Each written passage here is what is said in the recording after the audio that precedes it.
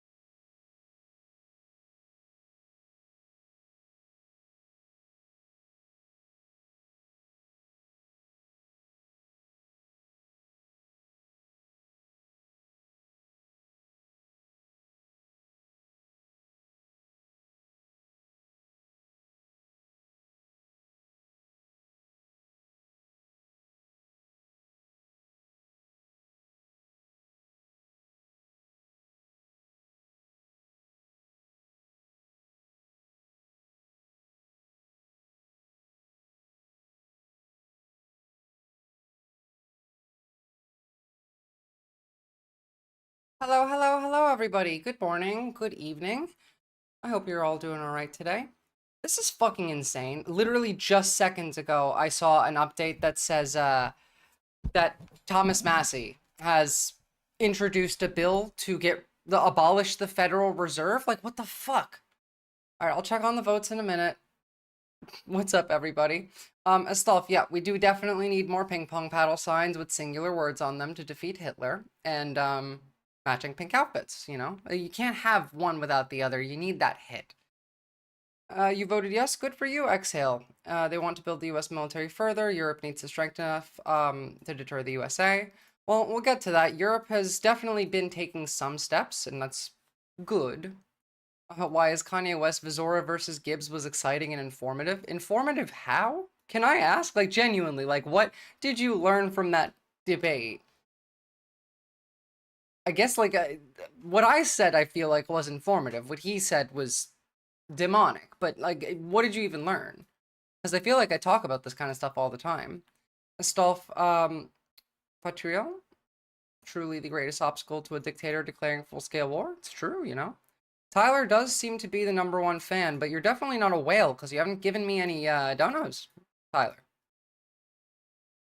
I say America is on its way to great again. I don't know how you could possibly see that, XU, but I mean, I'm not going to deny your delusion right now. First stream like on YouTube, that's true. Exhale.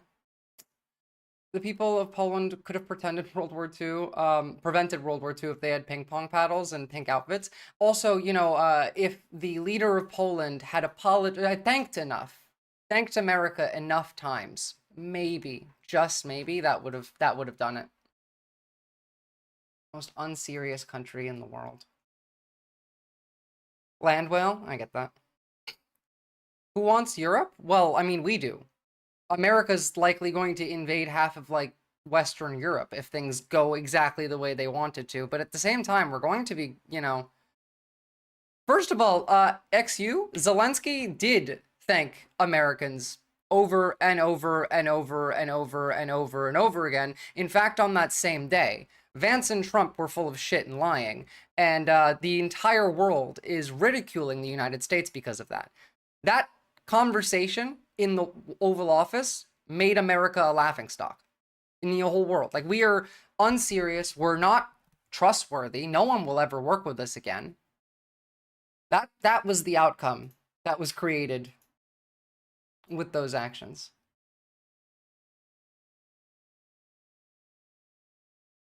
It seems like we're 50-50 on whether we went full Hitler or not. I wanted to learn more about how the Russia-Ukraine thing started. Yeah, we'd have to go into the Euromaidan and all of that. That's an old topic, Jesus. I learned both sides' positions and ways of thought. I mean, both sides' positions. My position was the only one that existed. You could see both of them come to the conclusion in real time that I was correct, and then decide that they don't care, and then continue doubling down on their point. Like you could see it in their face when they the killed me. I cannot stop laughing every time I see that bit. I mean, America was never trustworthy, XU, so I'll give you that. Zelensky's thank yous are on a social media spectrum. The amount of time he thanked Biden during his admin counts as negative 50 points under the new Trump regime. Yeah, of course, you know, you gotta add in the new rules that were created. What's up, Blanky Sapien? Wednesday for you, Thursday for me. All right. Suppose we should get started. Speaking of that meeting, you want to see a video of I don't know, how the Dutch see what's happened. Vance might have noticed Zelensky thanking the US if he had stopped daydreaming about the tender moments he'd like to have with the slutty couches. Vance could have noticed Zelensky thanking the US if he cared. He didn't. He almost certainly knew, by the way. Vance is an operative. These people are demons and they hate you. They work for Russia because Vance works for Teal, and Teal is very much going to benefit from a Russian strengthening. Plus, like, the bourgeoisie want to sell their shit in Russia. It seems that Kyle Clancy has just discovered that Trump and his goons are tanking the economy on purpose to concentrate wealth into the oligarchy even more. Kyle Kalinske has been talking about this just as long as I have, but, like, I guess I'm louder on it in specific ways. I don't know. I've seen, like, Kyle tweeting about this for a while. I brought up a few of his tweets on stream, actually. But I do tend to be a bit... I do definitely tend to be ahead of mainstream media. I didn't realize that I was also somewhat ahead of independent media. So here's the Dutch and their view. Oh, hold on. Sorry, I forgot to switch the audio to headset. Kom, tempo! Yep. Oké, voorzichtig. Oh, dankjewel. Wat is er gebeurd? Hij reed door rood. Ja, rood. Wat is rood? Ik heb een botbreuk, open wond, veel bloedverlies. Moet te snel zijn. We zijn bij je, hè? Omhoog. Ja, heel voorzichtig. Stop, ho! Huh? Wat? Heeft hij dankjewel gezegd? Ah, ja. Dat wij hier naartoe zijn gekomen. Heb je dankjewel gezegd? Ik zei het net. Ik heb het niet gehoord. Could you imagine this happening to literally, like, in any other context? Again, like, I didn't hear you say thank you enough, says the paramedic as they're picking you up to bring you to the hospital. Toen niet gehoord, hoor. Toen je aankwam, toen zei ik het. Ik kan het toch nog een keer zeggen nu? Ja. Of heb je geen respect voor ons? Ik wil naar het ziekenhuis. Ja, ik wil. Jij bent helemaal niet in een positie. I want to go to the hospital. I want. You're not in any position to want anything, buddy. Om iets te willen, vriend. Ja, wat heb je trouwens voor kleren aan? Is dit iets wat jij iedere... What are you wearing? You wear this every day? You look gross. Dat gaan we Gaat dit nog lang duren? Want Ja, sorry, duizend maar excuses. Ik begrijp dat het ontzettend moeilijk voor jou is. Maar ja, hij... Ja, nee, nogal, want ik moet snel door. Dus, ja. Maar hij wil dus geen dankjewel zeggen. Ja. Ik heb dankjewel gezegd. Maar niet nu! Nu heb je het niet I did say thank you, but not right now. You're not saying it right now. gezegd. Ja. Je hoeft niet te schreeuwen, hoor. Hey! Jij gaat niet bepalen wat hij wel of niet zegt. jongen. Als wij willen schreeuwen, dan schreeuwen wij! Wat een Again, we're literally the laughingstock of the world. lul. Ja, dit geloof je toch niet? Dit is toch bizar? En sinds ik hem heb aangereden, gedraagt hij zich dus al zo, hè? Ik snap beter waarom je hebt I'm starting aangereden. to understand why you ran him over. We gaan hem trouwens helemaal... How are we going to feel about the oncoming Russian-US alliance and how it is possible to only view that one-dimensionally? Well, I mean, like, we're the Hitler country, and so are they, and so the alliance is bad because it's bad for the world, and it's bad for the people who live, you know, in both countries, because both of these countries, both America and Russia, are countries where wealth is consolidated in an oligarchy, which is fucking terrible, you know? Do we need to, like, really go into that? Like, why it's bad for us to ally with Russia? It's evil, we're gonna start more wars, and it's bad for everybody involved. except for the rich. That's kind of it. Yeah, BlackRock already acquired parts of the Panama Canal, but not quite. It's not as black and white as that, but yeah, I don't really care enough to go too deep into that right now.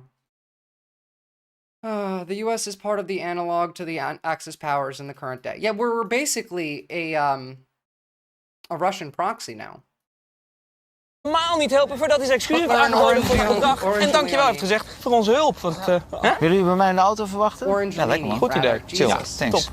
Je hebt mooi oog, man. Oh, dat vind ik leuk om Je te ziet er horen. gewoon als een correcte vent uit. Ja, top. Je ziet gewoon Maar ja. aan die gast. Hey, niks ik ga wel achter het stuur. Oh ja, tuurlijk. Ja. Ik bedoel, dat is jouw auto. This is what we're Ja. doing, by the way. Ja. Waar ga jij heen? The dat weet ik niet paramedics precies. not only don't help the guy because he didn't say thank you enough, but then they get in Ik the denk, car ik with rij the eerst other hem guy. aan en dan kijken we wel With verder. the one who hit him. Hey, misschien een beetje een rare vraag. Ambulancepersoneel, kunnen jullie mij aftrekken? Could you guys jerk me off? Tuurlijk. Says the Russian. Zeker. Ja. Ik vind het helemaal geen rare vraag. Nee. Nou, dan ben ik blij om te horen. Ja. Voorkeur voor links of rechts? Ik, links. This En is wil je our ook iets van country. ons zien? Ja. Ja, als dat kan. Oké. Spuug of geen spuug? I'm not gonna Ik read all vind these spuug out. altijd wel fijn. Ja, logisch. Ik ook. Those who actually watch the stream rather than listen get to enjoy that special treat. Putler and Orange Leanie are definitely kind of where we are. Russia isn't an Axis power though. They helped us defeat the Axis. Yeah, things change, mate. Like that was decades ago. Russia was the greatest exporter of right-wing white nationalist Nazi propaganda when Biden was president. We were a close second. And now we're just the same. Russia is the one that pushed Nazis up into the forefront. Yes, but only Democrats understand Russia in an Axis ally framework. The Democrats don't understand shit. So, like, I don't know what you're talking about there.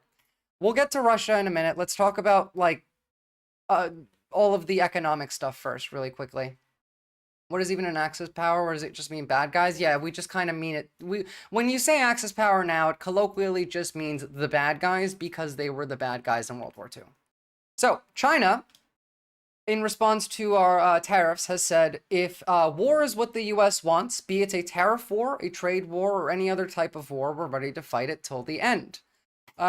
So, that's kind of strong language.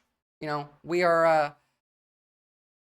definitely, like, I am still confused when it comes to China because China, North Korea, Russia, like, these are allies. And now we are Russia's ally. And so China is a question mark here. Then again, at the same time, we also don't like Iran, and Russia is an Iranian ally. And they're okay with, like, that being on the table to sort out later. But when it comes to China, Russia doesn't have any power over China. China just gets to do whatever the hell it wants because Russia could not have survived without China, without, like, the things that they buy, because the entire world sanctioned them. Which, by the way, I think every sanction we have on Russia should be applied to the United States.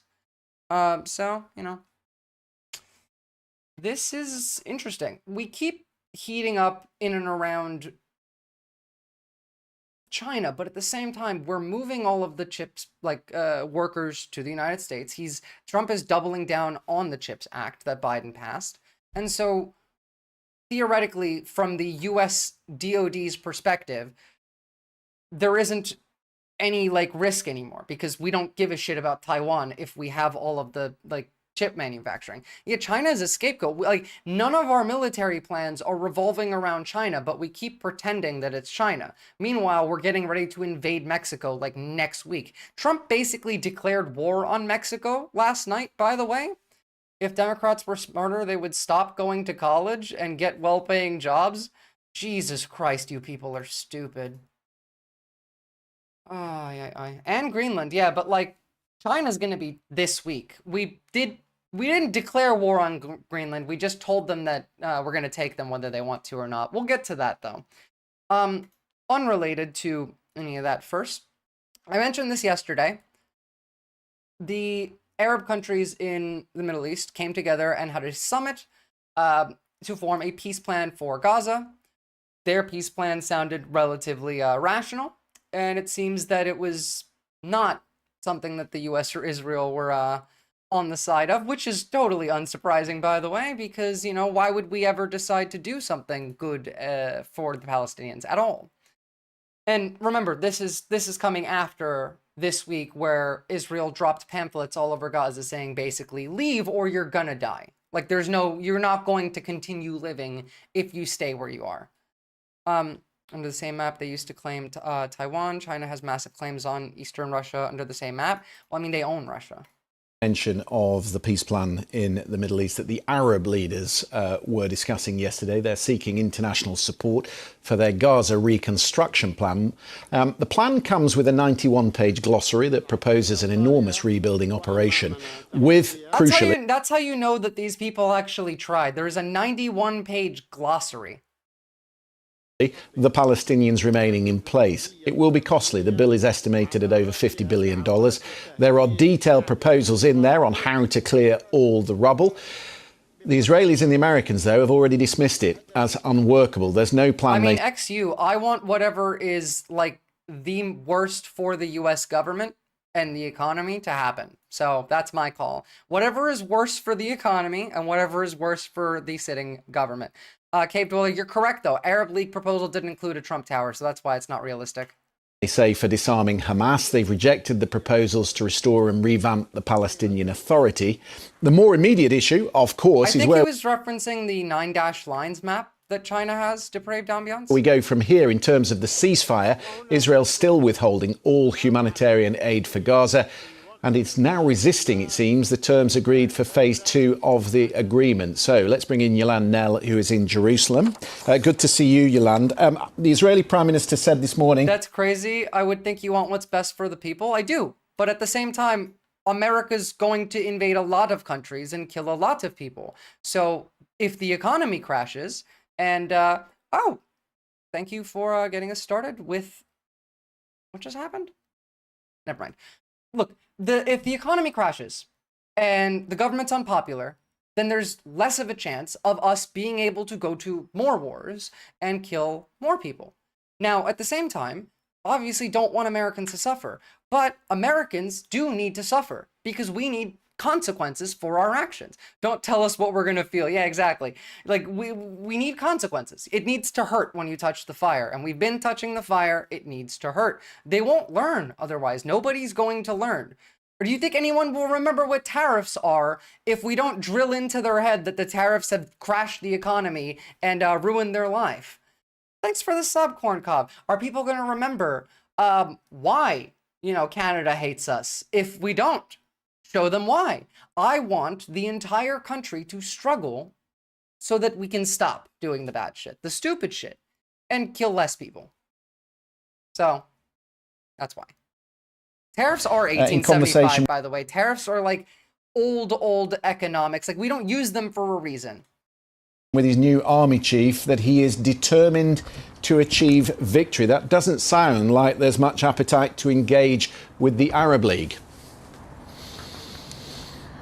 Well, yeah, so far what we've had from Israel in terms of a response... I'm sorry, XU, do you really think that America should, I don't know, have to do, like, should America want the same exact amount of money spent on extra tariffs, right, from a country like India, when America has like a larger GDP, has a base of commerce that is entirely different? We are economically stronger. Why would we have to play by, the same economic standards as poorer countries? We're the stronger country. We should, allow them to tariff us if our country's products are destroying their economy. Our economy doesn't make shit. We don't have a production-based economy. What do you mean I got no explanation? What the fuck?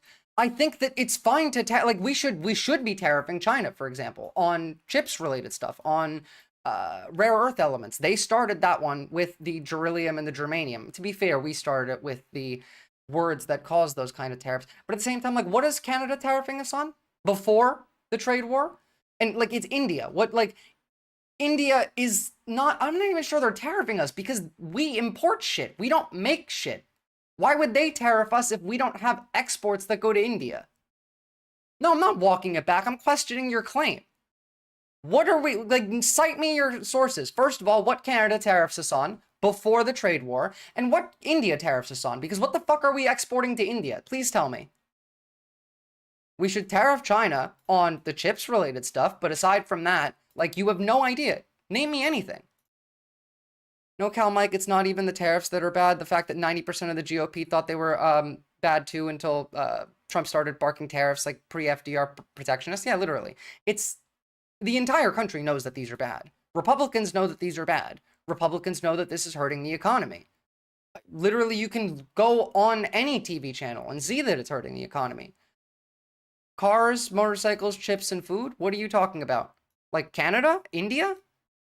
Well, like, pick one. Like, if you're going to make a claim, I need some details here.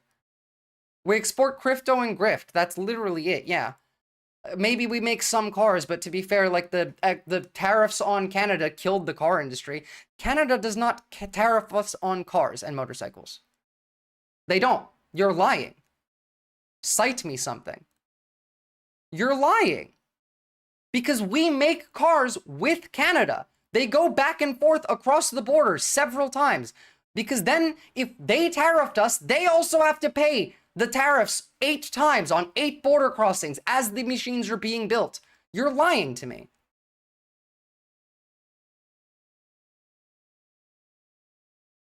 A tariff is a tax literally applied to a product at a port of entry that the seller must, that the buyer of the product that is later going to sell it in stores in their country must pay. That's what a tariff is.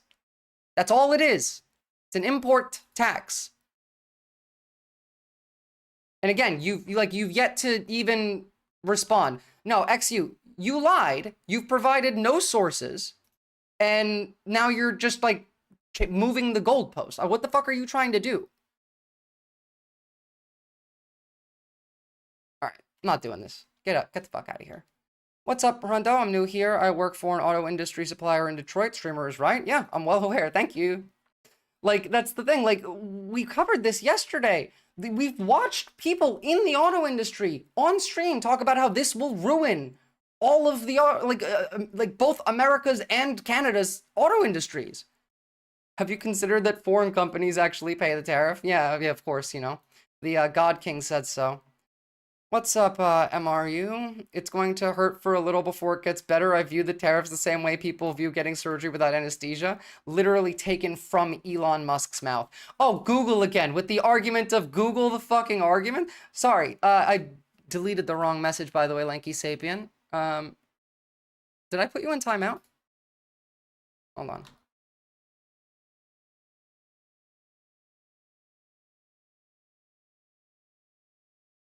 You're fine. Okay. XU, I was in a debate yesterday where when asked to provide a point, the person told me to Google it, and I left that debate because it was disrespectful. You made a claim. You provide the sources. This is your one chance. Omeo, I had to, but coil steel for the first time since May yesterday, and it was 10% more. Our fasteners now have a 60% tariff on them. Yeah, Rondo, it's fucked, man. Although, to be fair, we did just delay the auto tariffs for another month today. We made that decision. Are the tariffs the reason our energy bill here in Canada went up by $200-300? Possibly. Possibly. It could be a few different things that goes along into that. All right. Now, before we get into that, let's talk about some healthcare related stuff, because this stuff has also made it to Canada. The measles outbreak is getting much worse. Measles outbreak is growing in Texas. The state's health department now reports 159 cases, and that includes 13 new cases in just the past 5 days. ABC's Phil Lipoff following the latest on that for us. So, Phil, what's being done to contain this? Lanky Sapien, can you put something in chat? I'm not sure if I accidentally, muted you for any period of time. I have no idea. All right, so the CDC says they have sent this rapid response team in to help, and newly appointed and confirmed HHS Secretary Robert F. Kennedy Jr., who has shown skepticism, if I get the shots to say the very least, as a child, about am I safe from measles? Yes, you kind of are. Now, the measles vaccine will protect you for a long period of time. It's not 100%. You could still get it. You could also carry it. But if you have been vaccinated for measles, your risk is significantly lower. The vast majority of active cases have been from unvaccinated individuals. So I wouldn't be like not worried, because at the same time we have polio, we have dysentery, we have like I almost said smallpox. Thank God we don't have that one. We got polio, dysentery, tuberculosis, and bird flu also spreading around. We got like all of the old-timey diseases. Consumption, dysentery. Oh yeah, we got polio. That's on the rise too. Vaccines, including the MMR vaccine that prevents measles, has said that he wants to be transparent about how they're handling this. They sent this team in, and he says they've treated 108 patients with a steroid, with an antibiotic, RFK is with vitamins A stupid. and D. He's stopped short, though, of recommending that everybody be vaccinated. What about cases outside of Texas? So what we're tracking is 164 cases in 8 states this year. The states are Alaska, California, Georgia, New York, New Jersey, Rhode Island. What did you link me? Okay. You linked me a website.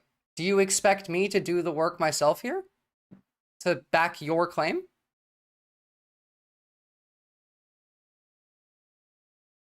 Doesn't everyone love living in 1984 for real now? Yeah, it's great, isn't it? Island, New Mexico. It's not an abnormal thing to see sporadic cases throughout the country. It's, a herd immunity issue. You're supposed to have your first vaccine, your first dose of the vaccine you to list when what you're an those infant, tariffs are the second on. dose by the time you're 4 to 6. For us. Where on that site does it show anything, man? Again, like tariffs by country. Okay, yes, we get tariffed by these countries on specific goods. You'd think we don't also, like, fuck you. I'm not explaining the tariff shit today. I don't care. I don't care. Like, I genuinely don't care. You don't understand how economics works. The reason that we stop using tariffs are because they are not as efficient. We used tariffs way back in the day. That's old fucking economics. The reason we don't use it anymore is because we found out that it's better if we have, I don't know, taxes in the country rather than on tariffs. We're doing the entire opposite and bringing the entire economy to like the state of the 1700s. They're talking about cutting income tax across the board. Like, you people have no fucking idea what you're doing to the country. You're supporting a policy that's making shit worse for you and will make it worse for you for the rest of your life and likely your kid's life. Wasn't it used for like economic warfare? It harms other countries. Even like it can be. Sometimes it can be good. Tariffs can be good on certain like occasions. Like, it depends on the context. Again, like, I'd be okay with tariffing Chinese chip exports. That would be fine. That's kind of it though. You need a real reason to. Why the fuck would we tariff Canada, our closest fucking ally? Why? What do we get out of it? All we did was throw our ally away. All we did was throw our ally away. Tariffs are a regressive tax. Poor people pay more when the tariffs are in place than rich people do, which is why we got rid of the tariffs as our main economic way of getting money into the government and instead started taxing people because, the wealthy pay more taxes. It's better for the poor. It makes the government more money and is more efficient in doing so. You guys are like, okay, I discovered the best economic system from 600 years ago, and it's my 5D chess move to like implement this into a modern globalized economy and somehow think that this is going to work for me. Can we stay on topic? I have an entire segment for the economy planned out. Days. ABC's Phil Lipoff following the latest on that for us. So, Phil, what's being done to contain this? All right, so the CDC says they have sent this rapid response team in to help. And newly... Vizali. Newly appointed and confirmed HHS Secretary Robert F. Kennedy Jr., who you know has shown skepticism, to say the very least, about vaccines, including the MMR vaccine. The Department of Education's shut down like already by 2026. Like they passed the bill. He doesn't have to do anything. And there's a time set, and once that time comes, the Department of Education's gone. Why Kanye West? Vaccine that prevents measles, has said that he wants to be transparent about how they're handling this.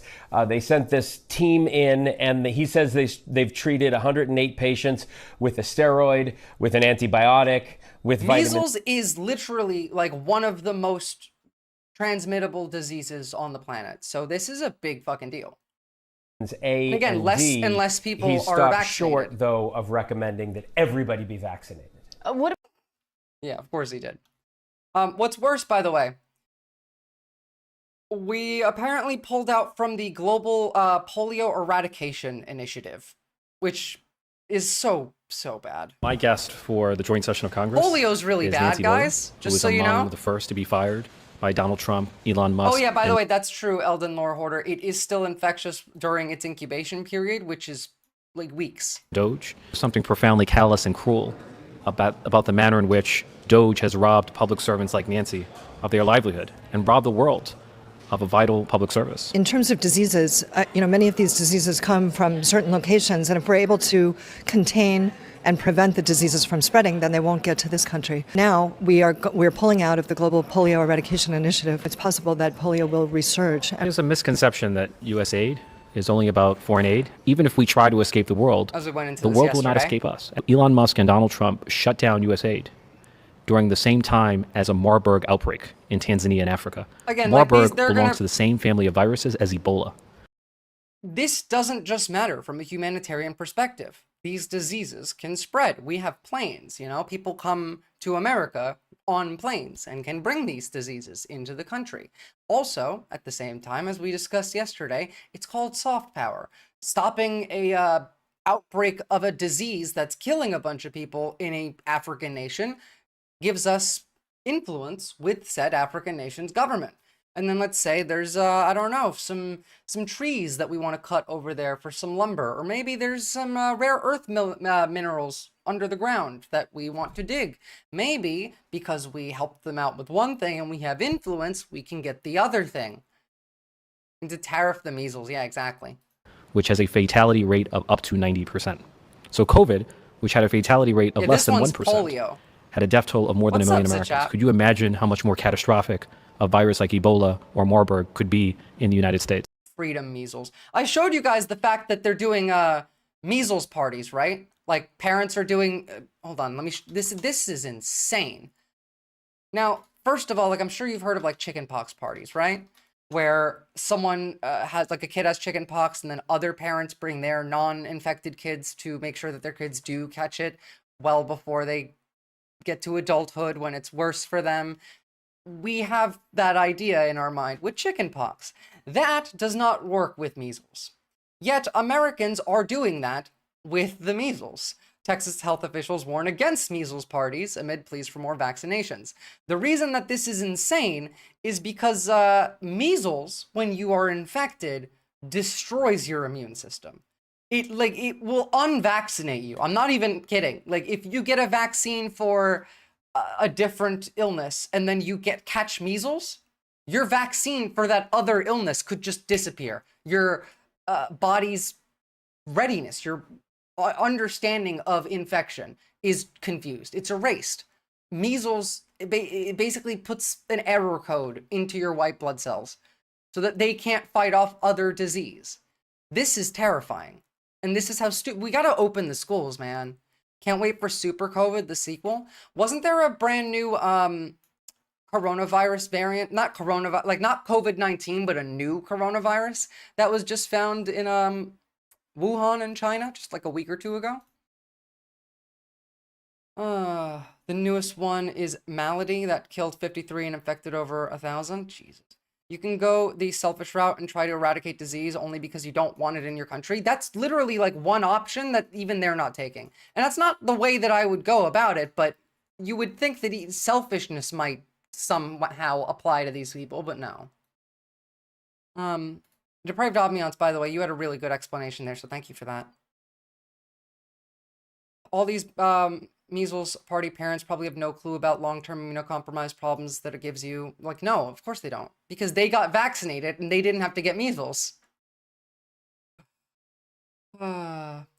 They want us to think that we're giving away money right and left and don't benefit.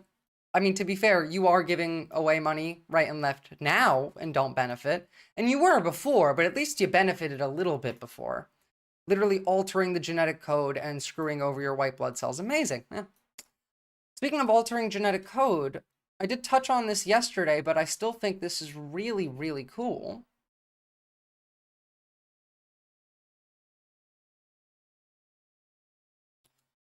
We now have evidence that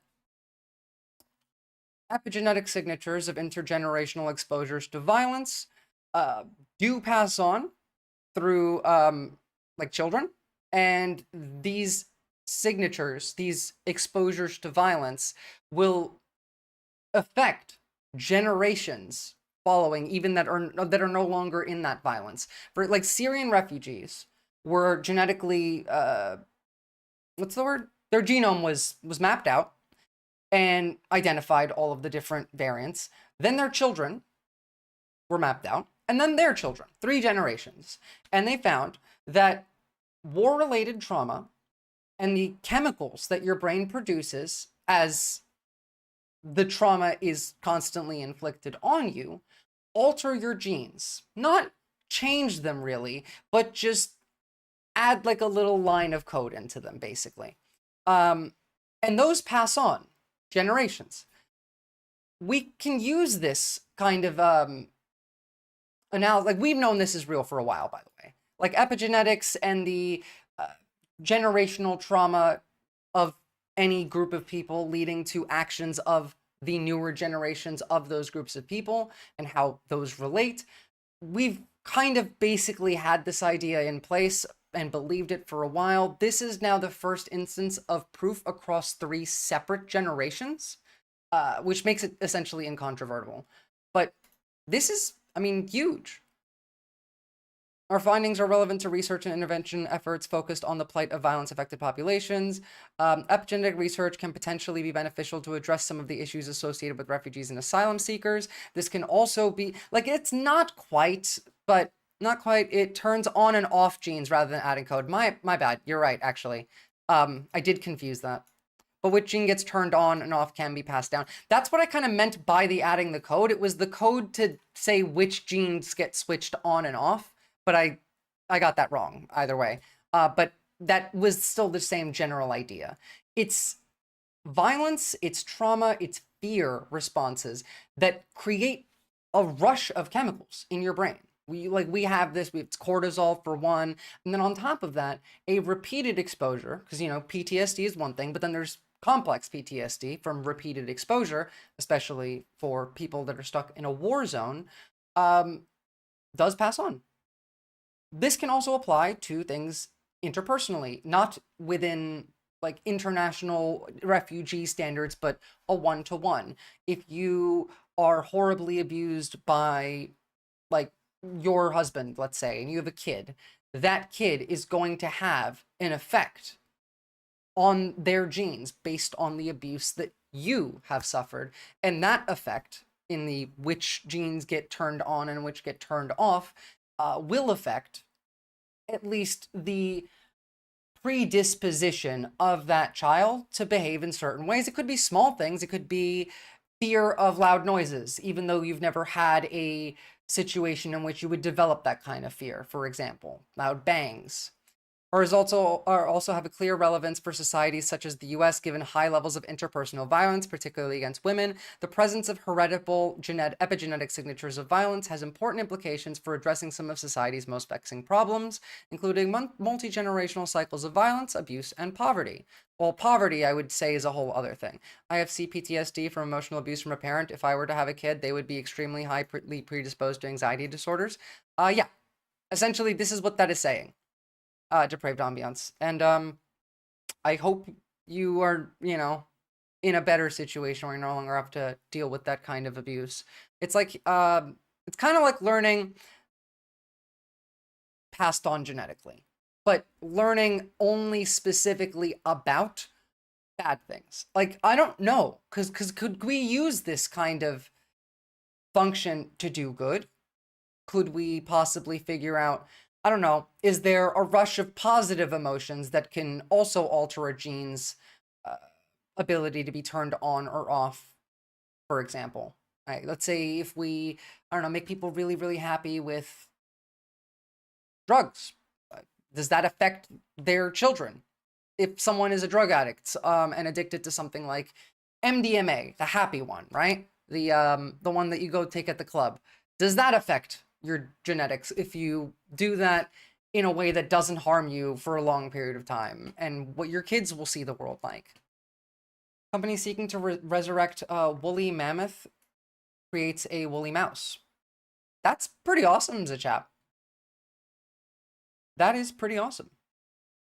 Did we see the fact that they've also managed to give mice human telomeres now, so that we can do like aging research on mice that relates to humans, because we couldn't before? Because that's hella cool. The push for anti-intellectualism in the United States is going to continue, but this kind of stuff's going to keep coming out of Europe and the rest of the civilized world. You guys don't understand USAID, MRU. I explained this yesterday. I don't understand the Supreme Court's ruling against Trump to the USAID foreign countries. USAID is not something that exists just for us to give out money and stuff to poor countries out of the goodness of our hearts. We get more out of it than we give.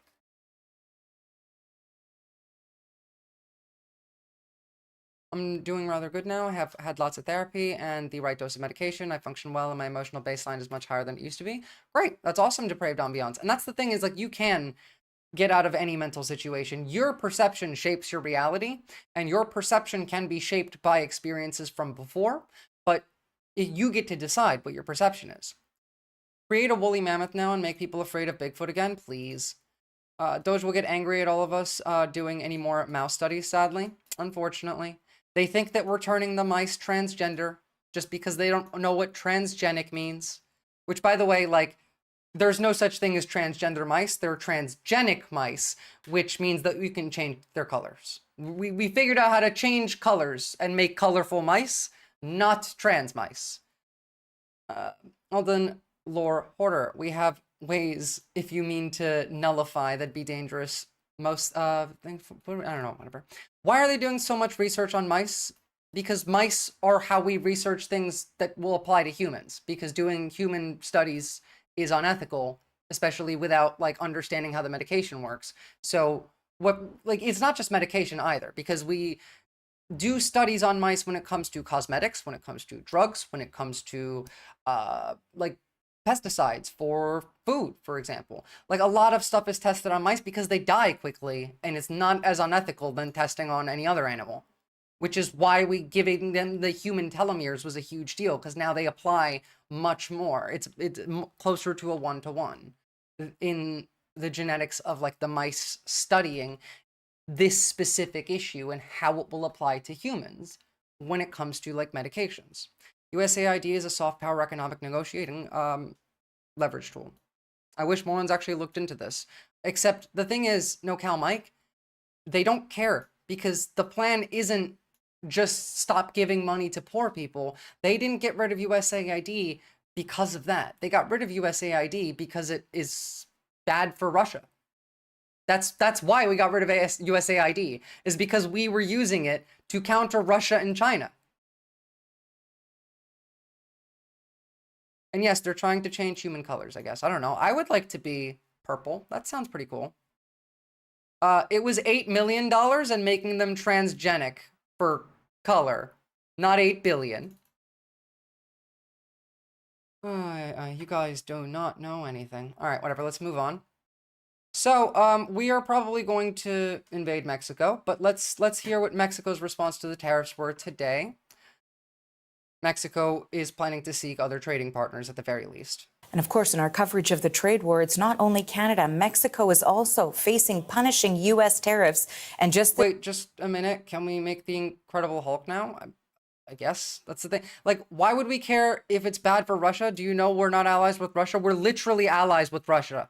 We're talking about dropping the sanctions on Russia. We just stopped giving all aid and even intelligence to Ukraine. Donald Trump wants, like, Putin to come to America. Like, we are absolutely allied with Russia. They basically said it openly. What are you fucking talking about? This morning, President Claudia Sheinbaum said her government may reach out to Canada and other countries about it. She's also expected to have a phone call with the U.S. president tomorrow. So now for more on this, we've reached Arturo Sarucan. He's Mexico's former ambassador to the United States. Thank you so much for making time for us today. Trump already did classify the cartels as terrorists. That happened on day one. And now they're just doubling down. We've sent more troops to the border. We're gonna look at Mexico in entirety right after this with the tariff stuff. But I mean, JD Vance is at the border. Hegseth and Tulsi Gabbard went down to the border. We're getting ready. It's a pleasure.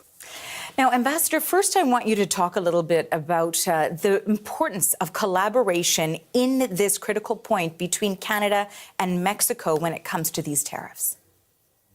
This is a critical point because, as you may recall, a couple of months ago, Canada was tempted to throw Mexico under the bus when Trump started to threaten punitive tariffs against both USMCA partners. And in the past, there's always been sort of a conditioned reflex in Canada. It kind of is, yes, Eldon Law Order. Like, I don't know if it is officially, but they've claimed that the cartels have shot through the other side, which I call bullshit on. But we've been flying Ospreys over there for some fucking reason. I mean, we have more than 10,000 troops at the border, so it's basically a militarized zone. Like, functionally, it is. Canada, that anything that trilateral... He literally said we need to wage war on the cartels last night. He basically did declare war. And also, by the way, just the same day, we had Hegseth coming out and saying that we will use airstrikes on Mexico if they don't do what we want with the border within like a week, which is an impossible task because they're already doing all of it. They've been the entire time. Neutralizes the North American agenda, subtracts from the US-Canada bilateral relationship. That's a mistake. When Mexico and Canada in the past have worked together, the plan, whether it was to renegotiate look at you thinking ahead. Original NAFTA back in the 90s, whether it was to successfully navigate the renegotiation of NAFTA into USMCA when Trump was in power the first time. By working together, Canada and Mexico have always achieved trade deals anymore. I want to see Claudia. A positive. Give me Claudia. There may be some form of initial agreement that there could be carve-outs and exceptions for these tariffs based on rules of origin. That is, products that have a very high North American content may be accepted. Pre-breakfast banana, you need to understand that if Ukraine keeps winning, there's a non-0% chance that we're going to enter Ukraine and fight with the Russians against the Ukrainians. Like, that chance is low. I don't think it's going to happen, but it's not zero. Exempt from these 25% tariffs, that is still to be seen. My concern here, obviously, is that given the German nationals, also Italians and Japanese. President Sheinbaum has said that she will announce Mexico's response on Sunday in the Central Plaza in Mexico City. She has convened a demonstration. That makes me worry a bit, because once you go into what I would call plebiscitary diplomacy, that is not a usually good companion of intelligent decision-making. Look, I need Mexico to form an independent trade relation with Canada outside of the US's like influence. I also need South America to start having their like internal trade between countries much more solidified. I need Mexico and Brazil to start a trading like system. I need that to extend to not Argentina, but every other country in South America. I also need sanctions on the United States, but you know, I'm not going to get that for a while. Frondo, honestly, I really wonder if the US military would go along with that. No, they will. They will. They fired a bunch of the generals. Trump has now the Hitler's generals that he said he wanted. We got the reciprocal tariffs from China, not from China, from Mexico. Exact tariffs that we put forward last time. Exact tariffs they put forward last time. Canada as well. Here's Trudeau's announcement. Prime Minister Justin Trudeau spoke hours after U.S. President Donald Zelensky didn't bend the knee, you dipshit, and Canada and Mexico sure the fuck hell are not. America is not gonna win in this conflict. You people are way too coddled. You think that Americans can suffer more than Mexicans can? Jesus. Delusions. Trump's tariffs against Canada and Mexico came into effect. Trudeau said Canada... I want America to crash. I want the economy to crash. I want Americans to suffer, because otherwise we're going to kill millions of other people. And Americans need to learn that when you touch the fire, it fucking hurts. I want it to be bad for you. Not because I want Americans to suffer, but because this is what's good for the world and because this needs to happen. None of you people know what consequences are. Is retaliating and immediately imposing 25% tariffs on $20 billion worth of U.S. imports. Yeah, like tons of Americans in America agree with me, so, you know, call me anti-American all you want. Unified in the face. You thought we have free speech? What about free speech was shown to you last night when they escorted Al Green out of the State of the Union for saying you don't have a mandate to cut Medicare? Fuck off. Of the intense economic pressure ahead. He also urged Americans to understand Mike. Yeah, that was really economic fun. impact they suffer. He's trying to do damage control? Wait a minute. Like, did I get them that bad that he has to make an explanation? Because, like, I remember seeing their faces trying to process that I was correct and then saying, oh, I don't care. But, like, did it hit that hard that he has to do damage control? Plus, from what's stopping Mexico from holding against us, like Vietnam or Ukraine or Russia so far, fighting 4 wars at the same time. It literally, like, we're gonna enter the next Vietnam. But at the same time, if we give a shit about stopping the drug cartels, maybe we should stop selling them 78% of their guns? Because that comes straight from America? And, like, yeah, China was not fucking around. Will be the result of their president's actions. And then Trudeau addressed Donald Trump himself. No, it's not in my habit. Oh, sorry, is that not speech? Yelling. I feel like words coming out of your mouth is speech, XU. To agree with the Wall Street Journal. But Donald, they point out that even though you're a very smart guy, this is a very dumb thing to do. Trudeau also suggested there was no point in further negotiations with the U.S., given what he thinks... No, I do mean this. I think Americans need to suffer. I think Americans are soft. I think Americans made a mistake, but they can't even fathom that because they've never been told no. They've never had to feel as deeply uncomfortable as this will make you.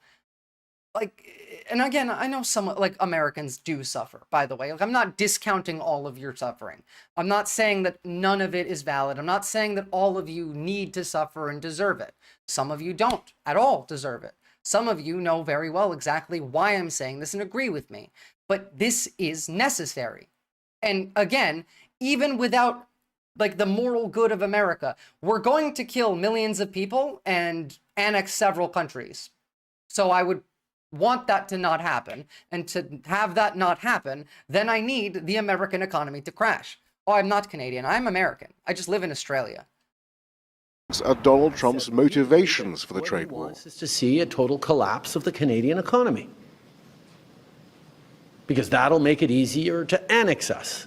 It's true. Shortly after Trudeau spoke, Donald Trump responded to the Canadian Prime Minister by suggesting that Canada was already the 51st state of the U.S. That's so funny. Please no, explain Mike. to government. I would have come back today too if he invited me back specifically to have that conversation again.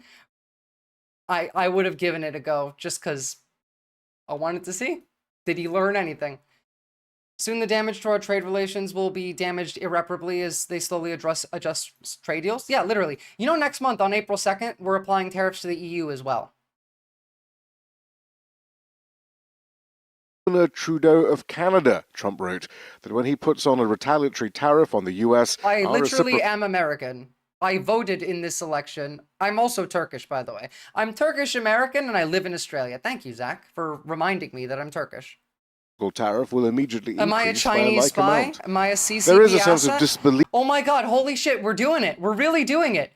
The calling me a CIA asset is gone. Now I'm a CCP asset. I don't live in the balls of Pine Gap anymore. Now I'm streaming straight out of Shanghai. belief that this is all actually happening. That Trump wasn't using the does threat not of deserve sweeping that ban, and he didn't do anything wrong. He didn't do anything. He did not tell his chat to kill a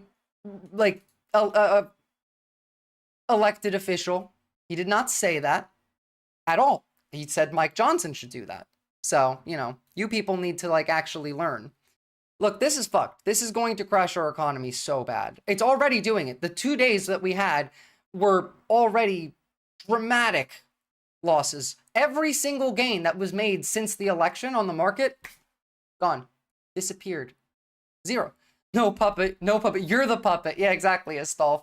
But at the same time, it's going to get worse and worse and worse. Yeah, Trudeau is basically not only popular, but the Liberals are going to win their next election, Cave Dweller. Donald Trump and his annexation rhetoric, as well as the tariffs, have radicalized Canadians to the point where the Liberals are going to win again.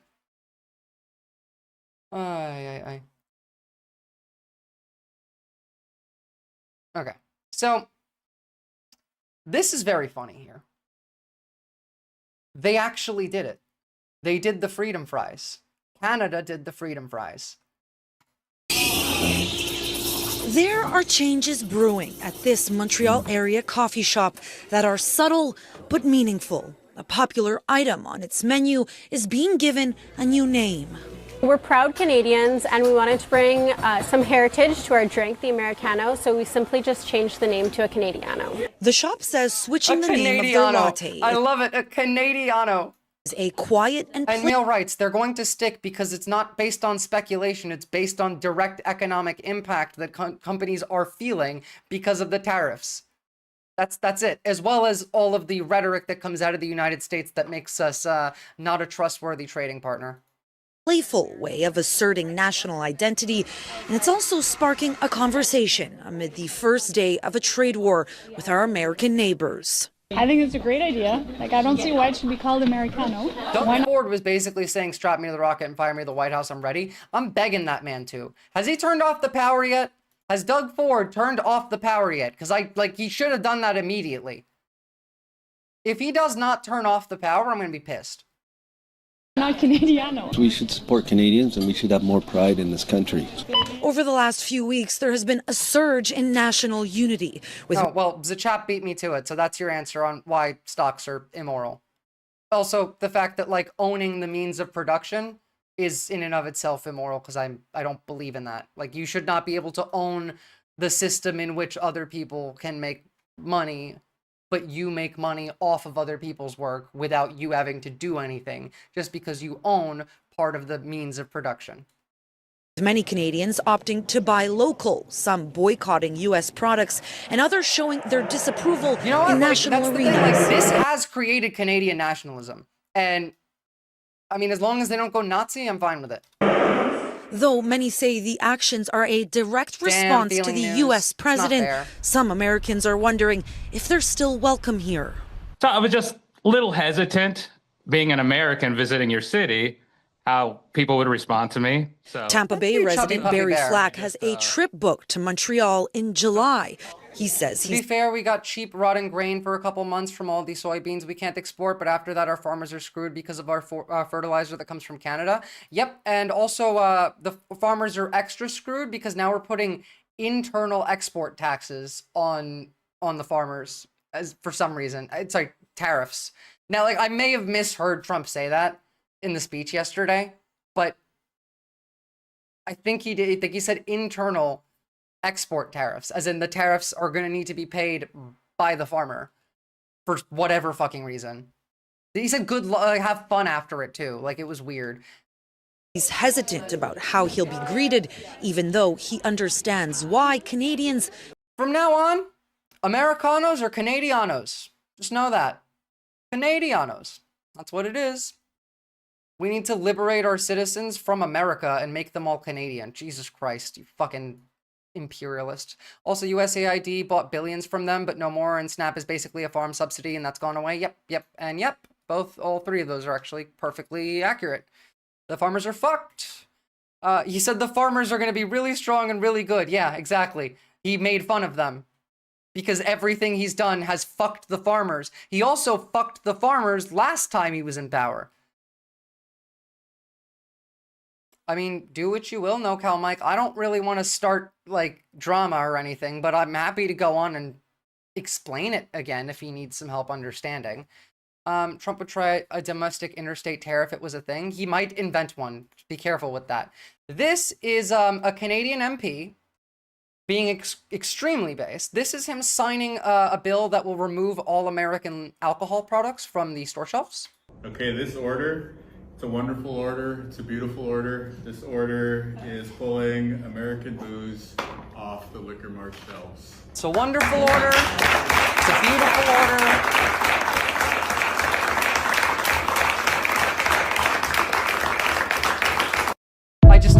Like, fuck with them. Please, keep doing this shit. Okay, this order, it's a wonderful order. It's a beautiful order. Keep doing that shit. Is that why my beer was cheaper yesterday? I mean, where do you, it depends on if you live in Canada, if you bought Canadian, I don't know, maybe. Is Trump actually mentally fit for his job? No, but at the same time, Trump's job isn't the president. Trump's job is the figurehead. He's the media person. He has as much power as, actually probably has less power than the King of England has over Parliament. It's the people behind him. Now, he has direct power over Republicans, but that power can't be exerted on his own. Like, he can do random shit on his own every now and again, but none of the actual, like, big decisions that are made by him. All of the random, stupid, dumb shit, you can tell when something is his idea and when something is not his idea. The tariffs are his idea, but they're allowed to do that by, their owners, because the tariffs do the job that Trump's presidency is built to do, which is dismantle the US government and hegemony, weaken the United States internationally, and isolate us from all of our allies. If only US voters didn't have the memory of a goldfish and got distracted by jingle keys. Farmers never learn. It's true. I read a poll that showed most voters viewed the joint address were supportive, 76%. That being said, 51% of Republicans and 27% of independents, 20% of Democrats. I'm skeptical of the poll. I was expecting more independents to be upset, but I think a lot of people who watched the address... So, Shuvelpoofer, most people didn't even watch the address. Like, so many people didn't watch at all. But at the same time, like, the people who did, of course they're going to approve. Like, we went into that knowing that it was going to be horrible. Most Democrats wouldn't have, like, watched that. You wouldn't have want to put yourself through it. I had a lot of viewers that didn't show up because they didn't want to put themselves through it. Fair enough, No Cal Mike. It was fun, to be fair. Like, I do enjoy that kind of conversation. I just would like one that's a bit deeper than the surface. Trump causes people on the right to imitate him because he's the only one who has created anything new in the last, like, century. Because they're all fascists on the right. They have an inability to create. And everyone on the left imitates him to mock him. Oh, by the way, Jack Daniels' maker says that Canada pulling U.S. alcohol off the shelves is actually worse than the tariffs. And that's an American company. So, you know, there you go. The real presidents are the Heritage Foundation and Elon Musk and Vladimir Putin and Xi Jinping and Benjamin Netanyahu and Modi. More importantly, is the American voting population fit to vote? I think less and less each year. Although still, I think mandatory voting and ranked choice is the way to go with that. I'm still, like, shocked at the I don't need to back up my sources claim, Zroxfist. Like, you made a claim, back it up. Oh, I don't need to do that? You're in a debate, man. Like, it's kind of your job. Most campaigns for politicians are funded by the rich. Almost, actually, all of them are, bar, like, the few who refuse to take money from the rich. Trump's the figurehead for the bourgeoisie, the capital class, the billionaire class. That's who's in charge. That's who benefits. That's who gets to make decisions. The entire, like, presidency so far, every executive order signed, every bill proposed to Congress has come from Project 2025. They're just going through the list. Like, you can go and open the book and read it, and we're going in order. It's the Heritage Foundation. Trump has himself deluded that folks won't punch back. Well, Trump also is deluded enough that he believes his own bullshit. They haven't tariffed Twitch subs yet. Thank God. Hey, look, no tax on tips, though, Zachap means we don't have to pay tax. At least I don't have to pay taxes on Twitch revenue. The general population have a belief in conspiracies, turn away from the facts, bombard them with the media. Yeah, the conspiracy brain shit really does screw us, doesn't it? Real bad. I have to admit I fell asleep before the end of Trump's victim show, but I found it pretty distasteful using ordinary people for their darkest moments. It was just a parade of victims because that's what the fascist needs to do.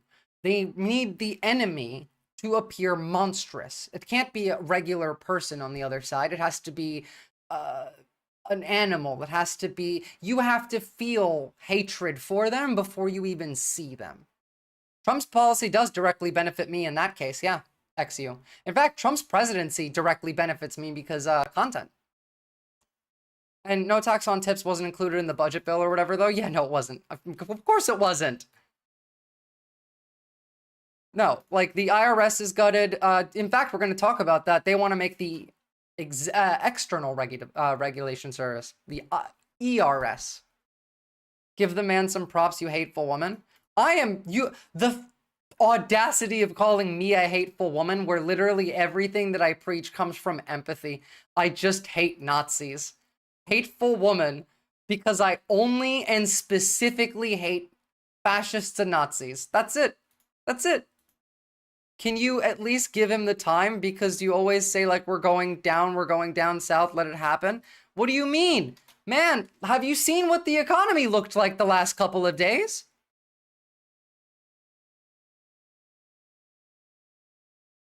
Do you think that, like, this stuff happens for no reason? Like, I know the economy doesn't exist based on reality, that stock prices don't really matter based on anything that's happening in a country. It's all vibe, for most of them at the very least. But the vibe is extreme fear. Go look at the fear and greed index. Like, you are children. You don't have the knowledge to conduct this conversation with me. More than 80% of consumers are buying Canadian amid tariff threats. So, fuck yeah. A new report reveals that more than 80% of consumers are avoiding American products, buying Canadian whenever they can. That survey was done by KPMG, and Tim Webb is a partner of supply chain and procurement. Joined us to talk about this. Speaking of the misogyny, that was the one thing that pissed me off yesterday in that debate. Like, calling me honey, the fucking neckbeard with his fedora, and getting shushed by Gibbs, like, that shit pisses me off. Thanks for coming in. Thanks for having me. So we've heard this sort of, from our friends and neighbors, oh, I'm going to buy Canadian, that kind of thing. But in your survey, there's like I'm literally more American and democratic than you are. 80% of the sentiment in from every consumers who possible are way. saying, what's up, Arberlin? No, we are buying Canadian. Were you surprised by that number? Not necessarily surprised by the number. Well, any Trump supporter is not American. They are enemies of America. The entirety of MAGA is an enemy of the United States and an enemy of the world. Like, they are. You guys have destroyed the country. It's been 2 months and the entire country has been torn apart. Your Social Security's gone. Your Medicare is gone. Your Medicaid's gone. Gone. Not coming back. 80,000 Veterans Affairs workers fired today. Gone. Like, you don't understand what you've done. And you can't because they won't tell you. But when I tell you, you don't listen to me. All the nonsense, honey, stuck with me. Girl, yeah, that one pissed me. That one was, like, it's okay because I got him back infinitely worse, but still. I think in the millions are literally going to die. Exactly, this is how Canadians are responding.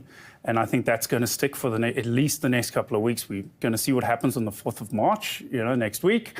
That might be pushed out into April, but I think we're going to see... They didn't cut Social Security openly yet, but to be fair, we don't get any of the numbers, but they did just say they found $800 million in waste in Social Security, and they did say, they're looking for it. And again, they've not found any cases of waste, fraud, or abuse because there's been no arrests on anything Doge related. So they're just stealing your money. At least this for the next month or so, but it could taper off a little bit if we see tariffs start to become no longer such a big problem. If they get pushed back or get pushed back again. Or if it does get retracted. I've already lost my case worker due to the layoffs. Oh my God, Headless Chicken, I'm so sorry. Fuck, man. Well, I hope you don't mind this, but I'm going to use you as an example. Headless Chicken is a chatter in our chat right now, a member of our community who has cancer and is now unable to, like, his caseworker is gone because of the layoffs. That's what you did. If you voted for Donald Trump, you did this. If you support Donald Trump, you support this.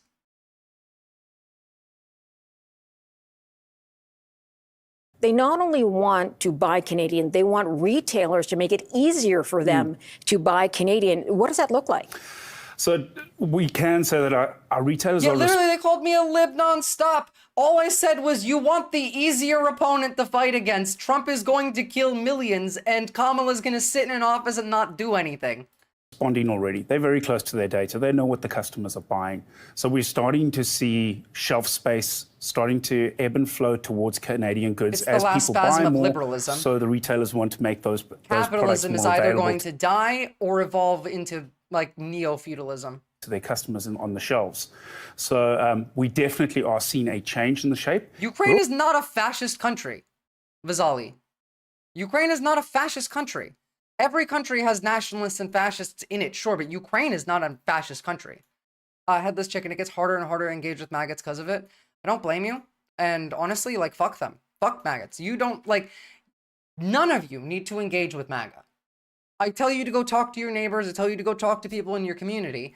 Sure, if you feel like maybe you can reach one of them, give that one a go. But you definitely do not need to engage with MAGA. There's significantly more reasonable people. 80 million of them that were registered voters that didn't vote, in fact, that you can go and try and bring over.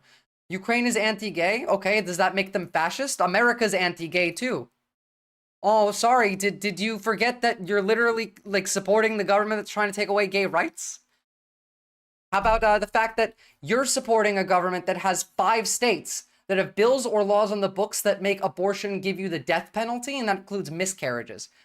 Ukraine is not a fascist state. People need to shut the fuck up with these whataboutisms.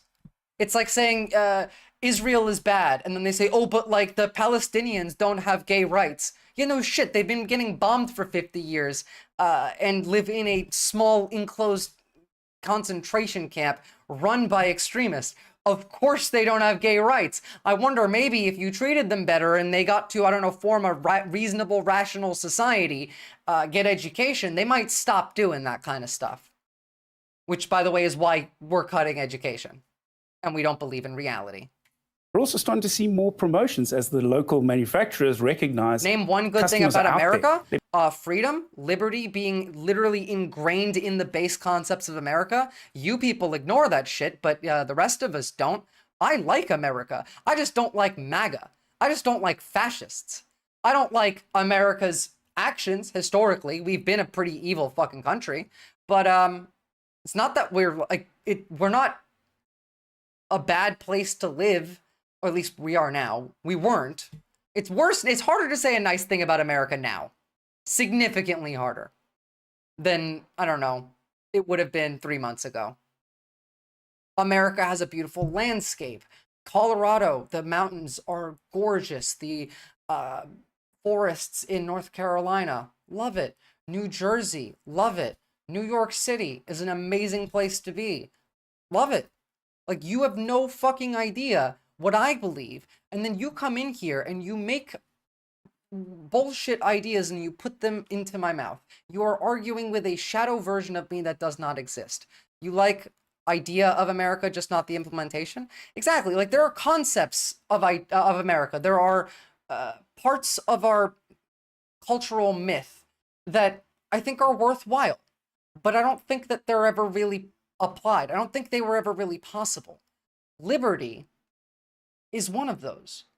Justice, the pursuit of happiness, the idea of being a melting pot of where anyone from anywhere could come here and have a better life.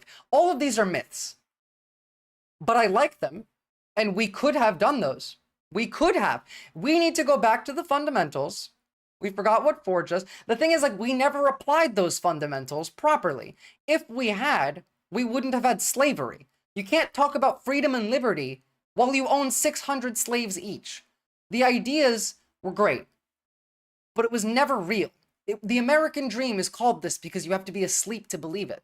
But it could be real. We could make it real. It has insane potential, and that's why it's so sad. Exactly, Indie Crab.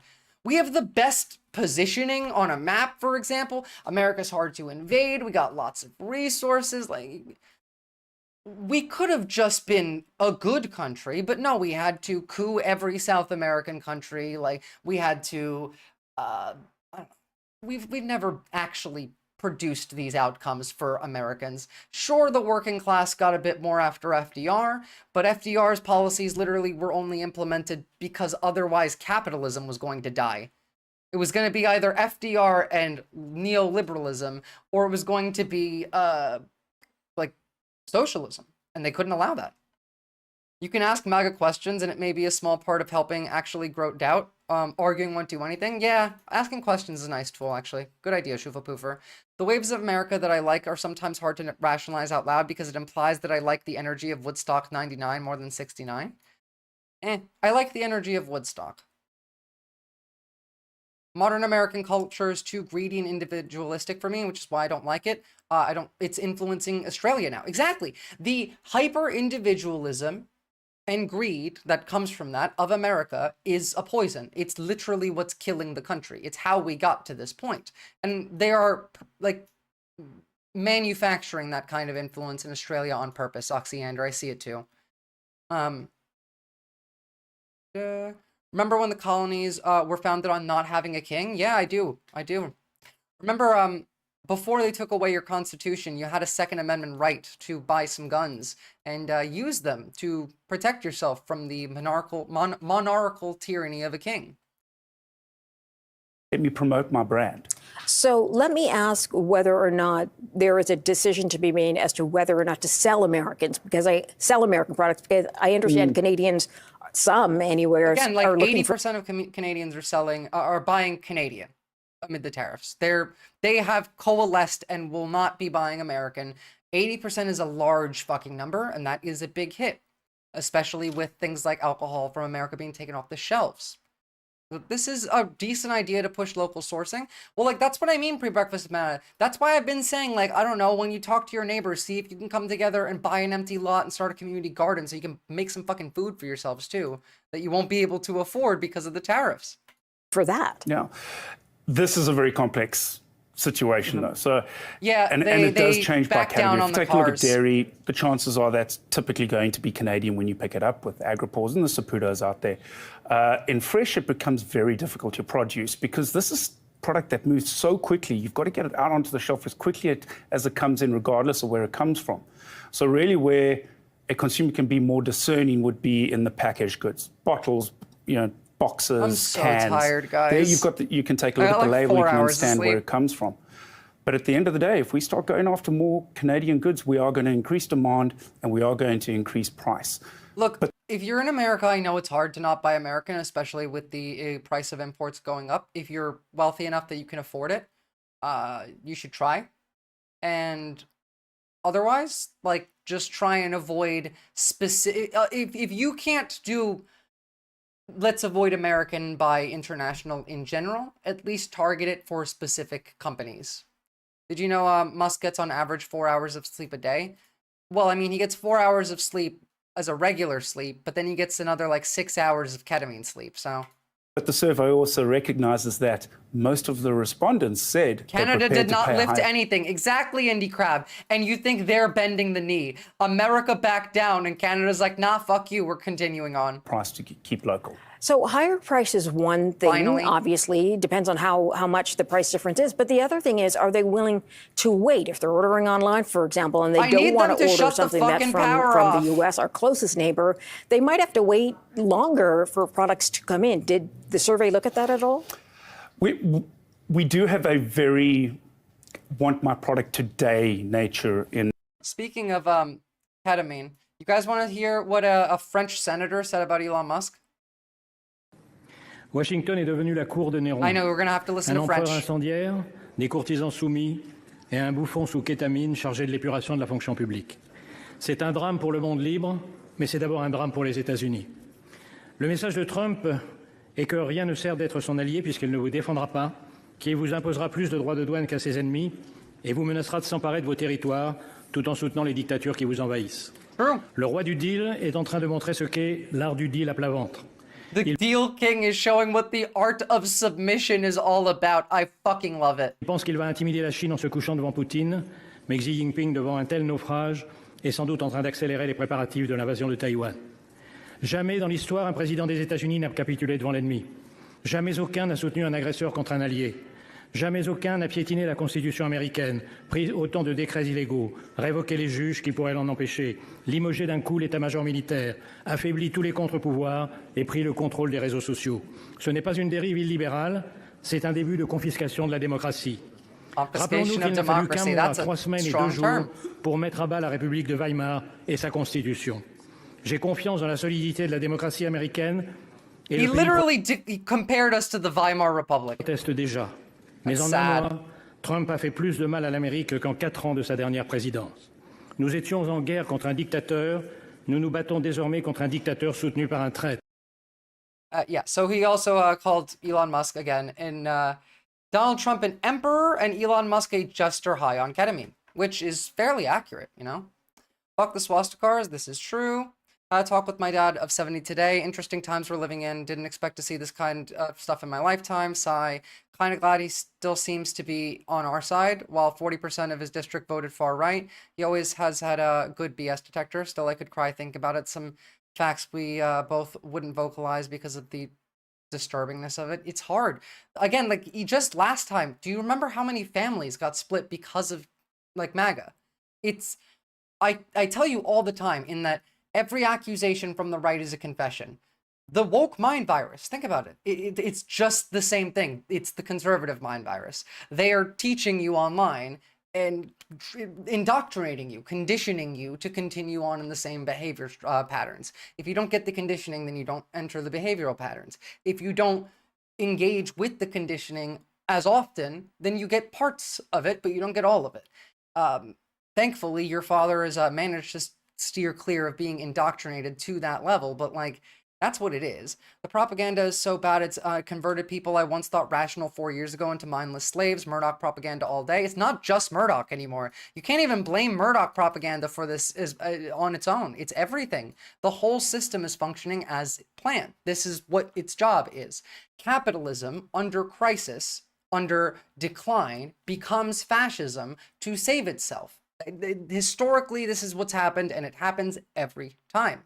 This speech was incredibly based. I do love hearing the French not respect us at all. And I do like seeing that Europe is taking this shit seriously.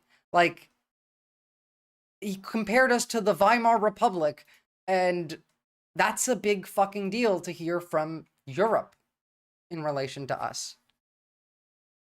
Trump won't last 4 years, I bet you. Busan, I've been saying, like, I think that it's likely that Trump kind of kicks the bucket within the first year because he's not really a good puppet for the billionaire class.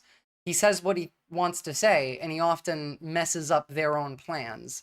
So they might just, you know, but Vance would be worse. So, you know, we don't want that to happen.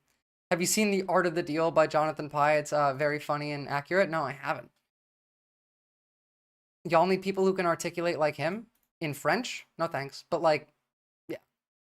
To be fair, I say this shit all the time. There was a second, I was thinking about necromancers dug Prigozhin up. Funny. Give me a necromancer to dig up, what's his name? Fuck, the evil one. The most evil American. Give me a name. I'm sure you guys will get it.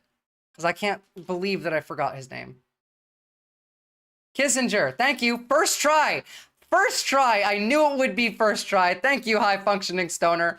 Kissinger, if you could give me a necromancer to bring Kissinger back from the dead for one day and give me control of him, then that would be great.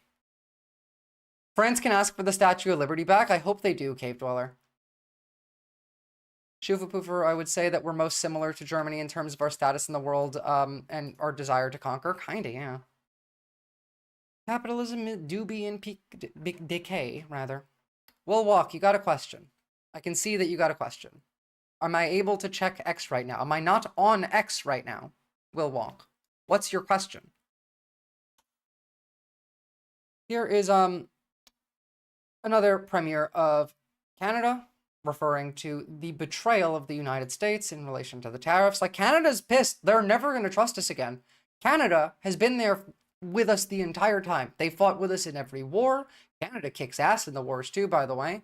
And we are the enemy now. Betrayal of a deep and abiding friendship. Albertans have bonds of family and friendship and business with Americans that span well over 100 years of shared history.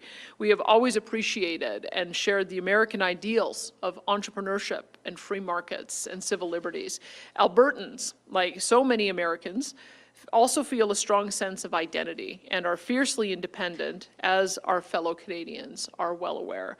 But let there be no mistake, as independent as we are, Albertans are strong and loyal Canadians. Thousands of Albertans have lost their lives fighting alongside our fellow Canadians to secure and protect our freedoms. Of course, Will Walk's DM was literally just a dick pic. I fucking hate these people. Can I just say, the bear was always the right answer. The bear was always the right answer.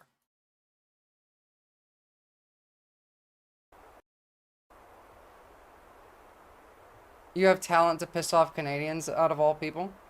Yeah, you gotta. They're, like, known for being polite. You can't just piss them off that easily. Not to the point where they're ready for war.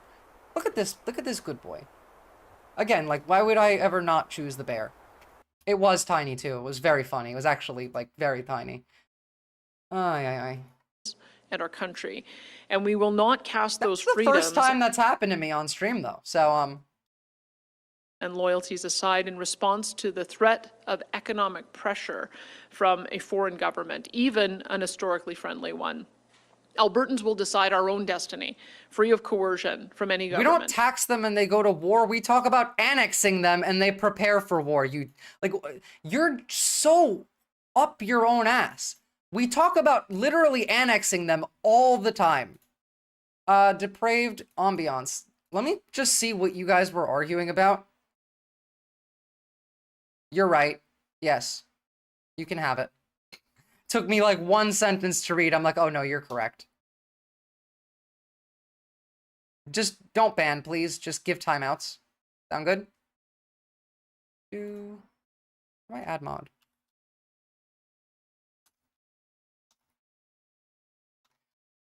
I'm still waiting to hear back from you, XU, about how, you know,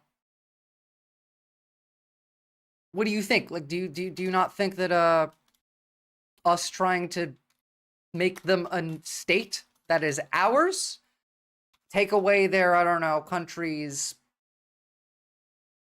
freedom and liberty, maybe, might be something that might get these people to think, huh, we should probably prepare for war. You do realize we need Canada, right? We can't do any of what we want to do. Any of what Trump has said cannot be done without the conquest of Canada. These people know literally nothing. Nothing. Why we need Canada, by the way, is because we need their lumber, we need their water, we need their, like, metals, we need steel, we need aluminum, we need rare earth elements, which Canada also has.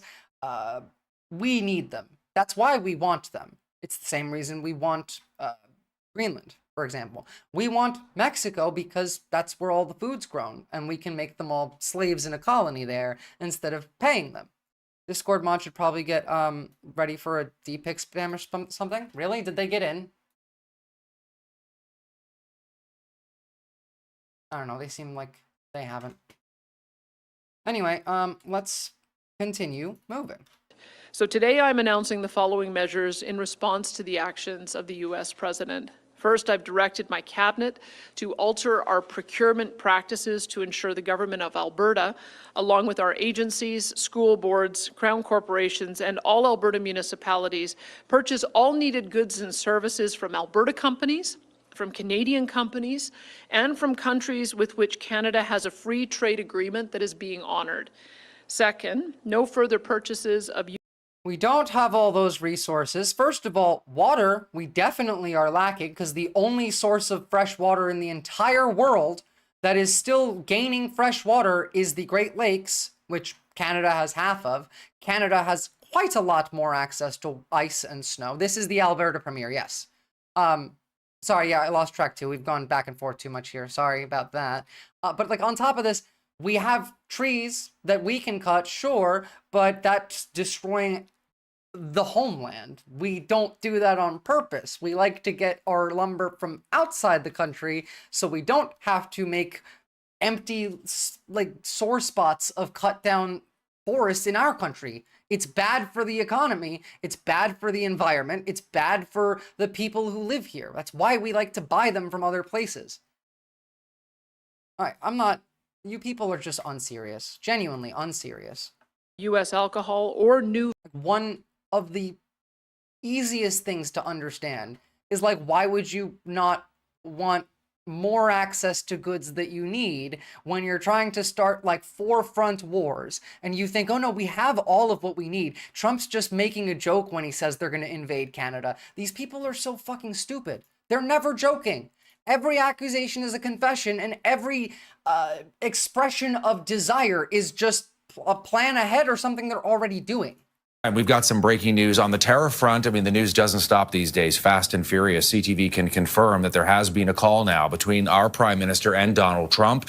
Let's bring in CTV's Mike Lecouture, who's standing by in Ottawa with some of the details. Mike, what do we know here? Yeah, we know the call just wrapped up a few moments ago between President Donald Trump and Prime Minister Justin Trudeau. On the Canadian side, we're not exactly sure who was on the call with the Prime Minister, but we do know that J.D. Vance, the Vice President, and Howard Lutnick, who is, of course, the Commerce Secretary, on the call for the U.S. side. Tariffs, obviously, at the heart of the matter here, Todd. No, they it's are not trying live. to find a way forward. The Canadian side is to make sure that they Although I can should check get that. to some place where either the tariffs are lifted or lowered or something I of should check what's happening live. the sort. We know how much Prime Minister Justin Trudeau sent that message directly to not only Americans, but to U.S. President Donald Trump yesterday, saying that this is a bad move and this will hurt people on both sides of the border. Also, earlier today, there have been a number of media appearances by Howard. Elon Musk is supposed to have a Doge town hall in about an hour. If someone could remind me about that, that'd be pretty sick. Lutnick, the Vice President. Do tariffs not have to pass through Congress? Not that it matters. No. Again, like we're unitary executive now. So, look, if I was still in the U.S. and we decided to invade Canada for no good reason, I'd be sabotaging U.S. equipment up to and including the ships. Good, you should be. That is your duty as an American. Even like that's your duty as someone in the U.S. military. Again, these are our allies. They fought with us. When we used NATO's Article 5 after 9/11, everyone came and helped us, including Canada. We said, fuck you to everyone now. Like, we're not going to help you, and we're actually going to, like, physically come and take your land. We are the evil country. Anything that you do that inconveniences the government or the ruler of the evil country is moral and ethical. Unitary executive is just fancy talk for king, tyrant, or dictator. True. And Howard Lutnick, who is, of course, the Commerce Secretary, on the call for the U.S. side.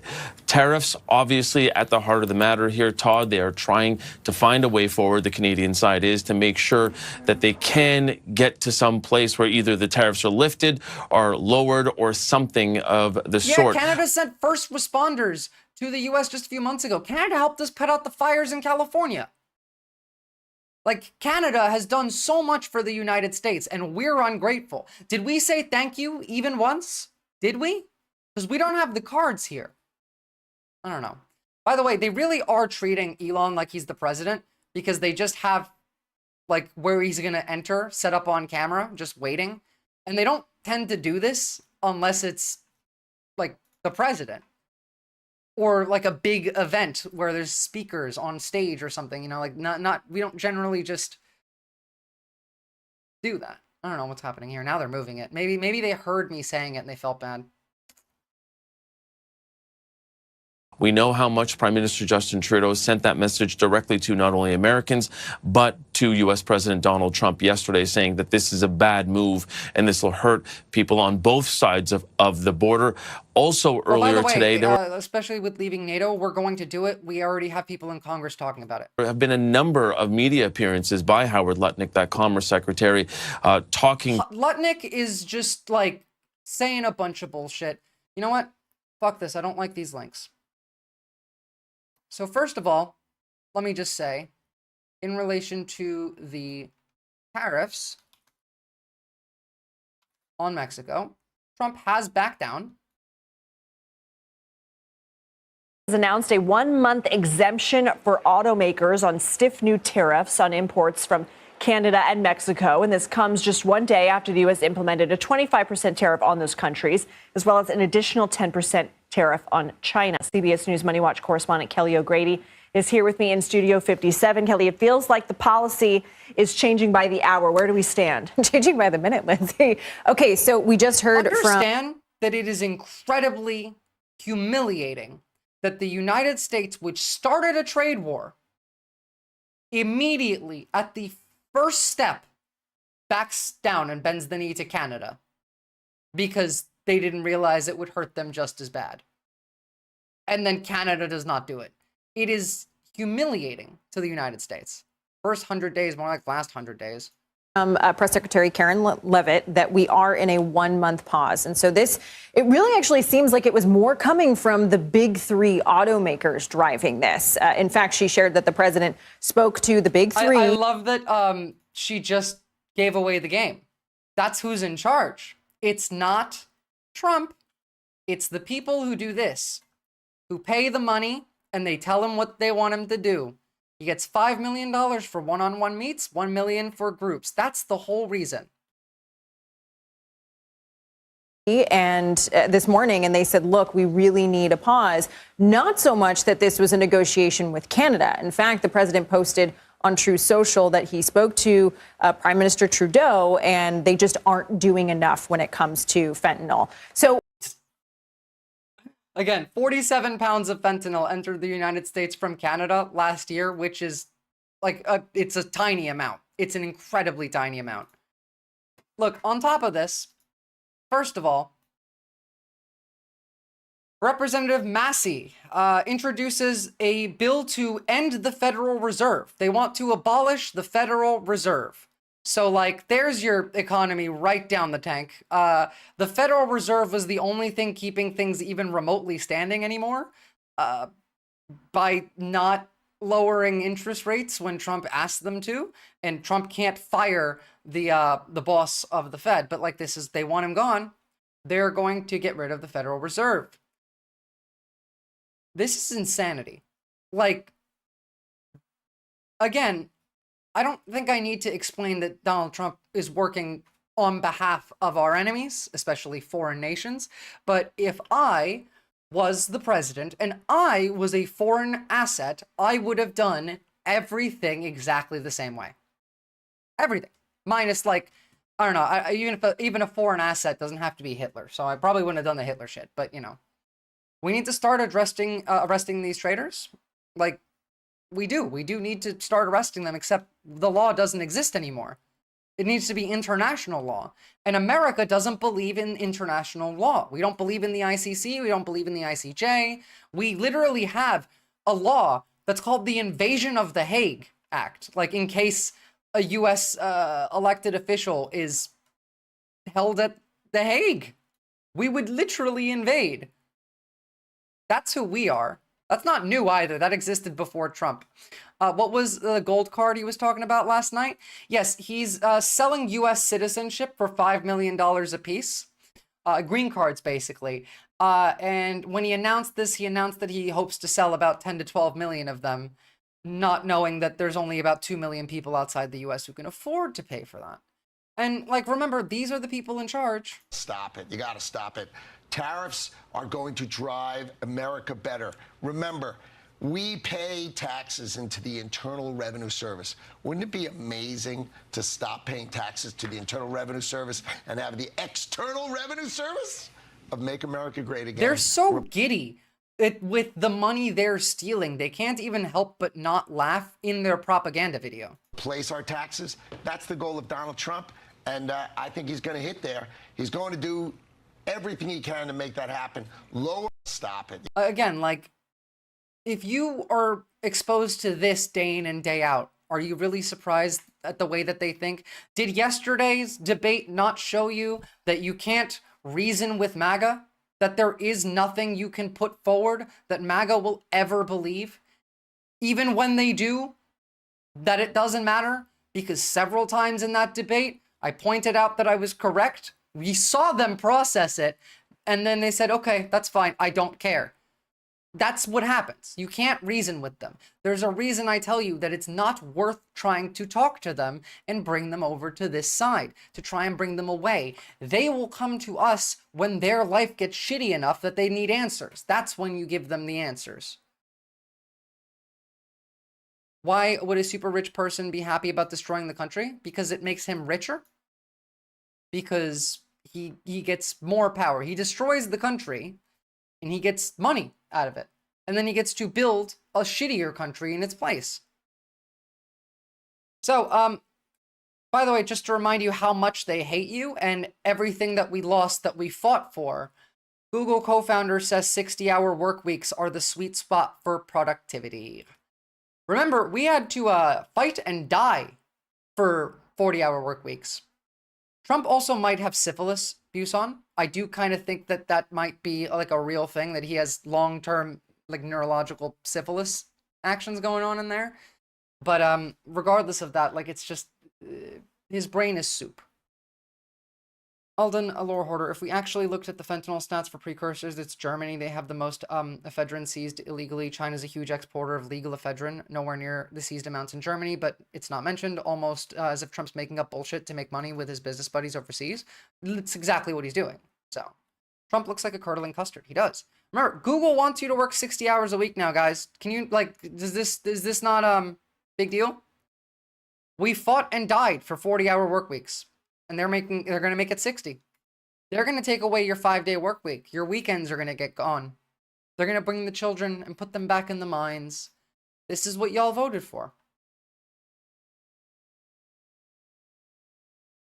Sergey Brin, co-founder of Google, claims 60-hour work week is the sweet spot for productivity. In a note shared internally by the New York Times, Brin urges staff working on Google's Gemini AI projects to pull in long hours to help the company lead the race in AI. Historically, when the workers are pressured to get, we get new laws to protect us from the rich. Well, I mean, like, that's the thing. Historically, the workers have to be the one doing the pressure to get the laws to protect us from the rich. And we don't have that pressure. This is what the point of unions are. This is why you have collective bargaining. So this doesn't happen. Didn't know America's working conditions could get even worse? Oh, they can get worse.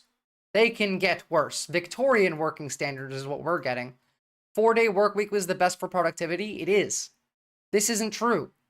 4-day work week with, like, not 60 hours per week is more effective. Significantly. Working 5, 6, 7 days, working 60-hour weeks makes you tired. Guys, I work, like, 60-hour weeks doing this. You know, like, I stream for 3, 4, 5 hours for 3-4 times a week, right? But I spend a lot more time gathering sources, reading sources, writing shit down, tweeting, looking through Twitter as well. Like that's still part of the job. But I get exhausted if I have a need to go overboard, like election nights or State of the Union, like last night, for example, when there's so much more to do both before and after stream that you don't get enough sleep, and that affects you for the rest of the day going forward the next day, and that all piles up. It all multiplies as you keep going. Who is Trump's doctor, Visora? I can't remember his name, but, like, obviously someone who will pay you, someone who he pays to lie. It was the doctor that said he had the foot problem, so he couldn't go to Vietnam, wasn't it? Hello, madam. Hope you're not misgendering. You're fine. Are you pro-Trump or no? I am definitely not pro-Trump. It's still baffling how a South African non-elected random guy, also an illegal immigrant, just stands in the Oval Office making decisions. The fact that Elon Musk, an unelected billionaire, stood in the Oval Office behind the Resolute desk and gave a 48-minute, uninterrupted press conference answering questions to the press while the president sat there quietly, the longest I've ever seen Trump be quiet for, while his son also makes fun of the president. That's never happened before. That is historically like unimaginable. That is like everyone saw that and knew America's dead right there. Like the rest of the world still has that image in their mind and will never forget, because that's not how America works. The country has died. I told you on Inauguration Day, we were watching the funeral. Isn't it the former White House doctor? Probably. I wish it was Dr. House. That would be funny. If you don't follow House on Twitter, you should, because that account's excellent. 60 hours, the sweet spot for sadistic office despots, I guess, or, you know, live streamers. I appreciate the effort you put into your work. Thank you. And, like, I'm glad that you learned something. Pre-breakfast man, that's why I do this. I know things, and I like to talk, so I might as well share my knowledge, hoping that people learn, is kind of the thought process I had going into this. God, no, not Fauci. They want to kill Fauci. They want Fauci dead. They want him hung. Oh, also, late last month, a small group of influential corporate donors told Delaware legislature that the blue chip companies, including Walmart, are considering moving their legal homes out of the state because of regulations that Delaware has. This, by the way, for like the entirety of my life is how this has worked. This doesn't even really need to happen anymore, but to explain to you how corpos pressure states into removing regulations, even when we don't have someone like Trump who gets rid of every regulation, like under Biden or Obama or like any other president. It's this. They threaten to move their factories and their home of the actual company outside of the state, which is a threat to the jobs of that state. And the elected officials in that state are afraid of losing their next election. And so they don't pass, let's say, pro-worker legislation because that company might move its base somewhere else, and then Delawareans lose their jobs, and then next time they go to vote, they don't vote for this person. And so, like, that's kind of the entire plan, except they don't really even need to do that anymore, so, you know. Now, speaking of Europe, I have China up here, but I think I want to do Europe first. So, one moment.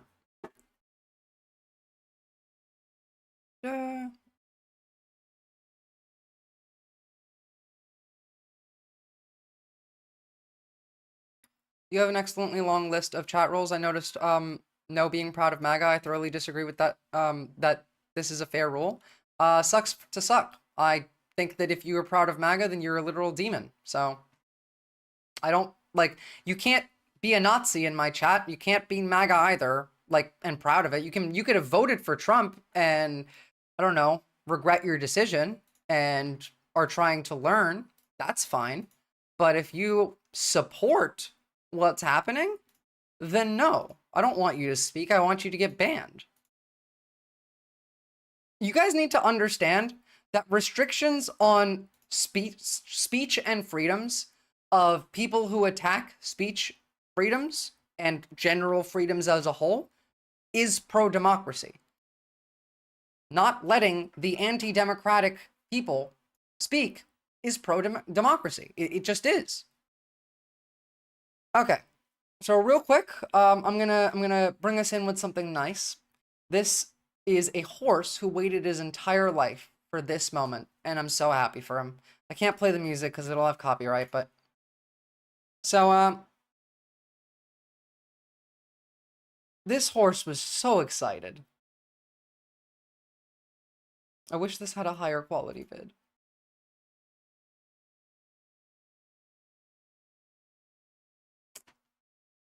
Here, let me start over because it lagged a bit. Let it load for a second. Holy shit, is that Vosh? It's Vosh! Vosh is a cyclist now.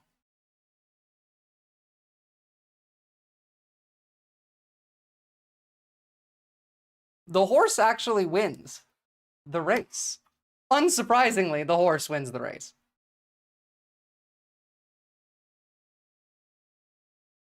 He's so happy. Good for that horse. W horse. Now, you know what? W for the humans too, because like they got to witness that. People who want to take away your freedom are not pro-freedom. This is extremely easy to understand if you have two brain cells to rub together. Exactly. The only way to deal with people who want to take your freedom away is to take their ability to do that away. So, Europe is canceling contracts for Starlink left and right. About 7 or 8 countries, I believe, so far have done so. Imagine being the cyclist right in front of the horse. I'd be freaked out. Hell yeah, I'd be scared as soon as that thing started jumping into the crowd. Surprised we didn't see a whole bunch of them knock over. So, next week we're going to see some interesting shit here in the United States, and I'm going to tell you why. 7 European countries, 7, just canceled their contracts with Starlink. 3 European countries just put 100% taxes on new Teslas and 200% taxes on any used Tesla Yeah, we know they don't believe in free speech. How many times has Elon banned people that criticize him, even on his side? To their countries. We're going to see who's got more power over Donnie this week. Elon or Putin. Now see, like, benefit of the doubt, I don't even care. If you voted for Trump in 2024 and you regret it and you, like, want to do penance, then you're fine with me. I don't trust you. You'll have to earn that, but you're welcome here. I don't care whether you were tricked, whether you believed it. You could come here as a terrible person and learn empathy if you try. Like, the thing is, none of these things are innate. None of these things are essentialist. You can be either. I could turn into MAGA if I got dumb enough and lazy enough, and MAGA could turn into me if they got the desire to actually study enough. And no, of course they won't, which is why I say it's not worth bothering with them. But if they come to you, then I like to give them a chance. Calls are increasing across Europe to cancel all US contracts immediately, which would be amazing. And now Starlink, the Russian allied Trump government, has made the US a national security threat. It has.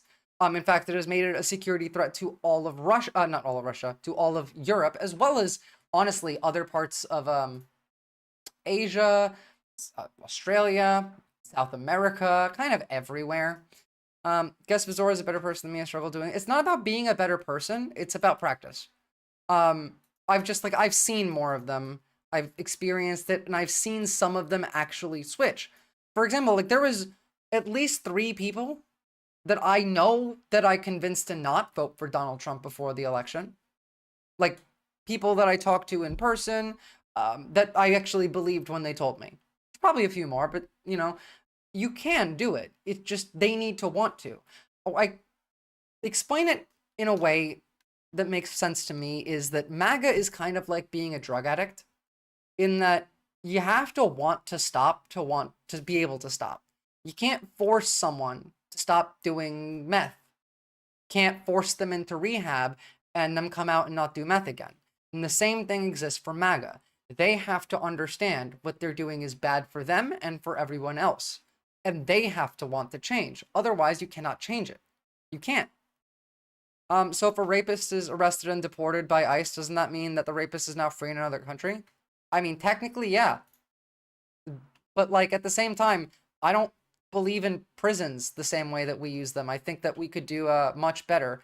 And at the same time, I was going to save this one for later, but, you know, we're arresting rapists, apparently, even though our entire government is the fucking Epstein government. But we allow this into the country. Ma'am, do you not believe that heeding to views that opposite your own can and will improve your own perspective? I do. I do believe that. Remaining in a left bubble will only grow your delusions of reality. Jesus Christ. The projection of every single one of these people. It's just empathy. It's just if empathy is a sin, you're gone. Exactly. Thank you. Depraved ambiance. You're based as fuck. Empathy is the key. There's a reason they're trying to make it thought crime. There's a reason I've been talking about it for, I don't know, months now. It's never been left versus right. It's always been up versus down. To be fair, honestly, we kind of need a Jan 6th. So, like, again, we kick rapists out of the country, but we let sex traffickers in. Then they are what? Racist. Oh, Nazi sex traffickers in. Nazis. Yep, for sure. So they use World War II. Let me ask you guys a question. If they use World War II to subvert white nationalism to the point of extinction, wouldn't it be truly treasonous if the story of World War II wasn't even true?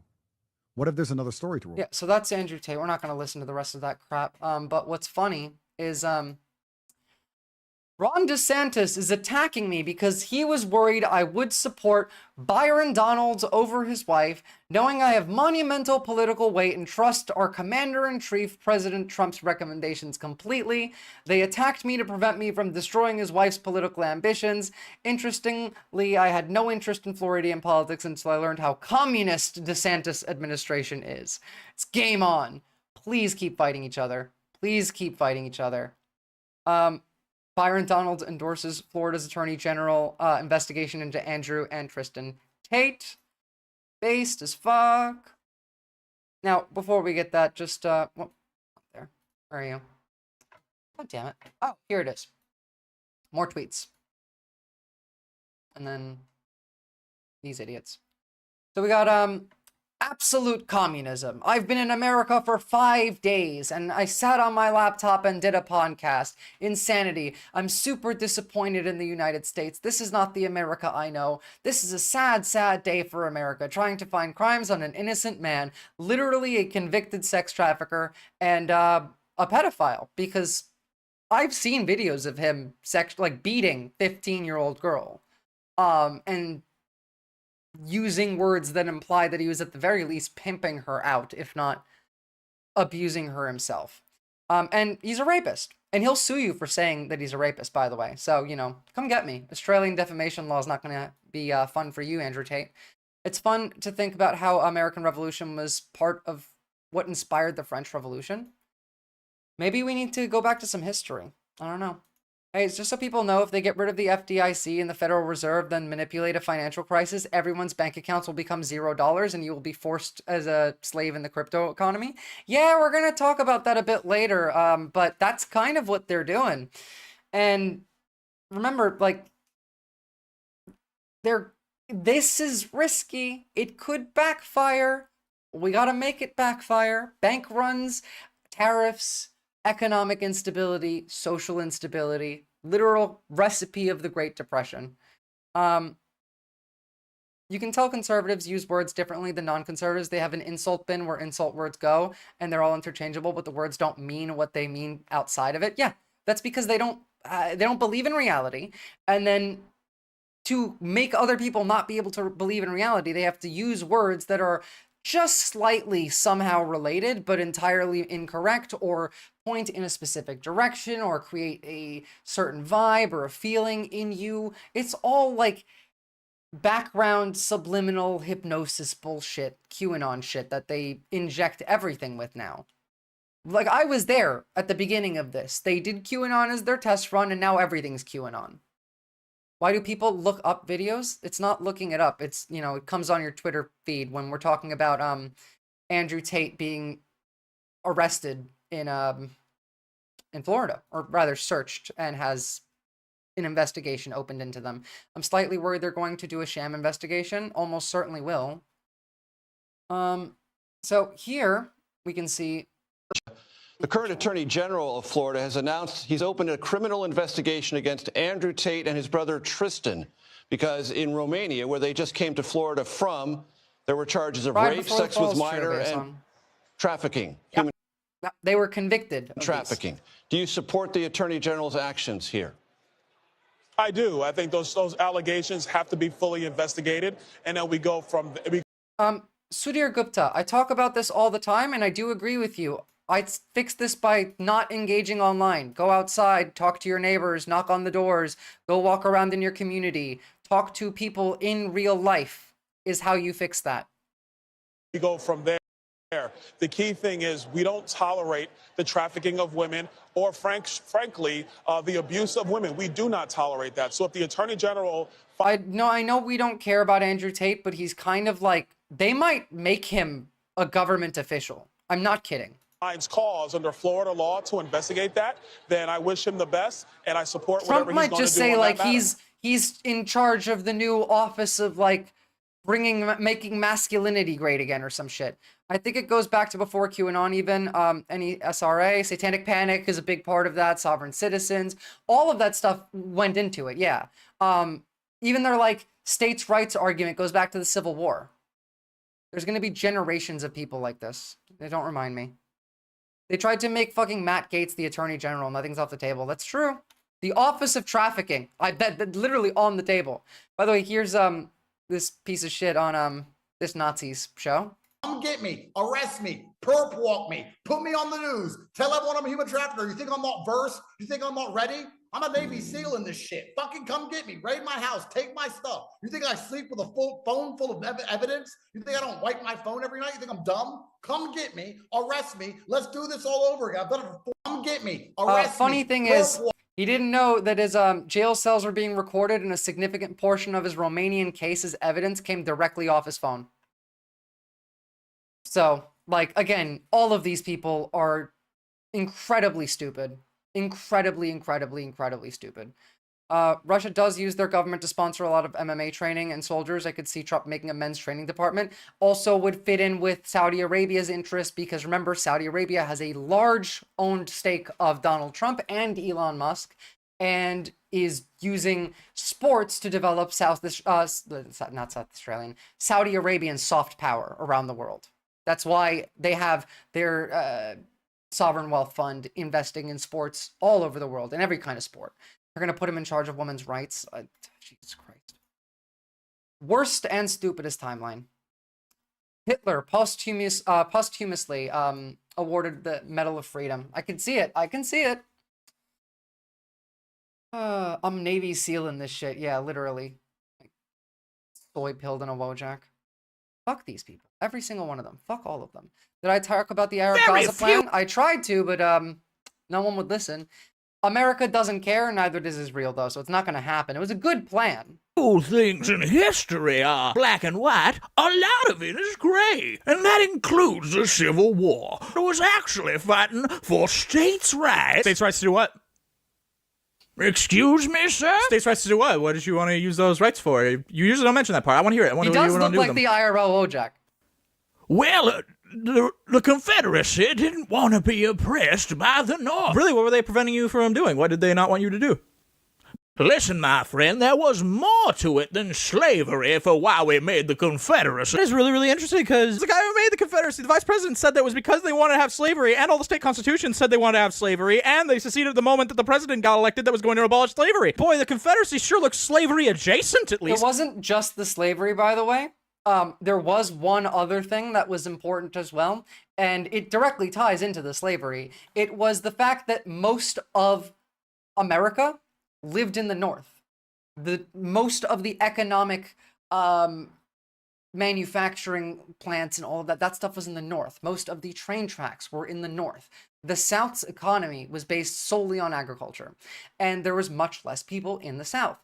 And this is the reason we have the Electoral College, by the way. The reason we have the Electoral College is because before the Confederacy, states' rights argument was we should have an equal say as the northern states. This went like, it was the 3/5 compromise in there. Like, it was complicated, but it was about slavery. It was about slavery. It was about rich white people wanting to keep power and maintain it. The South's power was in decline. It was logical to secede. But, you know, it didn't work out for them. That's the thing, like, from their perspective, in their context, sure, yeah, it was logical to secede, except they couldn't win. They thought they could. At the same time, I'm glad they didn't win. And we should get rid of the Electoral College because it only exists so that states that have significantly lower populations in America have a degree of voting power that is equivalent to California or New York. Fuck that shit. One person, one vote. No, anyways, states' rights do what? You're ignoring our other concern. Yeah, but among the concerns was slavery, so I don't care because you deserve it. Why is there an Indian, like, liberal fascist trying to tell me how to think in here? You're evil, and slavery is evil. You should know this. By the way, could you answer my question, you fucking traitor? States' rights to do what? Well, it's our heritage. It lasted 5 years, you know. Yes, long like Homo sapien. We have been chipping away at our democracy to appease pussies that want to preserve their racism since the very beginning. By the way, think about that. Remember when we talked about epigenetic intergenerational like links between human behavior? I wonder if maybe Reconstruction might have had something to do with where we are now. And again, maybe we should have done Reconstruction quite a lot harder, just like how we should have denazified Germany quite a lot harder. Orange has existed longer than the Confederacy did. The fucking annoying orange, dude. You're gonna celebrate a nation so fucking weak the annoying orange outlived it? We're states' rights. Got Douglas. Each Dixie boy must understand that he must mind his uncle's. Wait, that's insane to think about. It is, isn't it? It is. If we ever get through this shit, we're gonna need to demag the country extremely hard. It's true. It's true. This is generations of damage has been done to the country. I'm not like even exaggerating. Generations of damage. Now, back to Europe. Romania has expelled the Russian military attaché from its government, granting them persona non grata. Excellent. 10 out of 10. The right in America is going to whinge about this because they were whinging about the Romanian presidential candidate who won the election was overturned because Russia interfered, and went to go apply again and was arrested. He was arrested because he had he was doing illegal shit. They did not want him to run again. Again, like on top of this, Calin Georgescu, arrested last week in Romania for election interference, has to do in order to stay out of prison, including having to finger those who hacked Romania's elections, and the one that he won and was annulled on December 6th. I can't talk today. Elon Musk-backed pro-Russian candidate in Romania, Calin Georgescu, has been arrested. Authorities rated him like the crook he is, found at least 10 million in cash, tickets to Moscow, and probably some drugs.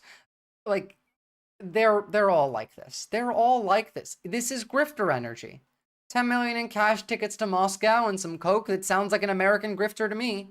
Give this man U.S. citizenship. Norway rethinks 1.7 trillion sovereign fund to boost support for Ukraine. Link, please. Hungary is to be stripped of its voting rights in the European Parliament. Based as fuck.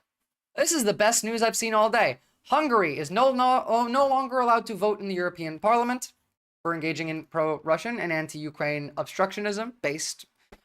Now kick them out of the EU entirely. Again, right-wingers in America are going to whinge at this so fucking hard, and you need to remember that using the means of authoritarians against specifically them to maintain democracy is pro-democracy. Norway rethinks $1.7 trillion wealth fund. Hold on, I need to see media bias fact check on this. Media bias fact check. Eurocitive. I've never even heard of this news site.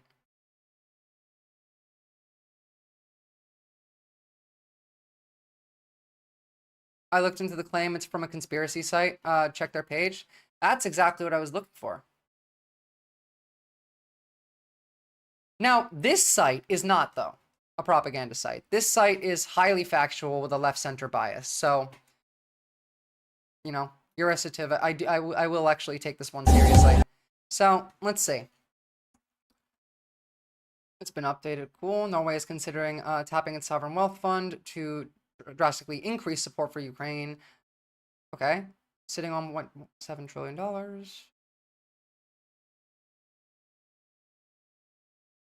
Yeah, no, they're still in the same boat. They are increasing support, not decreasing it. Good.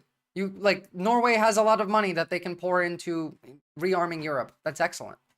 And again, it's excellent that Hungary was stripped of its voting rights in the EU Parliament. Fuck them, kick them out, add Turkey in, because we need Turkey anyway, to fight a war against Russia.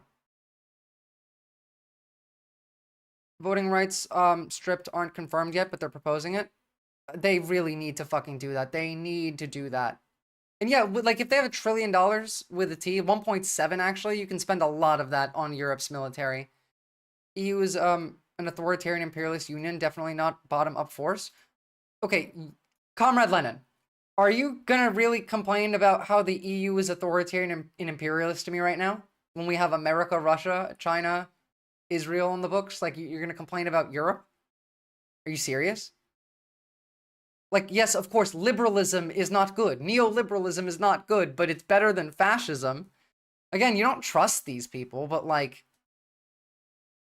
you gotta work with them. It's not as bad as as the actual enemy. As the people who want all of us to die.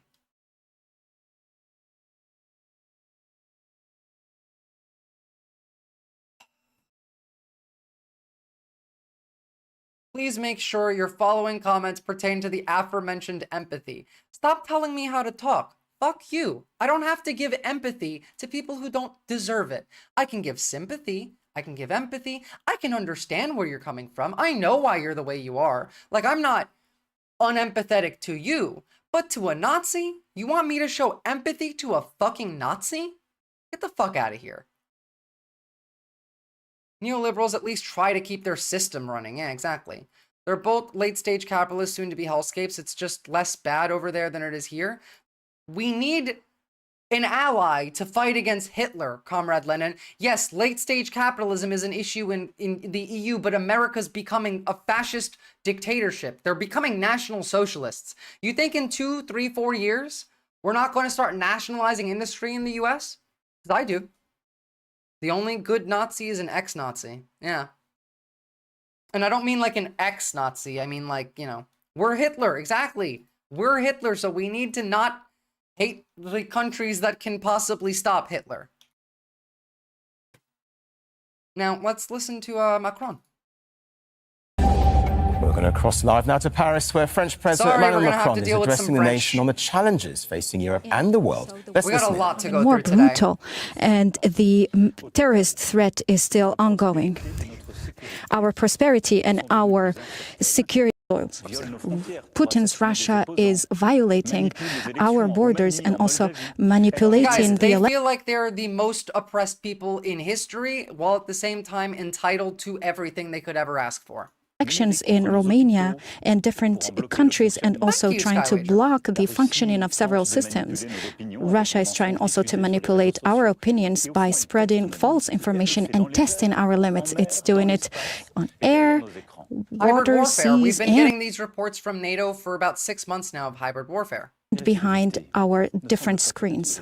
This does not have any limits or borders. Russia continues to rearm itself and also spending more than 40% of its GDP. I don't defend the EU, though. Like, you think that the Chinese government, like, you think living in China is good. I don't think Europe is good. I just think it's not Hitler. That's my only, like, necessity right now. It's my only requirement, is just don't be Hitler. And Europe isn't. Whereas a lot of the other big players on the table are. In fact, Europe seems to be, if not the only non-Hitler big player on the board right now.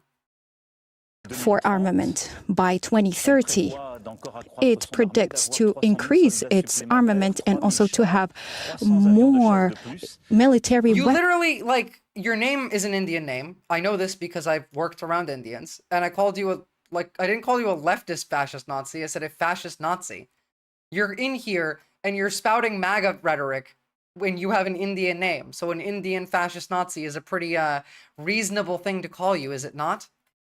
Weapons, more than 3,000 tanks, among others. Who could believe, given this context, that Russia will stop only at Ukraine? Russia has become, now, as I understand, Skywager, you're right. It isn't likely for the EU to increase defense budget and make a European army. You can see that by looking at Germany. Germany has increased its defense budget a bit, but Rheinmetall, which is, let's make sure this doesn't instantly like ask for my email and docs me. Cool. Rheinmetall is a defense contractor in Germany, and their stocks are fucking booming. So Europe is arming, and a army of Europe is a real idea. It is a functional, believable, workable idea, and I'm a fan of it. Turkey's on board too. The fact that both Turkey and Germany have sided with Europe. Again, Turkey can flip-flop. If you guys want to cement Turkish support, add them to Europe. They want it, that's kind of their deal, right? Turkey will make everything a lot easier. They're also the biggest military in NATO now. Remember, like, you need them for defense. They are the largest military in NATO. Because America's gone. If I want to critique the EU, go for the Mediterranean migrant graveyard.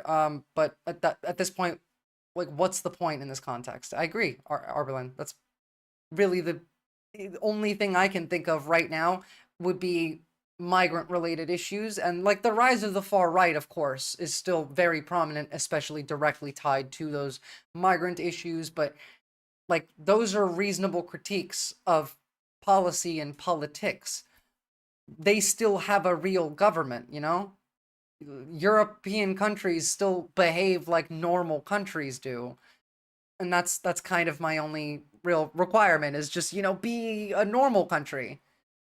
Poland is hella on board. Talking to you now has become a threat for France and for Europe. I regret saying this.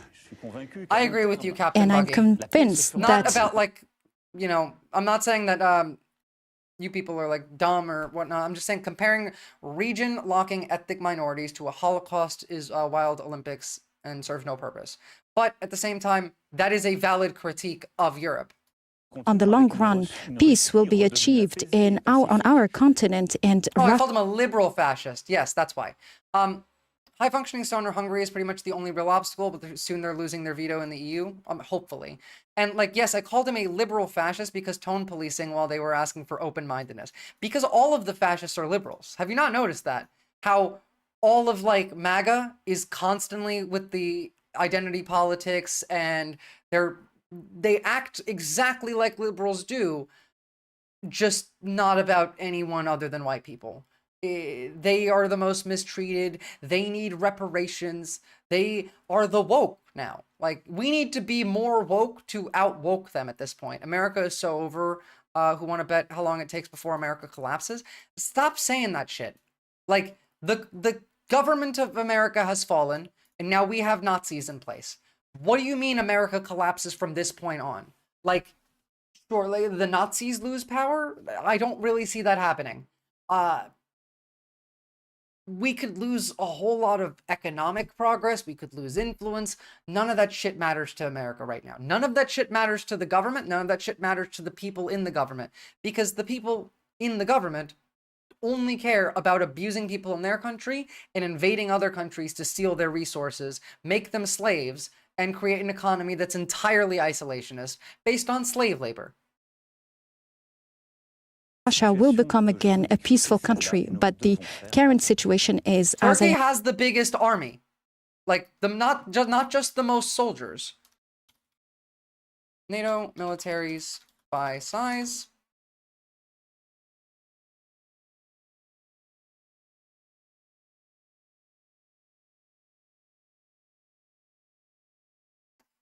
Actual military personnel. By active military, be America. But other than that, it's Turkey. And America's gone. So, like, this is the case. And they never discuss class or worker solidarity because they don't believe in it. They don't believe in it. Yeah, look, I'm not a fan either, Captain Buggy. It is what it is. Depraved ambiance. You're doing great. Keep in mind that you can just, you know... I'm describing it. Facing those different threats, if we stay just watching, will be craziness. We have to make decisions for Ukraine, for the security of the French people, and for Europe. For Ukraine, first of all. All the initiatives for peace... Well, Ukraine's not in NATO, so... are on the right track, and I would like to also salute them tonight. And we have to continue to support the Ukrainians until they can negotiate a solid peace with Russians for themselves and for us all. That's why the way and the path to peace cannot be through abandoning Ukraine. We cannot achieve peace at any price or under the dictatorship of Russia. It cannot be by the capitulation of or capitulating Ukraine. It cannot be translated by... Again, every single time we have tried to negotiate with Russia, they have either openly mocked us or broken the negotiation, broken the ceasefire, lied openly every single time. You can't negotiate with a country that has no interest in negotiating. You can't do diplomacy with a country that has no interest in diplomacy. When an empire, when an imperialist authoritarian government sends their army into your country and starts killing your people, you have to fight. If they won't talk to you, you have to fight. You don't negotiate with terrorists. Like, to be fair, like, I don't really even like that term because you can negotiate with terrorists. It just has to be, like, the type of terrorist has to make sense for the negotiation. But, like, no. It looks like they realized that Ukraine is a buffer for NATO. Once Ukraine loses, NATO is next. Well, yes, they did. Literally, there's 150,000 Russian troops sitting in Belarus right now, waiting to invade the Balkans. Russian television after U.S. concessions is wild. Yeah, I would imagine so. A fragile ceasefire, because we have learned from the past. We cannot forget that Russia has started invading Ukraine since 2014, and we have negotiated a ceasefire back then. And Russia, the same Russia, did not respect this ceasefire. I've shown what it looks like. We were not able to maintain the... We've watched videos of what it looks like in Ukraine, you know, like... balances. Today, we cannot believe Russia and Ukraine has the right to peace and security for itself, and it's in the interest also of France and also the European continent. That's why we are working with... The issue is now pre-breakfast banana is that Ukraine was getting a lot of their intel on what's happening with the Russian Navy from us, and we stopped giving them any intelligence, which also kind of makes the HIMARS useless. We're gonna get into that. Sorry, I don't care about Macron's speech. Like I like the first part. It matters. They're taking this shit seriously. That's what matters. There's so much to go through that I don't really... If it was in English, maybe. But essentially, us disabling our intelligence capabilities being shared with Ukraine makes their job much harder. Again, first of all, these HIMARS are essentially useless now. The fact that HIMARS targets depend on American intelligence data and American GPS satellites. Now, could Europe provide this data? Maybe. Could Australia provide this data? Yes, absolutely. Could Turkey provide this data? Possibly. So it's not over, but like this is a big deal. This morning, CIA Director John Ratcliffe said the U.S. is pausing intelligence sharing with Ukraine. The Trump administration had already announced a pause in military aid to Ukraine, even as shipments of weapons and equipment were actively en route. That forced planes to turn back. This all comes as President Trump struck a more conciliatory tone toward Ukraine. And by the way, Ukraine is still winning. His speech last night after Ukrainian President Zelensky signaled his willingness to sign a strategic minerals and rare earths deal and begin peace negotiations. NBC News senior national security correspondent Courtney Kuby joins us now from the Pentagon. Courtney, good to see you. So they're going to keep the olive branch extended, but you have to understand that whenever like European countries talk about the United States being an ally now, that's all for show. There is no intelligence being shared with America. We're literally like a Russian ally. So like, why would Europe do any of that? We are seen as an enemy and a national security threat. They might pretend like they're still right with us on television, but they're not. All right. They also stopped sending intel to Russia's missile launches towards Ukrainian cities to save lives. I mean, yeah. So remember when everyone used to bitch about congressional bills being long, being like 500 pages? Well, now they're like 65 words. I hate this shit. Same. I liked it when it was long because then you could actually call them out on their bullshit. Now they just say, we're closing the Department of Education, and that's it. Explain to us the magnitude of this decision to stop sharing intelligence with Ukraine and what the broader implications could be. As an Australian, we have a joint military base that's a spy base that sees like a third of the world. all the intelligence we get that we give to America, we're giving to Russia. I'm not a fan of that. Okay, so the U.S. decision to pause at this point, we don't know how long this is going to last, but to pause sharing intelligence and sending weapons and equipment to Ukraine. Yes, it has a practical impact. MI5/6 is probably one of the best intelligence agencies in the world, especially now, because the CIA and FBI were and NSA were dismantled. Like, we fired quite a lot of them. Will there be a rare earth deal? I don't know. It doesn't matter. It doesn't matter. Russia is offering a rare earth deal with Trump instead, saying we have more rare earth minerals in Russia than Ukraine does. Trade with us instead. So, like, we might just make one with Russia.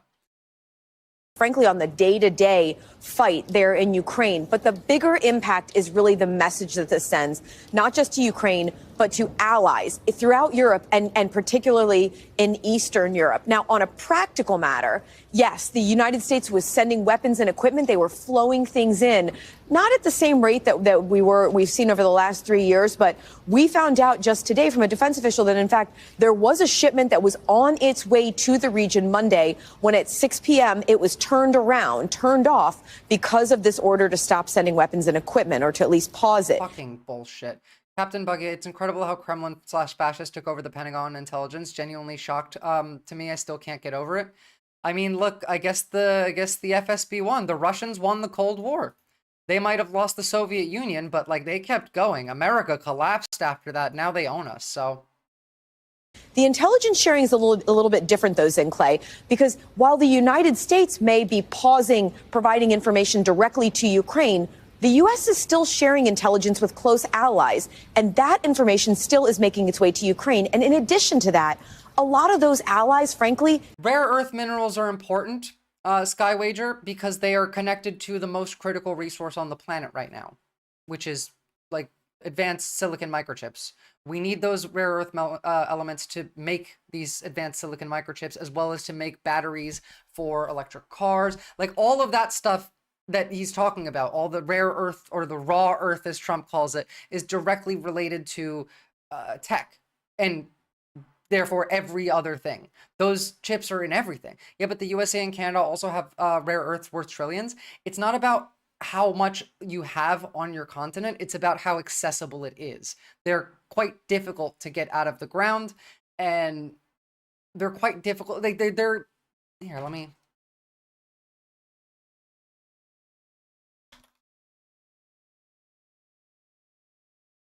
Like, they're essentially all over the world.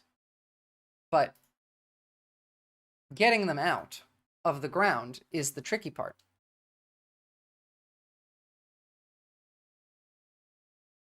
Chinese deposits account for 80% of the rare earths mined in the world in 2017.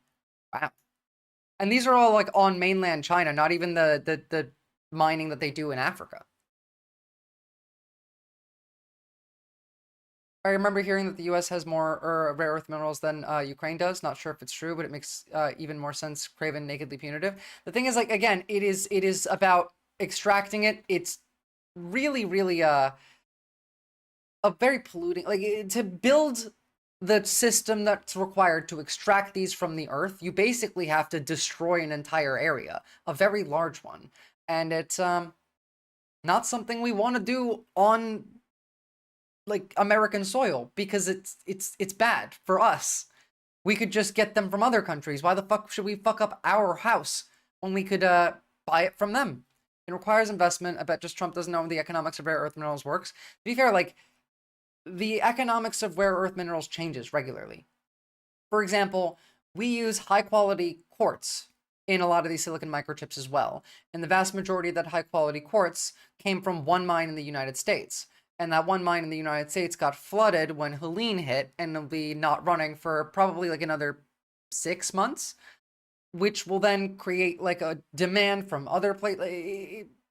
Obviously, trade is interconnected and complicated.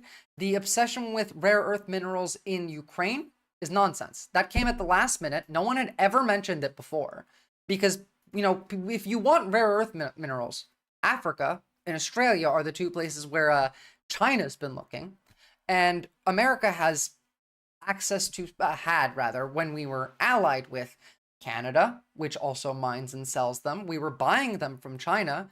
They put tariffs on them because we tariffed China on beryllium, germanium, and what was the other one?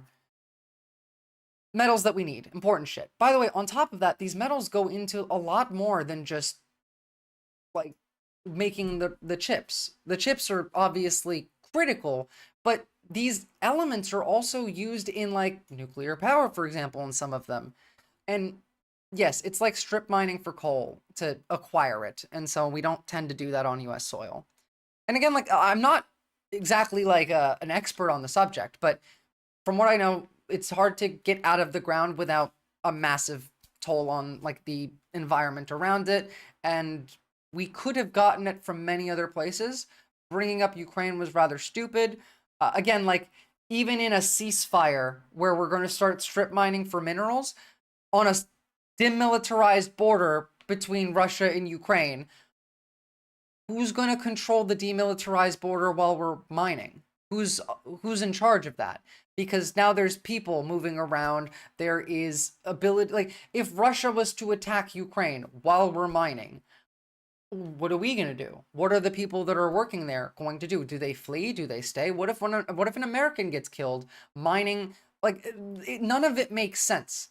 The whole theory was Russia was too scared to mess with the US. I mean, to be fair, if they didn't like take us out from the inside, it's true. They should be scared of us militarily. But unfortunately, we had the whole Shield Hydra thing happened where it turned out we were evil all along. That's why Trump had no plan to do so. Realistically, he didn't want to. Exactly. Like that entire conversation was a setup, last minute bullshit type thing. What if a bomb drops on your head? Yeah, I'm never going to get over that one. Speaking of Trump, so we basically declared war on Mexico yesterday. The territory to the immediate south of our border is now dominated entirely by criminal cartels that murder, rape, torture, and exercise total control. They have total control over a whole nation, posing a grave threat to our national security. The cartels are waging war in America, and it's time for America to wage war on the cartels, which we are doing.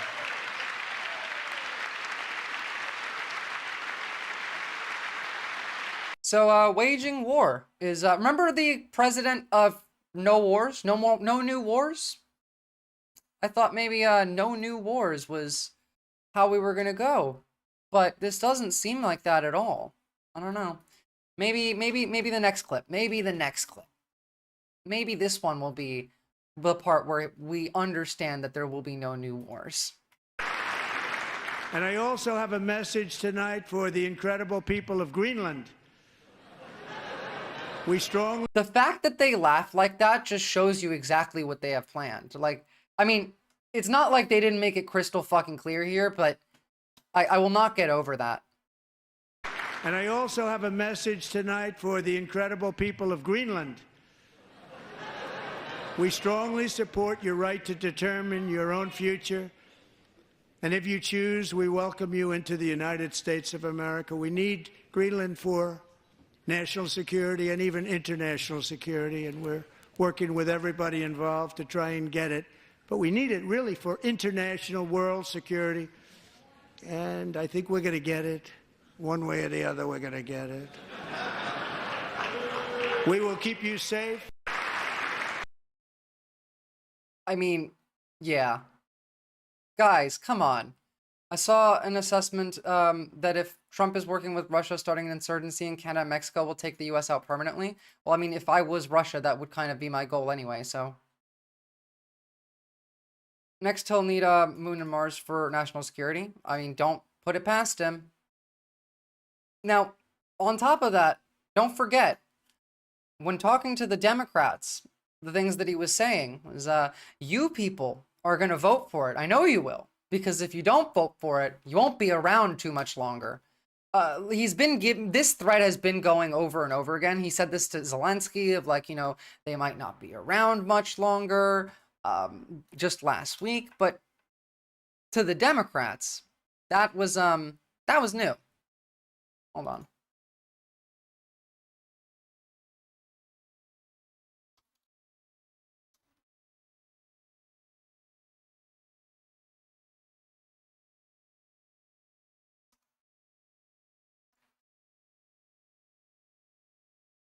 mean, this is partially it. Congress. And once again, I look at the Democrats in front of me, and I realize there is absolutely nothing I can say to make them happy or to make them stand or smile or applaud. Nothing I can do. I could find a cure to the most devastating disease, a disease that... If you find a cure to a disease, I will credit you. By the way, he talks about cancer here, and just a reminder that he cut funding and research for cancer. Would wipe out entire nations or announce the answers to the greatest economy if he in history, resigned, or the stoppage of crime to the lowest levels ever recorded.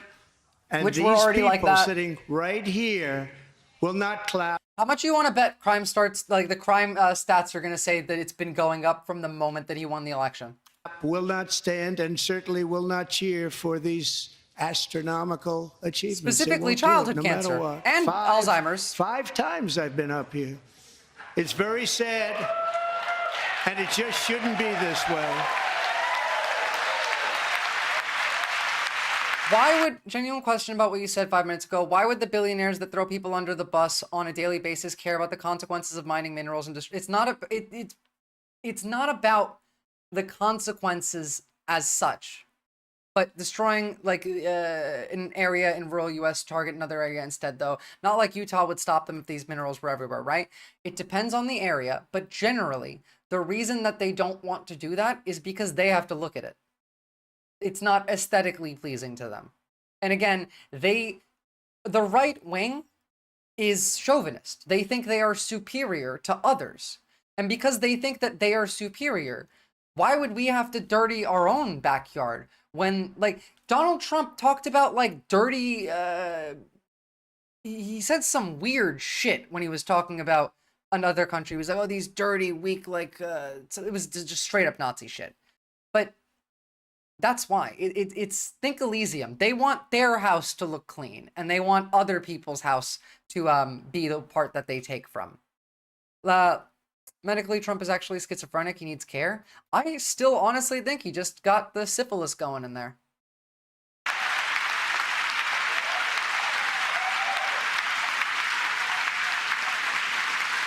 Food's been dirty for a while, Cave Dweller. So Democrats sitting before me, for just this one night, why not join us in celebrating so many incredible wins for America? For the good of our nation, let's work together and let's truly make America great. Did he say, is this bold action? Yeah, there he is. Upon taking office, I imposed an immediate freeze on all federal hiring. Paris Climate Accord. Never mind. Companies from This isn't going to show it. There's just like, I wanted to see the threat. Done reporting. I wanted to see him make the threat. Just like this one. What's going to happen to America? It's hard to tell, but it looks like we're either going to war or we're falling apart. So J.D. Vance headed to the U.S.-Mexican border today, along with our Secretary of Defense, Pete Hegseth, and Director of National Intelligence, Tulsi Gabbard. Morning from Rome. Thank you for that, my friend. Well, Vice President J.D. Vance is on his way to the U.S.-Mexico border as we speak. He's set to arrive in Eagle Pass, Texas, any moment now. We're watching. Defense Secretary Pete Hegseth, by the way, and Director of National Intelligence, Tulsi Gabbard, will be with him. So joining us now is CBS News immigration and politics reporter Camilo Montoya Galvez. You are live there where this is about to play out, Eagle Pass. We have a child, a drunk, and a Russian agent as like the team that we sent to the border. What can you tell us about today's visit? Reid, Vice President J.D. Vance is coming here to the U.S.-Mexico border to tout the Trump administration's sweeping and government-wide crackdown on illegal immigration. And he is likely to say that the policies that this administration has enacted here are working as intended. And indeed, there has been a dramatic and marked change here at the U.S.-Mexico border since President Trump took office in January. There has been a dramatic plunge and drop in illegal crossings here by migrants. Yeah, I imagine there would be less people crossing the border when there's fucking 15,000 U.S. soldiers stationed there. Good night, Cave Dweller. Oh, by the way, I just saw this. They censured Al Green. they really censured Al Green. As if it matters, like as if Congress even still exists, but like, yeah. It's not about decorum, it's about silencing dissent. It's always been. It's always been. Oh, and by the way, that feeling when you find out that Florida has the death penalty for pedophiles. They're never gonna give it to him, but... And I don't believe in the death penalty, but, you know, still. Nice little in-person Wojak. We're literally pouring sewage in our water and have shit factories everywhere. My local hospital has a weird oil plant that looks satanic and smells like shit. I do not think anything would stop them from mining the ground around us. I mean, to be fair, if it's difficult to mine, that's why they don't mine it. If it's easy to mine, they would have mined it. Like, it's not black and white, Astolf. And it's not essentialist. Like, it could be either way. It's mainly just, like, the ease. I sent a meme on Discord. Just have a loop. Yeah, that sounds about right. That is living in capitalism. I imagine this is what that feels like. Attorney. Anyway. Asylum seekers. In fact, in February, Reid, Border Patrol recorded fewer than 9,000 migrant apprehensions along the border. That is the lowest tally since at least 25 years, since fiscal year 2000. Yeah, it will reverse now. That is the last time Customs and Border Protection update. There, where this is about to play out, Eagle Pass. What can you tell us about... I need to get a new mouse, because I keep accidentally clicking one of my side buttons, and it keeps opening a new fucking tab, and it's very annoying. Today's visit. Reid, Vice President J.D. Vance is coming here to the U.S.-Mexico border to tout the Trump administration's sweeping and government-wide crackdown on illegal immigration. And he is likely to say that the policies that this administration has enacted here are working as intended. And indeed, there has been a last time. Taking office, my kind of political flag in this. I want to see. Fuck you people. God damn it. You can't watch any of the news anymore. None of them have anything.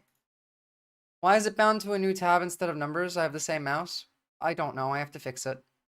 It's like the Logitech thing. I have to open that Logitech app and then assign button keys.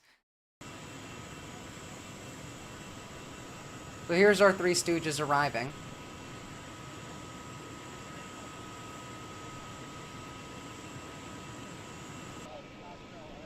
Vance's shirt is too big on him. Yeah, his shirt's too big on him. Anyway, then he orders the press to leave when they're doing a border security roundtable, which, like, fair enough. You know, there's some national security stuff being discussed, but really, it's military planning for an invasion, which is why that's national security. There's no reason for this at all. And yet, J.D. Vance does just look like a donut. Out and have a more private conversation. I just want to say, one, it's great to be here with the governor. We took the helicopter ride over here, and we saw a big chunk of border wall. And I said, is that the federal government's border wall? And they said, well, it was ordered during the first Trump administration, but Joe Biden wouldn't let us actually build it. That's a lie. That's a lie. Most of the wall got built under Biden. Governor Abbott, of course, was the one who actually helped us put a lot of that stuff up. And of course, that stopped the flow in a pretty profound way. We'll talk a little bit more at the press conference. But as you saw, the president said yesterday, I think it's maybe the most important part of his speech, is that we didn't need new laws to secure the border. We needed a new president. And thank God we have that. I've heard already from a number of the folks that I've talked to in Border Patrol that all we needed to do was empower these guys to do their job. Thank God they have done their job. We're thrilled that they've done it. And now we've seen, I think just in this area, border crossings go from about 1,500 a day to 30 a day. I'm doing well as a streamer with a bad mouse. Yeah, look, they've been building this wall for like a while. And I wouldn't say they were building it like as efficiently. They didn't really start until after Trump left office. But while he was in office, you know, little bits and pieces. I remember when Mexico was supposed to pay for this shit. Day. That's simply the President of the United States empowering these professionals to do what they do so well. So thanks to all of you for being here. I want to give a few shout outs here because I know we've got our great Attorney General in the state of Texas here. Ken, good to see you. We've got, of course, Governor Abbott here. We've got... I just remembered something I'm really mad about. All right, we're going to watch this, and then we're going to talk about China, and then I have some shit that I'm mad about. Like, I'm really fucking mad. But I do need to pee. So, I'm going to leave you with a chair stream for a hot second. Attorneys for the Mexican government were at the U.S. Supreme Court Tuesday arguing American gun makers should be held liable for the deadly cartel violence carried out with American-made weapons. Back on February 20th, the Trump administration designated 6 Mexican cartels as foreign terrorist organizations. The Mexican government is seeking billions of dollars from 7 major U.S. gun makers and 1 gun wholesaler to recover costs related to gun violence and to stop the marketing and trafficking of illegal guns to Mexico. An attorney for one of the gun companies, Smith & Wesson, said Mexico's lawsuit rests on routine business practices. CBS News correspondent Adam Yamaguchi embedded with gun smugglers who brought weapons across the border from the U.S. to Mexico for CBS Reports. He joins us now from our L.A. bureau. Adam, good to see you. So before we get to the case itself, just how many American-made guns make their way to these cartels, and how are they getting there? Well, the U.S. government estimates that anywhere between 250,000 to 1 million guns make their way from the U.S. into Mexico each year. This is according to an investigation that took place between 2018 and 2021. Now, the way this works, the U.S. has established that Mexican cartels have essentially a nationwide gun-running network that spans the entirety of the U.S. Straw buyers go to dealers, they go to online websites and portals, and they go to gun shows to essentially purchase these weapons for themselves, all right, look, but then funnel them into the entire argument of these people, like, being a terrorist organization, cartels are terrorist organizations that are working against the United States. Motherfucker, we're arming them. Now, yes, is fentanyl bad? Yeah, I've had a lot of people that I know, friends, childhood friends, that have died from it. Obviously. This does literally nothing to address anything. Anything. The entire idea of drug cartels are terrorists, we need to invade Mexico, this does nothing. If the government wanted to stop fentanyl flowing into the United States, we would stop giving them guns, for one. But secondly, what we would do is create systems to help addicts, to help people suffering, to help those in America that are addicted, and make it incentivized for them to not use, to go to treatment. We use strategy. Like, we've been doing this, by the way, because fentanyl crossings at the border were down last year. There were significantly more arrests than there had been in a long time. And again, the last major bust of fentanyl coming across the southern border was from a group of neo-Nazis. They were white Californian neo-Nazis. So, like, this does nothing in any way to help the problem that they're talking about. And we should stop selling the drug cartels guns. That's it. So that's all it is. All researching successful drug policy shows that treatment should be increased. I've talked about exactly how to go about it on my channel several times. By the way, please drop a like on the YouTube stream if you are watching on Twitch. I really do appreciate that. And maybe drop a sub. But again, sorry, I'm so off today. I got like 3-4 hours of sleep. My brain is melted. Empathy is a sin. They don't want us to solve problems, unfortunately. They want problems to permanently run on. Well, the thing is, like, these people are accelerationists. Their entire ideology is, let's make every problem on the planet worse as fast as we can, because that will push humanity to create a better solution quicker.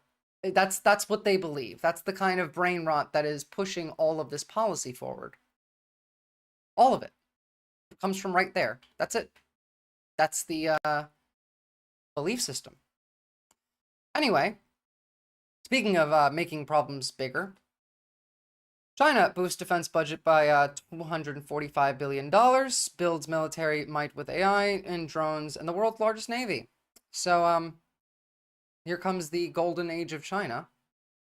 China's military has been expanding for years as its economic reach has become increasingly global. This year's announced defense budget is $245 billion, They're cartoon villains. 7.2% of GDP.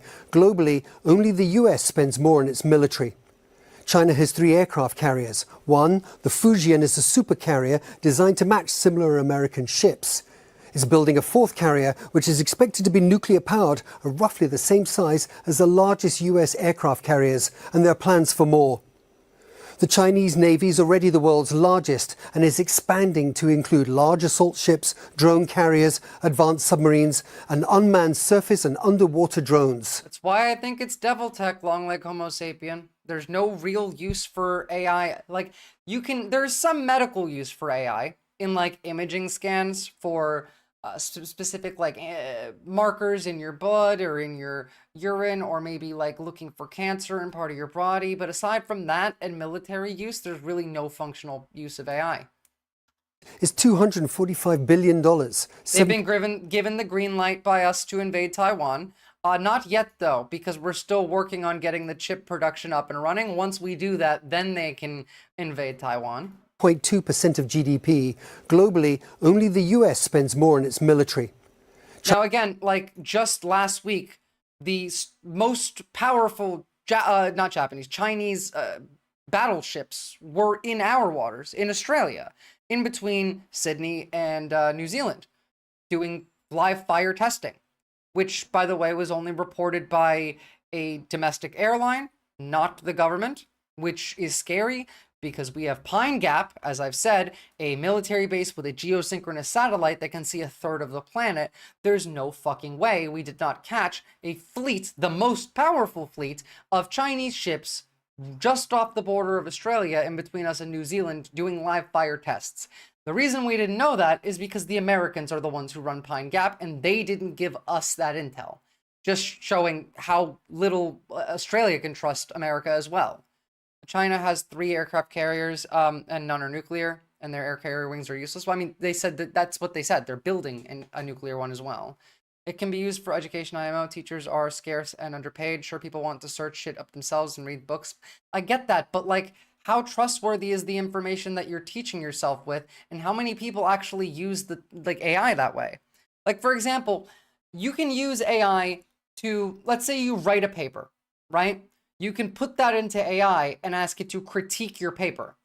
And it'll tell you, like, you can put in your rubric and say, hey, critique my paper according to the rubric. That's one thing, you know, it'll do that, but no one does that. No one does that.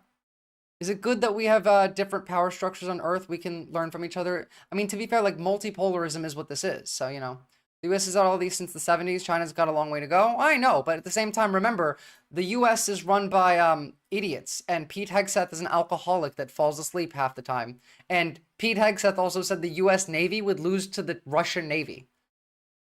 But at the same time, today, Hegseth says we are absolutely ready for war with China. The largest US aircraft carriers, and there are plans for more. To be fair, the second one is correct. We could annihilate China with our Navy, but we would not lose to the Russians.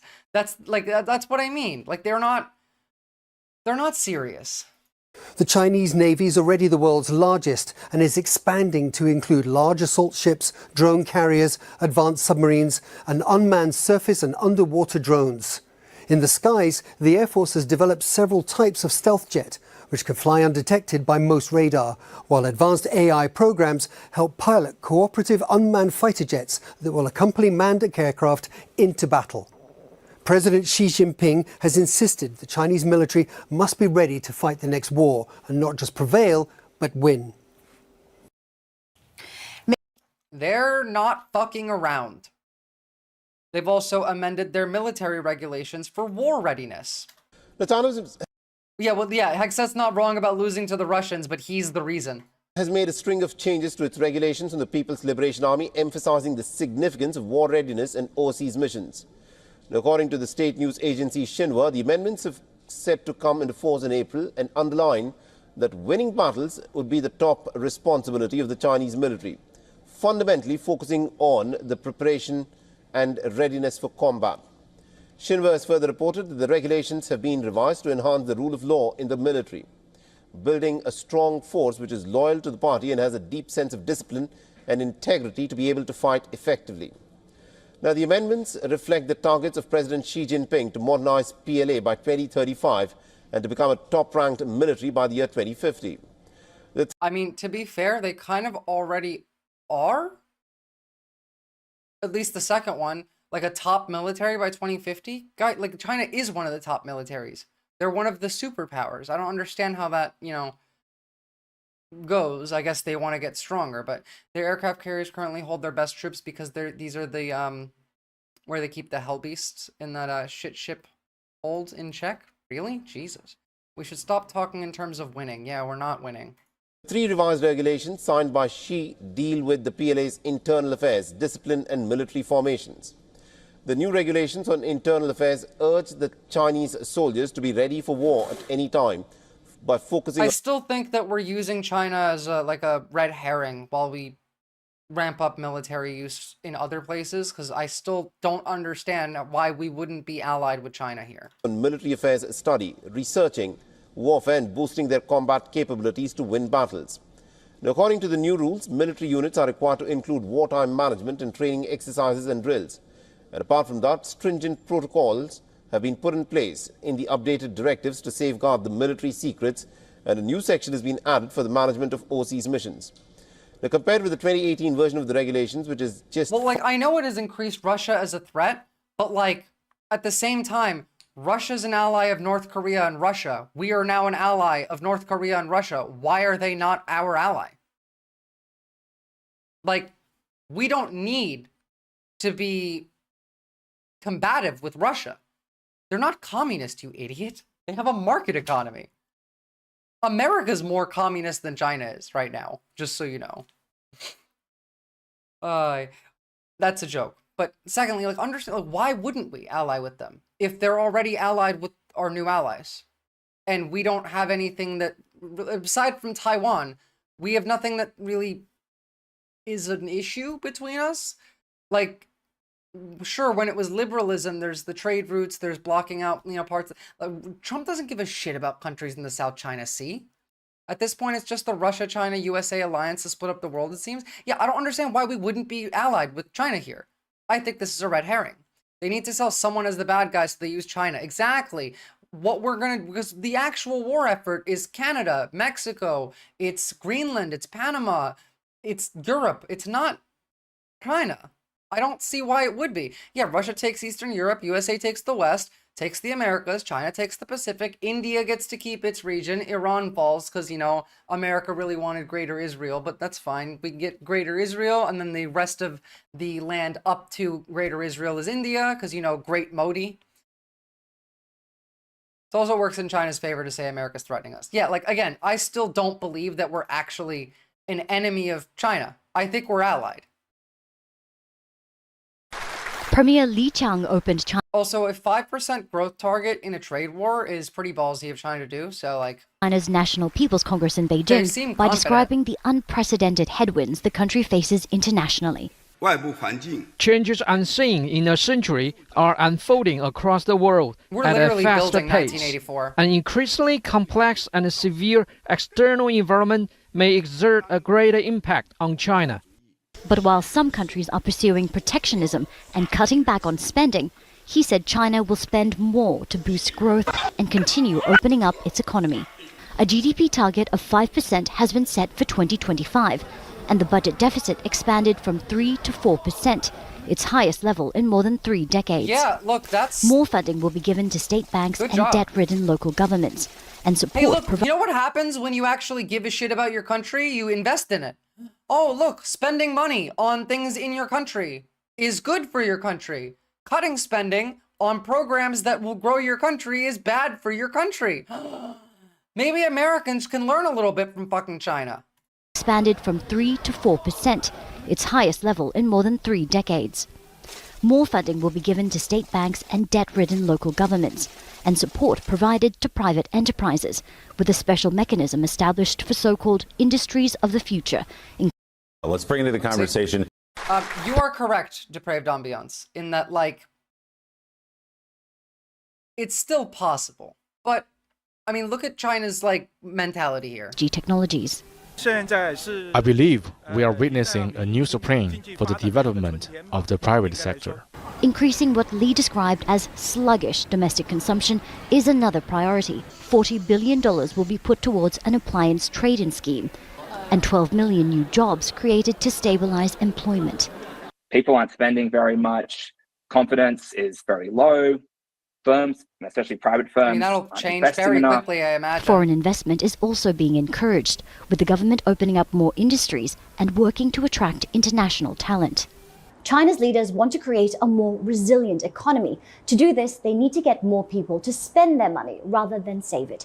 If Beijing can boost domestic consumption... Which it will now, especially in a trade war where there will be tariffs on things coming from the United States. They're tariffing us back, you know? So, like, Chinese are going to buy more Chinese.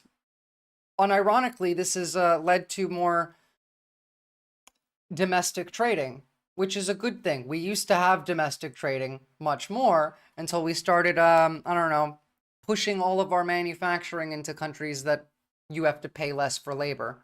We now are all going to see countries, including Europe, stop doing that because it really fucking fucks you when you look at it in the long term, because then all of those workers are there. That country now has economic ties that are stronger than your ability to just cut them off. It will fuck your economy. You need that stuff coming in. You're like, the Americans need their fancy little treats or they will get mad. But at the same time, like, you got to work with that other country now because you pushed all of your manufacturing there. We also did this with Mexico. So, you know, I've seen communism described as one party, administrative party as a state definition, hence why all the stuff about we can't allow communism. Yeah, but like, that's not what communism is. Can we just admit that China are the main superpower now? Yeah, China's the global hegemon now, except like no one listens to them yet. Realistically, a functioning democracy with functioning institutions shouldn't be this easily subverted by foreign actors, but I think capitalism is incompatible with functioning institutions, so they failed. I agree. If your democracy can that easily be subverted and fail, then it wasn't really standing on solid ground to begin with, was it? You know? We are spoiled. Speaking of, I'm mad. I'm mad. The Democrats are making me really mad. And like, I know. There's a lot more like pressing issues to worry about than Democrats, but like,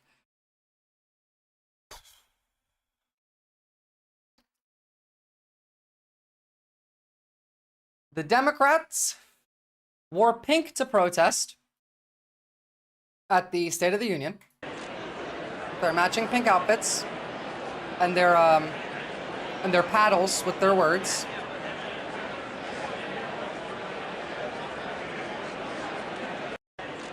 And like, I complain about the Dems literally all the time, male rights. You just never actually watch or listen.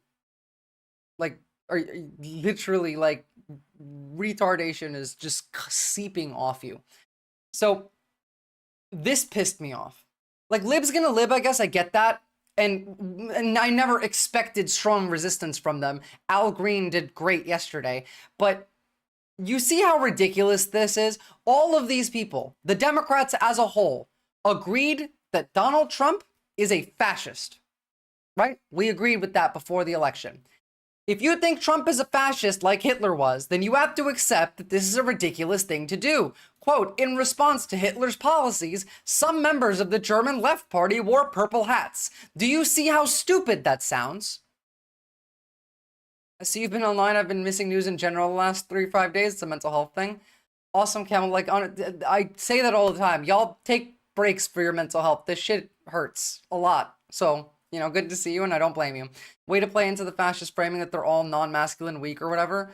When I saw pink, I laughed my ass off. They could organize something, but, like, that's what they landed on. Yes, they couldn't do anything more meaningful. I mean, the Dems are playing into the fascist framing.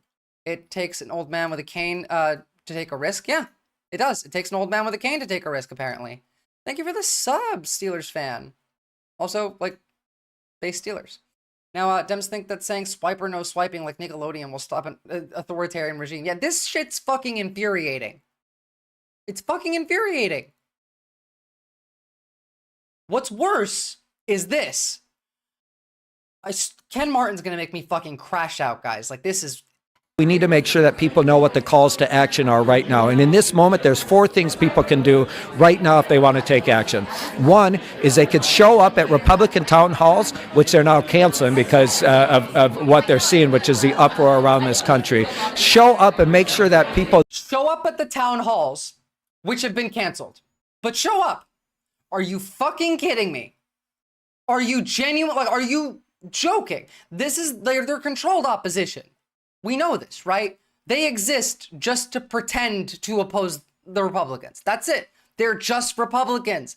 Ken Martin said that there's no such thing as good billionaires or bad billionaires. He said there is good billionaires and bad billionaires, rather, that there is such a thing, and that they would continue taking money from the good billionaires. They don't care about you. They never have.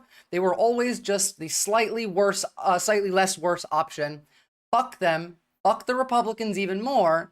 Go and do something in person. Go outside, talk to people, form your own organization, go join Congress yourself, go run for office yourself. Fuck all of these people. And what are you doing? What are you doing?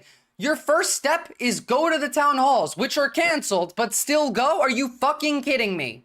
could show up at Republican town halls, which they're now canceling because of what they're seeing, which is the uproar around this country. Show up and make sure that people, these Republicans, understand what they're doing to this country right now is shameful. I don't think there'll be any elections in 26, not a free and fair one. Like, we'll have an election, but it'll be a Putin election. A second thing they can do, an Assad election, is put energy into these upcoming elections. We've got 3 elections on April 1st, the Wisconsin Supreme Court seat, and 2 races in Florida 1 and Florida 6. You should vote for those if you are in those places. That's still I still think that you should cast your vote. This will change nothing. Not without a larger movement. They don't believe in the law. They have ignored every court ruling over and over and over and over and over and over and over again. And I'll tell you what, we can win all 3 of them if we pump all of our energy and focus there on winning. We have to win to slow down Donald Trump's power right now. Like, again, if we get the House seats, it's nice. Another congressman from the Democrat side died today, so there's another vacant seat.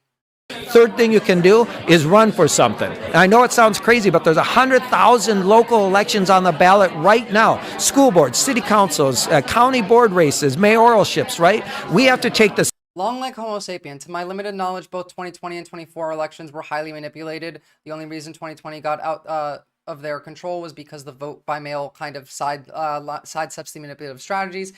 Guys, the elections have been like this, at least in my entire adult life. Like, my entire life, even, not even just adult life. Who died? Some 70-year-old senator, hold on. U.S. congressman died today. It's like some 70-year-old dude, Texas Representative Sylvester Turner, Democrat. Every election is highly manipulated because they have a hold on the media. So even go back to 2000 with Al Gore and Bush, right?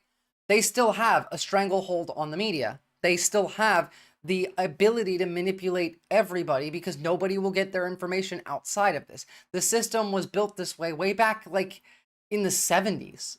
It's all shock doctrine just being applied regularly to us in bits and pieces anyway. But like, yeah, the election, they stole this election, but I don't care because it was already stolen.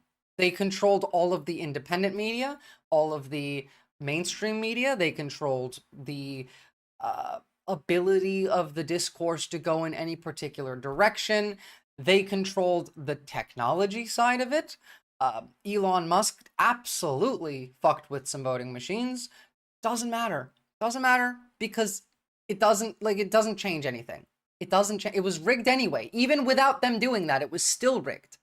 Even without anything done by Elon or Trump, the election was still rigged because of the media environment. The control of the media environment fully is on the right. They own everything.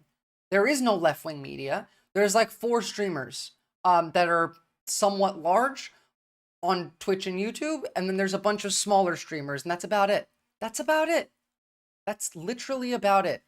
Hey, remember when all of you were looking for fraud everywhere? the same approach that the conservative movement has done around building power around their agenda, and that means we can't just be a party that's focused on 7 battleground states. Yeah, you people were stupid and did not have any idea what you were talking about. You were talking about fake votes. I'm talking about how the election is stolen because the entire media environment has been controlled by the bourgeoisie since the goddamn 70s, and you think that it's the same thing. Jesus Christ, you people are, like, I don't understand how you get out of bed and, like, put clothes on and go to work in the morning. States and congressional races. We have to... They only got that 1.5% lead. Yes, it does speak to their incompetence, but think about the fact that they only got 1/3 of the country to vote for them.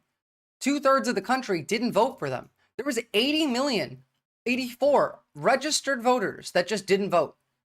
Didn't vote for the Dems, didn't vote for Republicans. They're both incompetent. They're both shit. They both hate you. It's just the Republicans are also demons. Holistically look at how we build power around our agenda. So run for something, right? And the last thing to do is, if you really want to get engaged right now, join your local party. We have thousands of vacancies around this country. I want to build a volunteer army of people. You should join your local party. That one I agree with. People ready to go. I want our party humming at every single level, so by the time we get to the 2026 elections, we are ready for the fight and we're going to win. We need to... I hate them so much. They're going to make me fucking crash out. By the way, this was seen in Canada.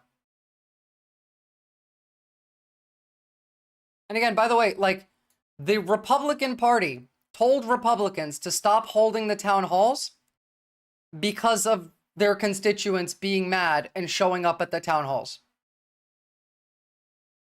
Tell me you have a democracy when you can't even go and complain to your elected official as their constituent.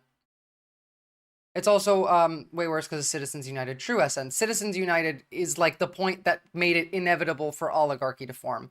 This is why free media funded by, not controlled by, the state is actually good. It doesn't have to fall in line with the owner's whims because there is no owner. Exactly. Exactly. You just fund it. There is no control. That's what you need. By the way, speaking of funding independent media, if you like the stream, feel free to drop me a donut, please. I would very much appreciate it, actually. If you use the link that I provided, then Twitch and YouTube won't take a cut. And they were saying that the Democrats were paid actors. Yeah, that they don't care about their own constituents. They don't.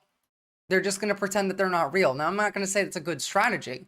In fact, I hope they continue to do that. But then here we have James Comer threatening to remove another elected official from the chambers for just doing her job. Some of the Canadians, especially in the days and the age of the internet, should understand that half of America does not want this Napoleon shit to happen. It's weird that they think of a country as friend and that there are no friends in politics. Canada knows that Americans don't want this to happen, but it doesn't matter, Camel. When the tanks come marching in, whether or not you want it or not, doesn't matter. Like, most of Americans think that we should stop bombing Palestine, and yet the Palestinians were still looking up and seeing us standing on top of the tanks. Now, some of them know. Does it make any difference? Does it make them feel any better? Yeah, that's what I mean. Like, I get your point, and it is valid, but it doesn't change anything.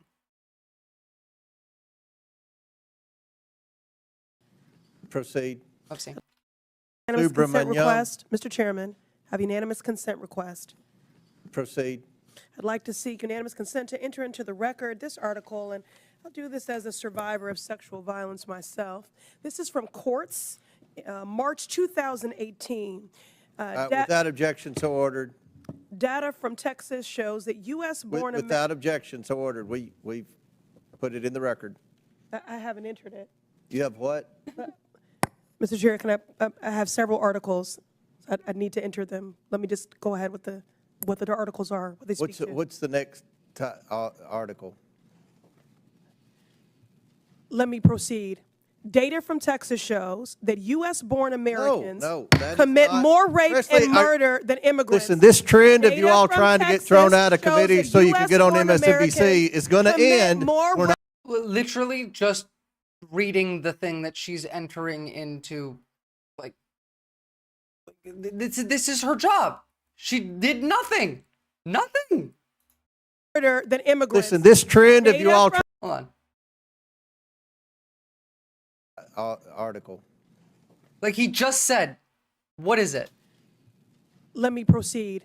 Data from Texas shows that U.S.-born Americans that commit is not, more rape especially and murder than immigrants. Listen, this trend of you all trying to get thrown out of committee so you can get... It is right-wing wokeness, and this is why I say you need to be woker than you ever were before. Because they're the ones pushing identity politics, and we ran away from it. Kamala Harris didn't mention trans people once in her campaign, but everyone thought she did because they keep pushing identity politics. So embrace it and show people that they're evil. Identity politics could work for us if we had the balls to stand up there and call these people demons. He sounds like a Southern slave-owning like piece of shit. Yeah, he is. Like almost certainly in his mind, that's his ideal.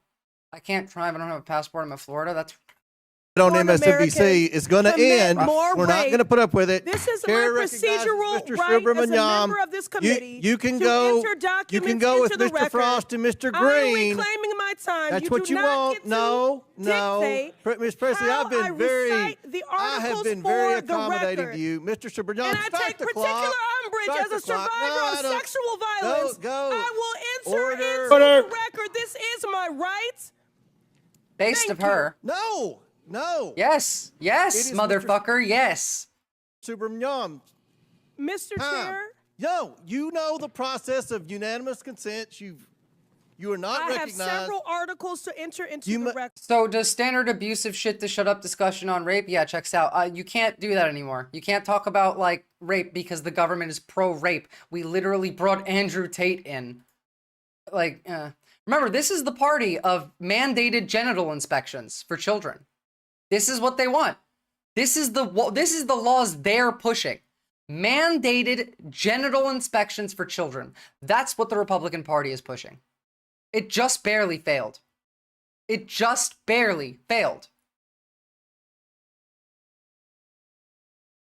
She needs to say he's acting like a literal baby. Like she should. Again, you need to be meaner to them.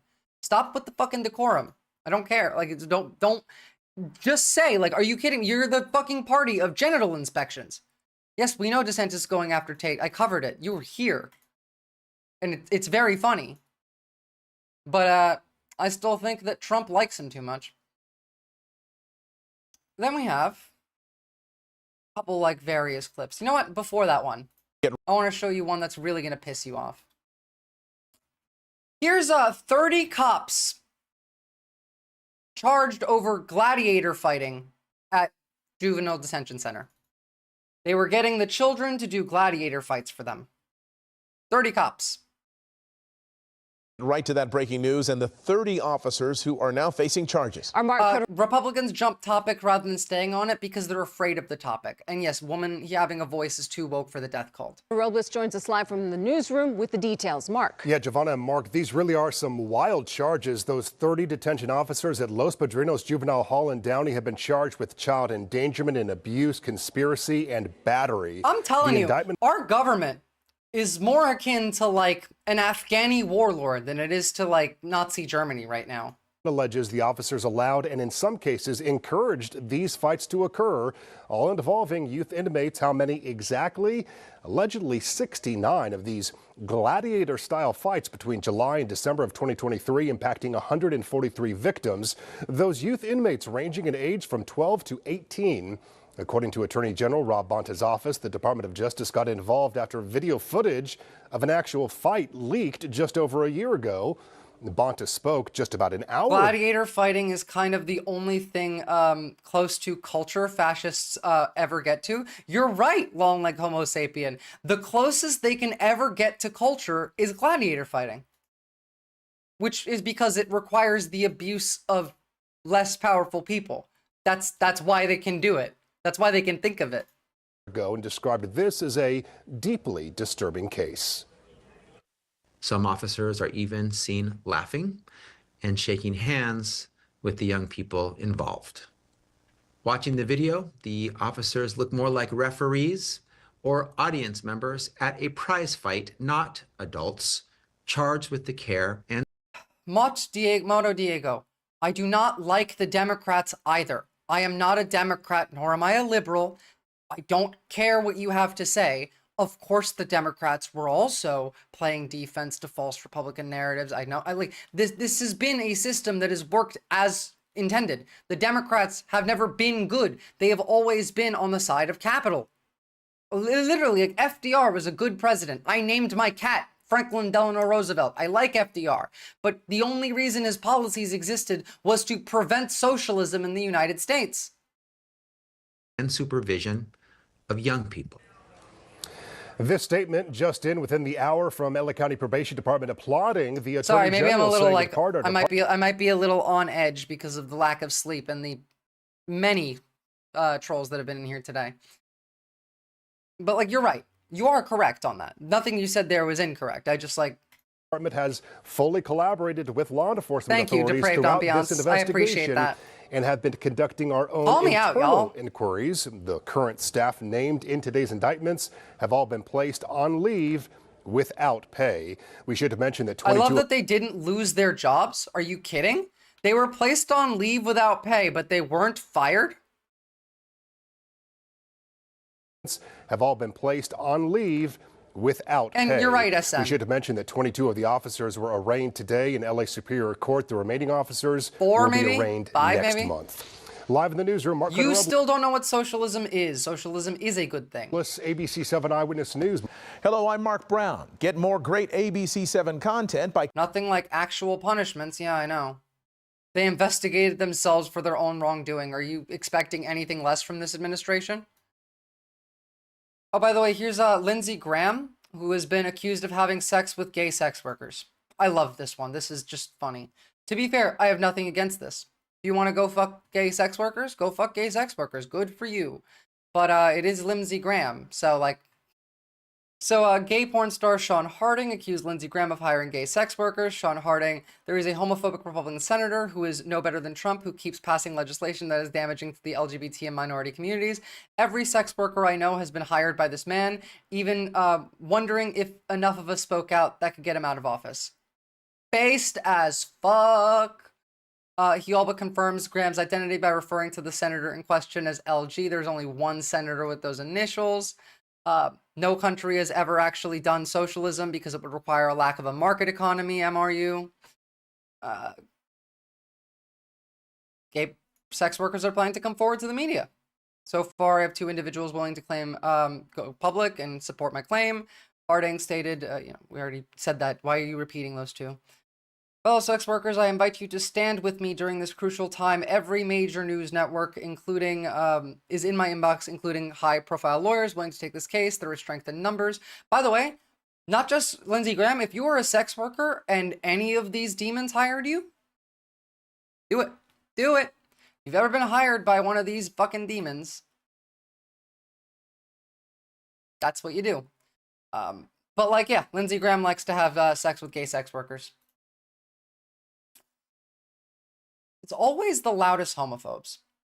Oh, and Mike Johnson's chief of staff after the State of the Union last night got a DUI. Literally, like, the party of drunks, rapists, pedophiles, like the worst people that you could possibly imagine. All of them. All of them. Mr. Speaker, are you going to stand by your chief of staff? I am. I've known Hayden Haynes for over a decade and worked with him. He's trusted and respected, and he has my full faith and confidence to lead. Dude gets a... Like, Hegseth is the one that I will actually point out to is... Can I get a link to that tweet? Yeah, sure. Absolutely. Like, Hegseth is the one that, like, you can really get mad about for being a drunk, but... I mean, this one's a little different, you know? What the fuck? Why can't I find the link? I just had it open. There we go. Now I got it. Here you go. Except what happened with it this time. I mean, he's a drunk. That's all I mean. Like, he's a drunk. He passes out all the time. Like, he is the director of defense. And then we have the chief of staff of the... fucking Speaker of the House is also drunk enough to be getting DUIs. People underestimate how severe a DUI is. Somebody could have fucking died. No, but like, people underestimate DUIs in what kind of person you have to be and what kind of mental state you have to be to do that. Everybody knows not to drive drunk, including most people that drink. And like, that's it. You know that it puts your life in danger and others. Now, these people don't care about other people's lives. They care about their own. And they think that they're invincible. They think they're smart enough, that they're good. I'll be fine. I can drive. Nothing can ever fuck with me. These are the people that make decisions, that never think that they are wrong, that can't possibly fathom that there is things outside of their control, and that their consequences can also lead to even greater consequences for other people. And again, they don't care about the other people. This is demon shit. It's like, I'm not saying drinking and driving makes you a demon. I'm saying being a elected official who is the type of person who regularly drinks and drives. Because again, if you're at the State of the Union, if you're getting a DUI after that, like, you didn't just party that hard. You drink regularly and you likely drive regularly.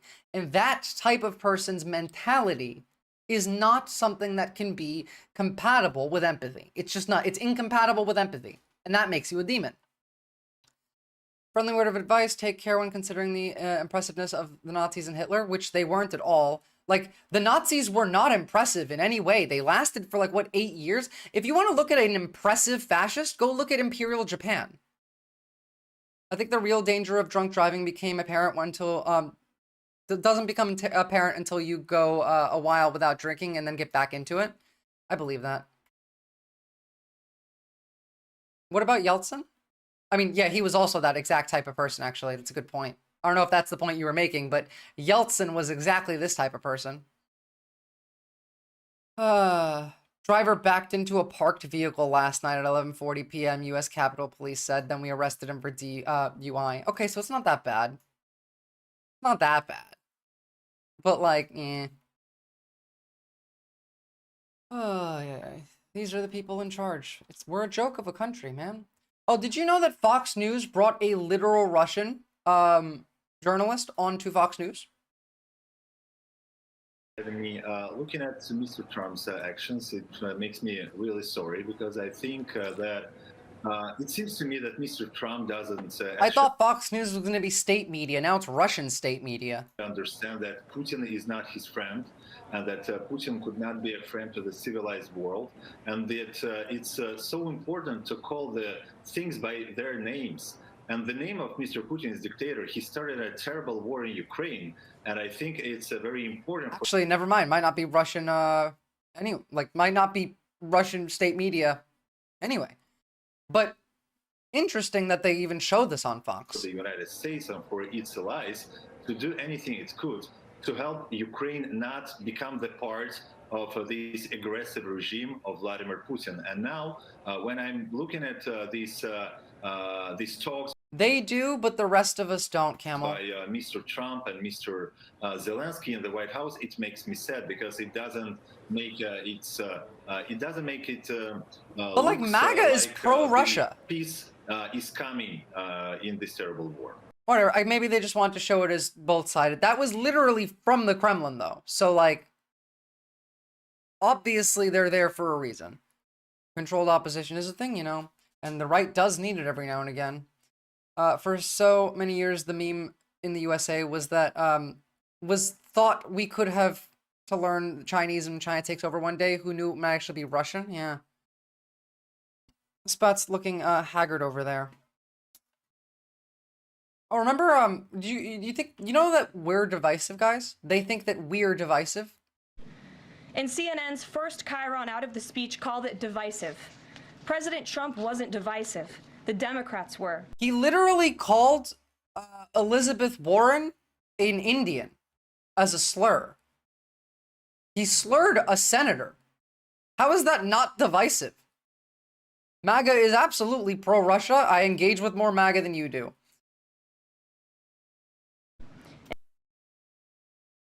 Oh, by the way, they're attacking Supreme Court judges now because Amy Coney Barrett didn't vote in a way that rule in a way that made Trump happy. So they're calling her Amy Coney Barrett, DEI judge. This is what happens when you step out of line. You're immediately DEI. You're immediately a communist. By the way, their use of communist growing quite a lot is quite worrying because, you know, we're going Red Scare. They're just going to call everyone a communist again. Oh, did you know that we have new rules for protests? All federal funding will stop. See, not that one. Where's my chat box? There we are. Apparently I have two. Why do I have two chat boxes? I don't need two chat boxes. All federal funding will stop for any college, school, university that allows illegal protests. What is an illegal protest is not defined. Agitators will be imprisoned or permanently sent back to the country from which they came. American students will be permanently expelled or, depending on their crime, arrested. No masks allowed.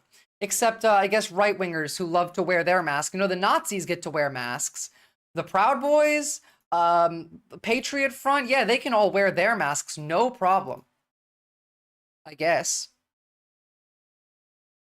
Wait, what happened to my chat now? My chat disappeared. Why is my chat gone? Oh, I guess you're back. Okay. It reset the chat.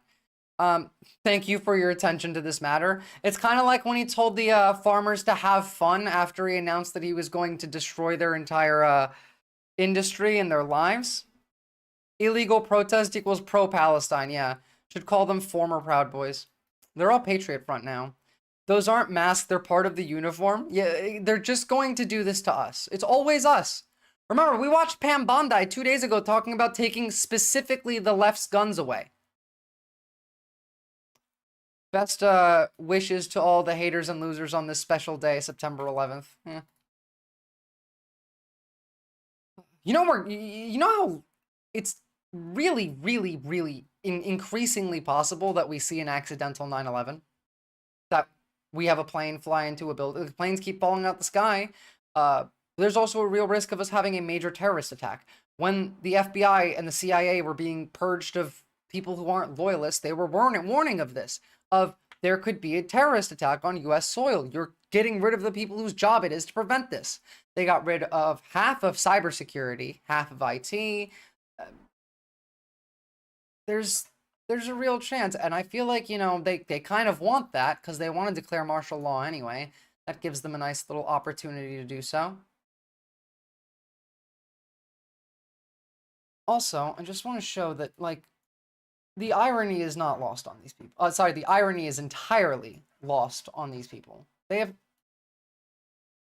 no concept of how anything works. So here is my favorite clip from last night. And the days of rule by unelected bureaucrats are over. Immediately panning to an unelected bureaucrat. A B-25 bomber flew into the Empire State Building by accident in 1945. I did not know that. That's wild. It would be an inside job this time. I mean, to be fair, like, even last time, like, there's still conspiracies about it. It wouldn't make a difference in whether people thought it was or not, but, like, yes, it would absolutely be an inside job. This time, if anything, it would be we get notified and we ignore it like Israel did. And like, you know, most countries do when they want a false flag on there. Plus, on the plus side, they're getting rid of their own security in a country where you can pick up a gun and whim from Walmart. No, see, they're getting rid of their security, but then they're hiring private mercenaries to be their security, like BlackRock.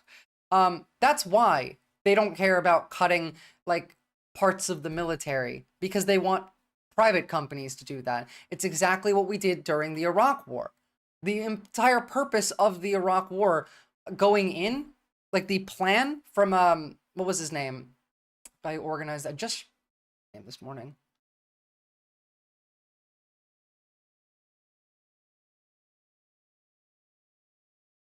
I always confuse him with Howard Lutnick, but it's not Howard Lutnick. What the fuck is this guy's name again? Oh, whatever. One of the main proponents of the Iraq War, the push was that any part of the military, no, it wasn't Cheney, any part of the military that could be privatized, that a private company could perform the actions of this part of the military, that it should be privatized. I'm talking, it was Donald Rumsfeld, thank you. I'm talking about the invasion of Iraq under Bush Jr. But even like under Bush Sr., there was still aspects of shock doctrine being applied. We developed shock doctrine way back in like the 70s and late 60s. And yet it was Rumsfeld that I was talking about, actually. Rumsfeld and Paul Horowitz, actually, I do believe you're right there as well, pushed for that privatization. Rumsfeld was the one implementing it. And it did not go well for them, by the way. It did not go well for them because private companies don't have the same incentive structure as, I don't know, the US military does. They don't have the same loyalty. They're only, like, the only people that think mercenaries, paid mercenaries, can do a better Wolfowitz. I was going to say, that didn't sound quite right. The only people that think that paid mercenaries will do a better job than a loyal military that actually, like, cares about the country is an idiot. KBR would cook meals for the soldiers at, say, $10 a plate instead of having the army cook their own meals. But if a soldier would grab 2 plates because the food was hot, the taxpayer would be charged $20. Literally, exactly that. Everything. Think about how, like, defense contractors now siphon so much money out of the government by charging extra for everything. Think about how the Chinese developed DeepSeek for like $5 million, where it takes us $500 billion to develop AI shit. Why? Because most of that money just gets siphoned into nothing. It gets stolen by the corpos. I'm gonna start saying corpos instead of corporations. It just sounds better. The corpos just steal it, and then you pay for it. Donald Trump embezzled $2 billion from the government the last time he was president because every time they would go somewhere, he would get hooked up with a friend who has like a hotel or something, and they would charge extra for every Secret Service member that had to come with him to stay there. Never fade away. True. I want to get in on the grift, but no one gave me a straw. Fuck the grift, man. Join the resistance. I was going to say something else, but I'm not sure I can actually use that word. So, arson suspect in Massachusetts, Tesla fire charging station. So, again, this is people lighting Tesla chargers on fire. There's been a lot of people all over the world, in America and in Europe and in Canada, doing some funny shit with the swastikars, up to and including drawing swastikas on them. So, you know, like, I'm not saying that I think this is good. I'm just not saying that I think it's bad either. Chargers going up in flames. Investigators believe someone intentionally set them on fire around 1 o'clock Monday morning. Who could ever do such a thing? I use these chargers often, and it's scary that someone would come and torch this because it's hazardous to society, hazardous to the air, and yes, it is very hazardous to society to do this. The chargers are low. But yeah, if I had my way, Tesla charging stations would rust away in obscurity. I would put them all on one rocket and fire them at Mars. What's great is that every one of those cars has a metric ass ton of lithium in it. Yeah, this is the thing about like electric cars that I don't like. EVs are not that much better for the environment. Extracting them from the ground produces close to as much pollution as like the use of fossil fuels in cars does, but as well as if one of these lights on fire, you can't put it out. It burns for like 24 hours. We looked at the lithium battery plant in California that started burning after the big California fires. And it was so bad that up to 5 miles away, people had to shut their windows, had to turn off their air conditioners, had to endure burns on their skin, in their lungs, because of just the smoke carrying the lithium over with them. It's also hilariously feasible that we could be unsurprised by, turns out it was a design flaw. True. I know of the French one. It's funny because they also provided a how-to guide, which was instructions. Yeah, I do remember that one. Can we strap the Co-King onto the rocket and go to Mars? He said he wanted to go. I'm all for putting all of MAGA on a rocket with everything they could possibly need to survive as well, and sending them to Mars. I'm okay with that. To be fair, I don't think that they would ever survive because they can't work together enough to use all the goods and means of, like, you can provide everything they could need to survive. They would never work together to do it though. Eldon Lore Hoarder. Yes, I did an entire paper on it. The materials needed for an EV and the environmental effective batteries are horrible. Worse than any fossil fuel car when thrown out if an accident happens or if it catches fire. My environmental science professor gave me a 98%. It's true. Think about the fires in Hawaii that happened last year. Those went on for so long and were such a big problem because of Teslas. In fact, some of that is still considered hazardous waste. Like, you can't go back to your house if one of your houses or one of these cars burned near your house and your house burned down. You can't go back and get your shit. Even if your house didn't burn down, it's toxic. I've been saying this. I think the rich should do that escape thing, go to Mars right now on SpaceX. They've got it good enough to save themselves because they got the best of humanity. Yeah, literally, just go, please. Fuck the right off. I beg of you. Located in the Point Shopping Center in Littleton. The incident comes as Tesla vehicles and dealerships have been targeted Brain just in is not response on to today. CEO Elon Musk's cost-cutting measures in the Trump administration. If it was a targeted event, I'm sure it was because of him for sure, but who knows? Law enforcement hasn't said what the motive may have been or if it was a political statement. Well, I think it's a very dangerous thing to do. Nearby residents say if this was done as a message to Elon Musk and the Trump administration, this is not the way to do it. I don't believe violence is going to change anything. I don't think anyone is going to listen if you're burning things down and putting other people in danger. The fire chief says despite an arsonist on the loose, people in the area should not be worried. We do believe that this is isolated in terms of the risk within our community. Yeah. Oh, God, did you know that there was another attempted Luigi on a CEO in Oregon? It was an attempted Luigi, but, you know, happened. Is it violence if it's only against property? No. It's there's a different word for that. It's called destruction of property.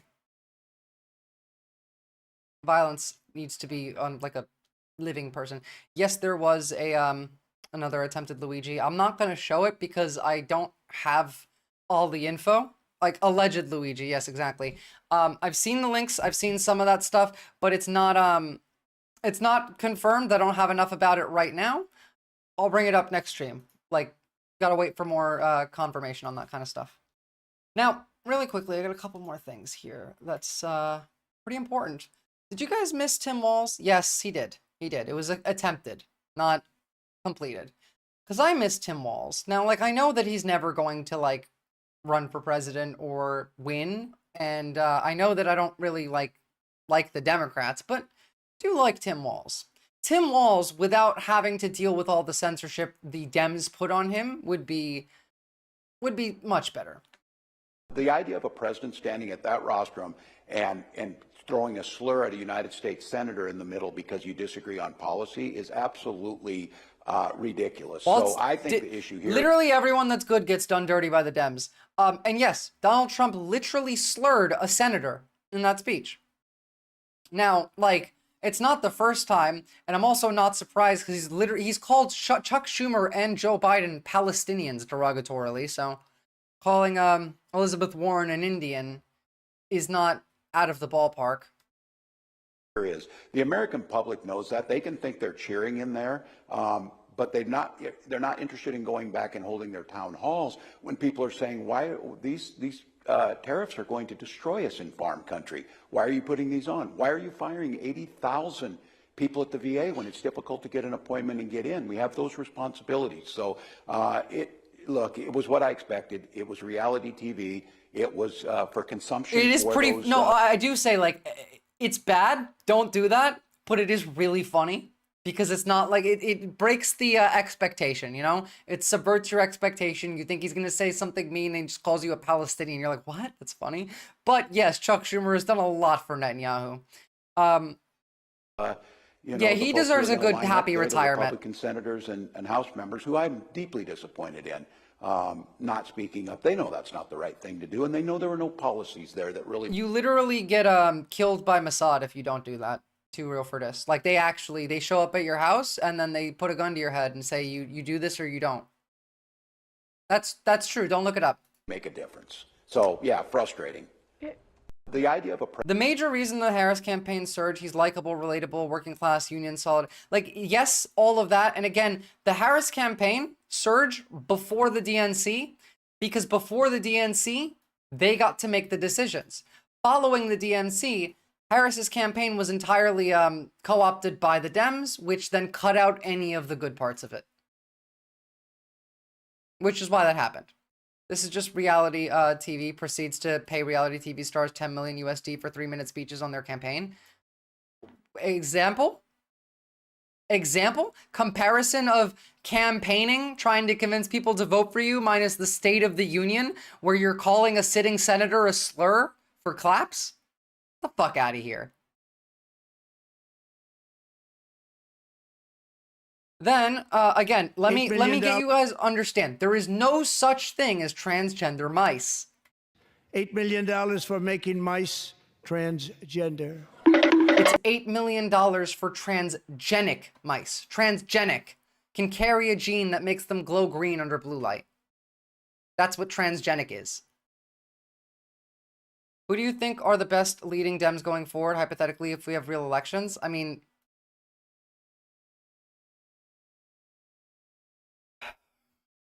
there's ones that I like, and there's ones that I think are actually useful.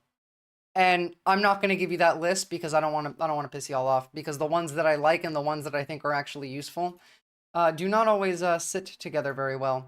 Look, AOC is probably one of the most base Dems right now, but I don't even know if the Dems can survive this. We literally watched the clip of him say it. He said transgender mice. Why do you people all have to lie? Do you ever have any truth in you? Like anything that's true. Because every single word that you people say is a lie. $8 million for making mice transgender. Literally what he said. Just what he said.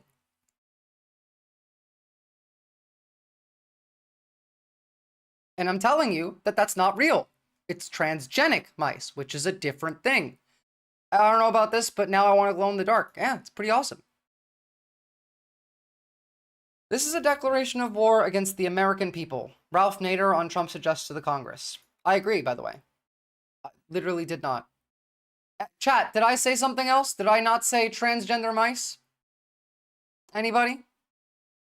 Well, I have to dip. Glad I found the stream, though. Glad you found it too, Rondo. Have a lovely night, and I'll see you next time. There would be, that would be kind of funny if there weren't implications. I mean, like, the point of doing research on mice is to see how this stuff would work on humans.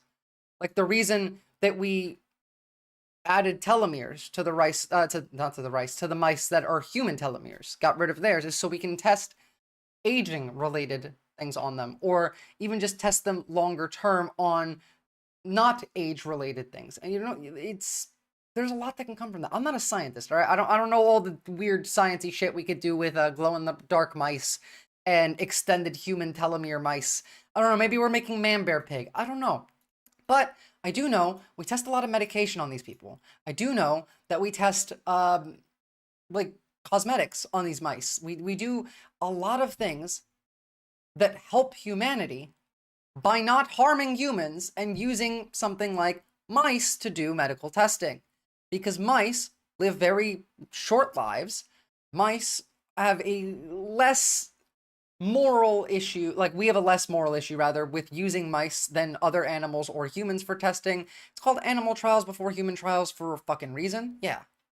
The only conspiracy theory I truly believe is that Mossad has a shelf of videotapes of prominent politicians on both sides that were shot by Jeffrey Epstein. Oh, no, that's true. That's not a conspiracy theory. Like, that's almost confirmed by Epstein himself, like in the last few like audio tapes that you hear of him. It's literally all part of drug product research and cosmetics. Trump mistaking it for transgender mice is funny. That's funny until you think about the bigotry driving the mistake. I mean, they kind of declared war on trans people yesterday as well. You seem to have a good time. I do try. Today my brain is not peak performance. This is me like half the level of brain power that I usually have. So that's why they keep voting to send more baby Shredder 9000s to Gaza. Yes, that is exactly why. Well, that and also the fact that 32% of America believes that all of the Palestinians need to be removed from Israel so they could fight a war with Israel, and then Jesus will come down from the sky and bring them all up to heaven. That's I'm not joking. That's not an exaggeration. 32% of Americans believe that. So that's another reason. Yeah, my brain is partial pud. They're 3 steps away from thinking about the transmission in your car is getting HRT. Yeah, they are, basically. Also, again, yesterday they said they were banning all trans healthcare for minors. I don't trust that they're going to add the minors bit into the law when they write it. Just oh, the cat. All right, fine. Before Democracy Now, we got a cat. Man, that's some dumbass shit. Fucking Iron Age allegories are interpreted literally by duplicitous monsters. I mean, yeah, that's the world we live in. Frank!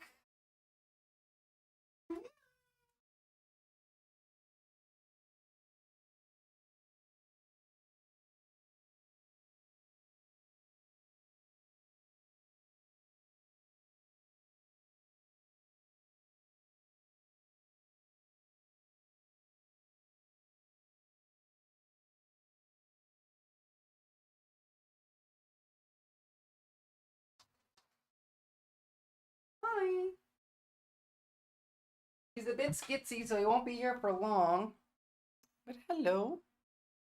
Hi, FDR. This is Franklin Delano Roosevelt. Hi. He's not happy. He's a sleepy boy.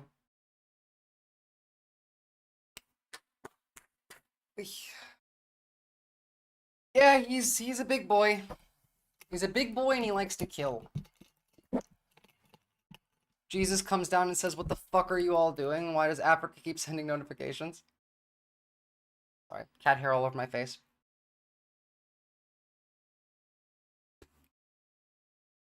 Oh, you know, like, in that belief also, that when Jesus does come down and raptures all the good Christians to heaven, all of the Jews still go to hell, like the Jews that fought the Palestinians, or, you know, in the book, the Devil's Forces. Republican Jesus, exactly. Republican Jesus. It's a death cult.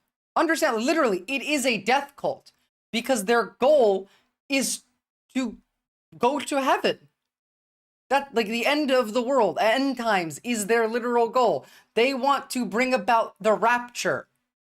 That's a death cult. Is it not, guys? Right? We can agree that, I don't know, a group of people whose main goal is to set up the material conditions and the context that perfectly suit the biblical prophecy of the end of the world is a fucking death cult. Yeah.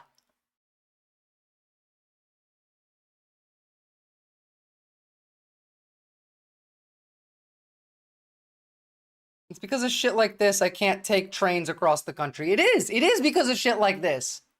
And capitalism, but, you know. Jesus comes down and says, "What the fuck are you doing?" It's true. It's true. Didn't the Bible say, "Thou shalt not kill"? The Christians don't believe in the Bible. J.D. Vance was arguing with the Pope about whether empathy is a sin or not, like 2 weeks ago. They don't care about anything. And yes, of course they don't care about rat fucking the environment because they think the world's ending. Read the Bible to better debate with my family. It's insane. Kinda, yeah. There was a Nazi that posted a comment on one of my YouTube videos that was like a Bible quote, to which I just responded with another Bible quote, and then he never answered again. You can do that all the time because the Bible, just like the Quran and the Torah, are constantly contradicting itself, like back and forth. They never have a coherent thread because it's not built to be that. Democracy depends on a free press. Please support our independent journalism at democracynow.org/give. This is Democracy Now!, democracynow.org, the War and Peace Report. I'm Amy Goodman in New York, joined by Democracy Now!'s Juan Gonzalez in Chicago. Hi, Juan. Hi, Amy, and welcome to all of our listeners and viewers across the country and around the world. President Trump addressed a joint session of Congress in a highly partisan 100-minute speech, the longest presidential address to Congress in modern history. Trump defended his sweeping actions over the past. Oh my God. Shit. House passed a bill to reverse Biden-era regulations that require certain consumer products and commercial equipment to meet energy conservation standards. Just literally undoing all of the environmental regulations that was added.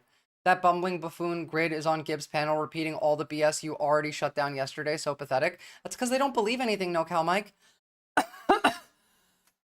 They literally said it yesterday because they understood that I was right. You could see it in their face. They consigned to defeat. And then they said, I don't care. I'm a demon. Like, that's what the outcome was. Gibbs offered himself up as, okay, I'm a demon then. Because he couldn't counter the point.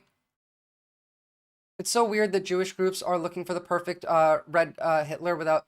Red Heifer? Without blemish. They go over Heifer with a magnifying glass to make sure every hair... I have no idea what that even is. Remember when Eric Cartman dyed his hair red? I do remember that. Put a clown wig on it. That's kind of literally our entire government is just Eric Cartman. That's a pretty accurate analogy, I would think. Past 6 weeks. We have accomplished more in 43 Just with days more evil, yeah. than most administrations. I mean, to be fair, like, Eric Cartman was always evil, but, like, this is Eric Cartman in his Hitler phase. That one Mel Gibson episode. Accomplished in 4 years or 8 years, and we are just getting started. They had to clap because at the beginning of this, the Democrats were disruptive, which made all of the room feel like insecure. You could feel it because as soon as the Democrats stopped disrupting, then it got real weirdly quiet. And then Donald Trump said something and it was kind of weirdly quiet. And then everything following that, the right wing got up and cheered like they were at a fucking footy game because they needed to overcompensate. Trump praised his biggest campaign donor, the world's richest man, Elon Musk. Son, I did grow up in America, Trump's effort to so dismantle key government agencies. I grew up in America, so of course I have some influence from Christianity, but like my parents are Muslim, and I don't believe in any God, so. And cut critical government services. And to that end, I have created the brand new Department of Government Efficiency. DOGE. Perhaps you've heard of it. Perhaps. Hey, remember when the government said to the courts just last week that Elon Musk was not the head of Doge? Because I do. I remember them lying to the court about that a week ago. Not that it matters, but...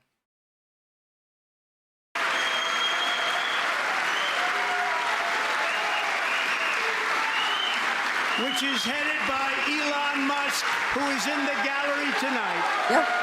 The last week, you guys said that it wasn't headed by Elon Musk, so I wonder.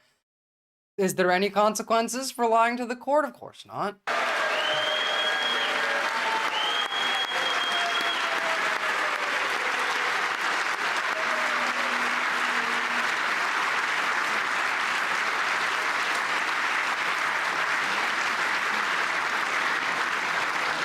Thank you, Elon. He's working very hard. He didn't need this.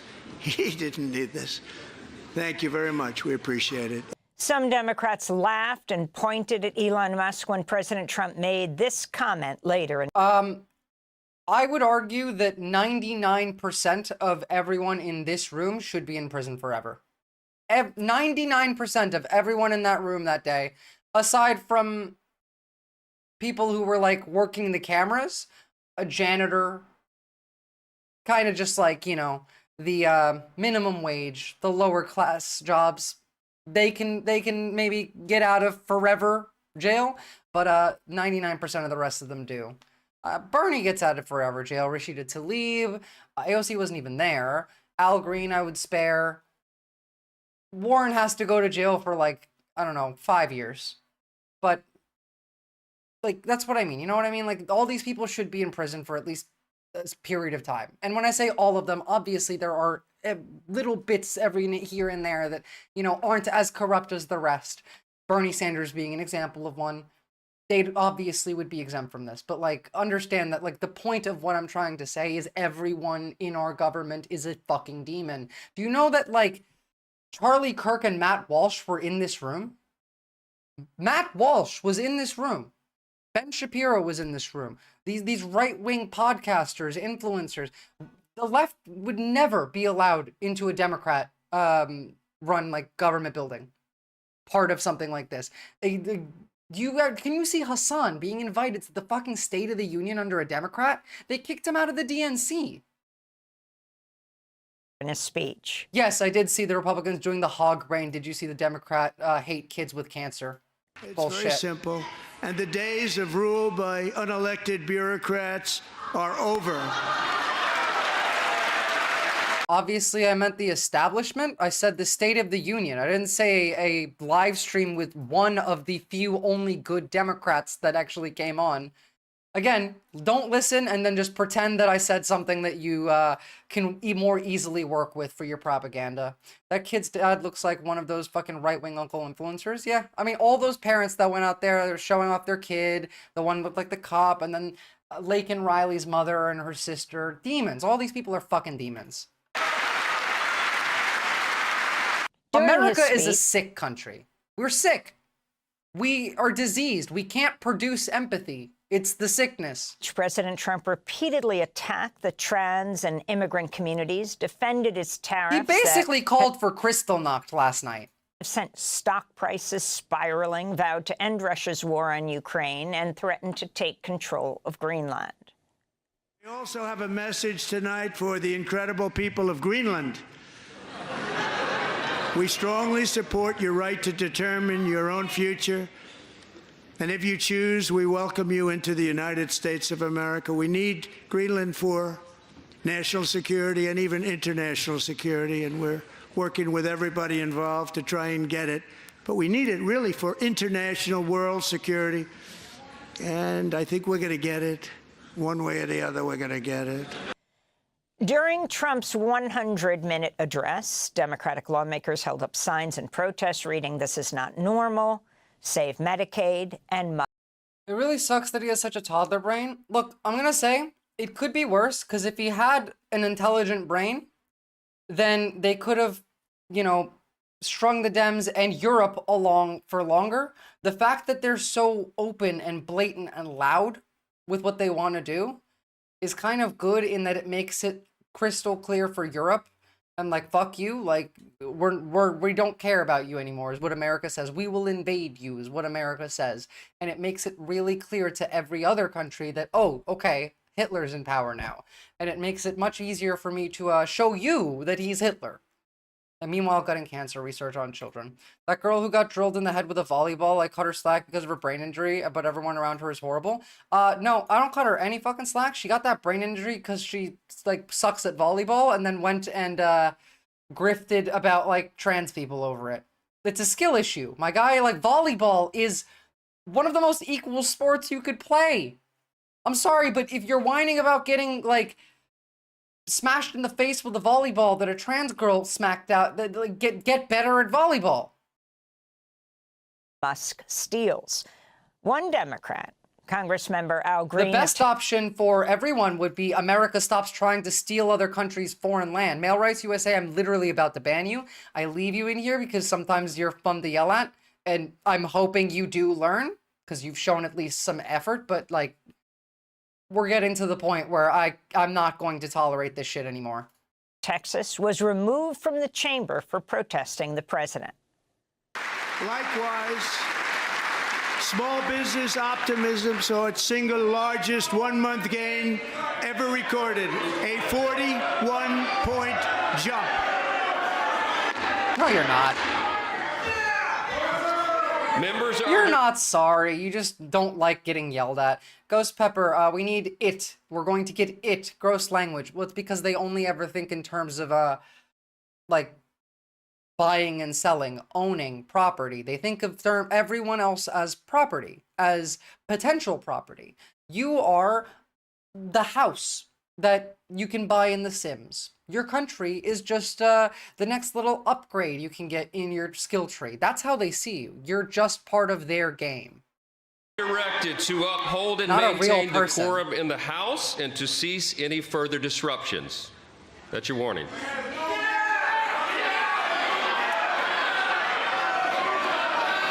Members are engaging in willful and continuing breach of decorum, and the chair is prepared to direct the sergeant-at-arms to restore The same way order they to look the at Gaza, just a place to build a resort, not someone's home. Literally, like Trump Gaza, the fact that they put that ad out is still actually shocking. Like it is. It is actually shocking they put that ad out because like that was bad enough that I don't know, I felt like someone in the administration might have been like, maybe not that. But they don't care. It's full mask off. Oh, and you're right. Like, concussions are pretty fucking common in volleyball because people get hit all the time. It has nothing to do with whether she was trans or not. It's just whining because you suck at volleyball or you lost at volleyball and got hurt, and now you just want to blame somebody who isn't you. That's it. That's all it is. You want to blame the easiest scapegoat, and that's trans people. And by the way, what comes after trans people? Gay people. There's already efforts to try and overturn gay marriage in Congress right now. The USA is morally bankrupt. I agree. And I think this, I've said it over and over again, this moral bankruptcy comes from hyper-individualism. We don't have any investment in our community, in our neighbors, in people around us. We don't care about anybody. Everyone outside the walls of my house is an enemy. My house is my castle. This killed America. That was the thought, that like mental processes that killed America. The joint session. Because this isn't America. This is what, like, the National Socialist States of America. That's what this is.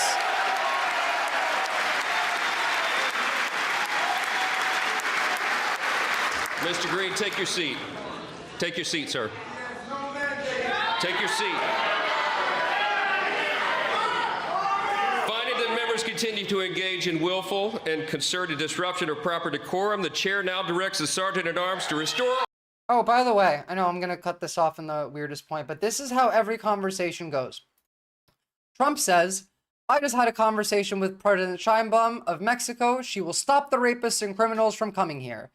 Whereas Sheinbaum says, I told President Trump the best way to make rapists and criminals feel unwelcome in the U.S. is for their citizens to stop electing them. Now, of course, this is fake, but like, this is how every conversation goes. You can see this in how the first conversation went over tariffs. Trump says, oh yeah, we don't need to do the tariffs. Mexico says they'll do whatever we want.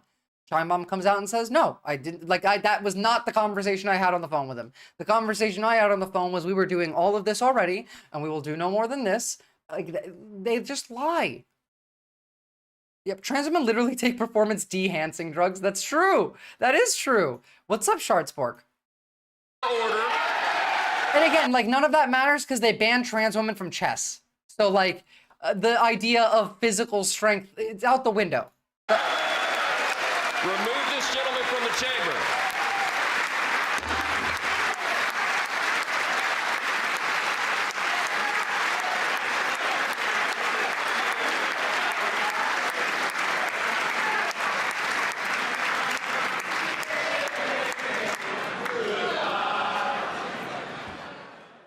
That was House Speaker Mike Johnson, who called in security to take Texas Democratic Congressmember Well, out. of course, it's never been about reality. It was never about bathrooms. It was never about, like, safety. It was never about women. It was never about any... It was always just misogyny. I've said this before, but the base of every single transphobe's beliefs comes down to misogyny. No matter who you are, no matter how much of a feminist you think you are, if you don't like trans people, you're a misogynist, because the only way that belief ever can work is that trans women aren't women because they can't give birth.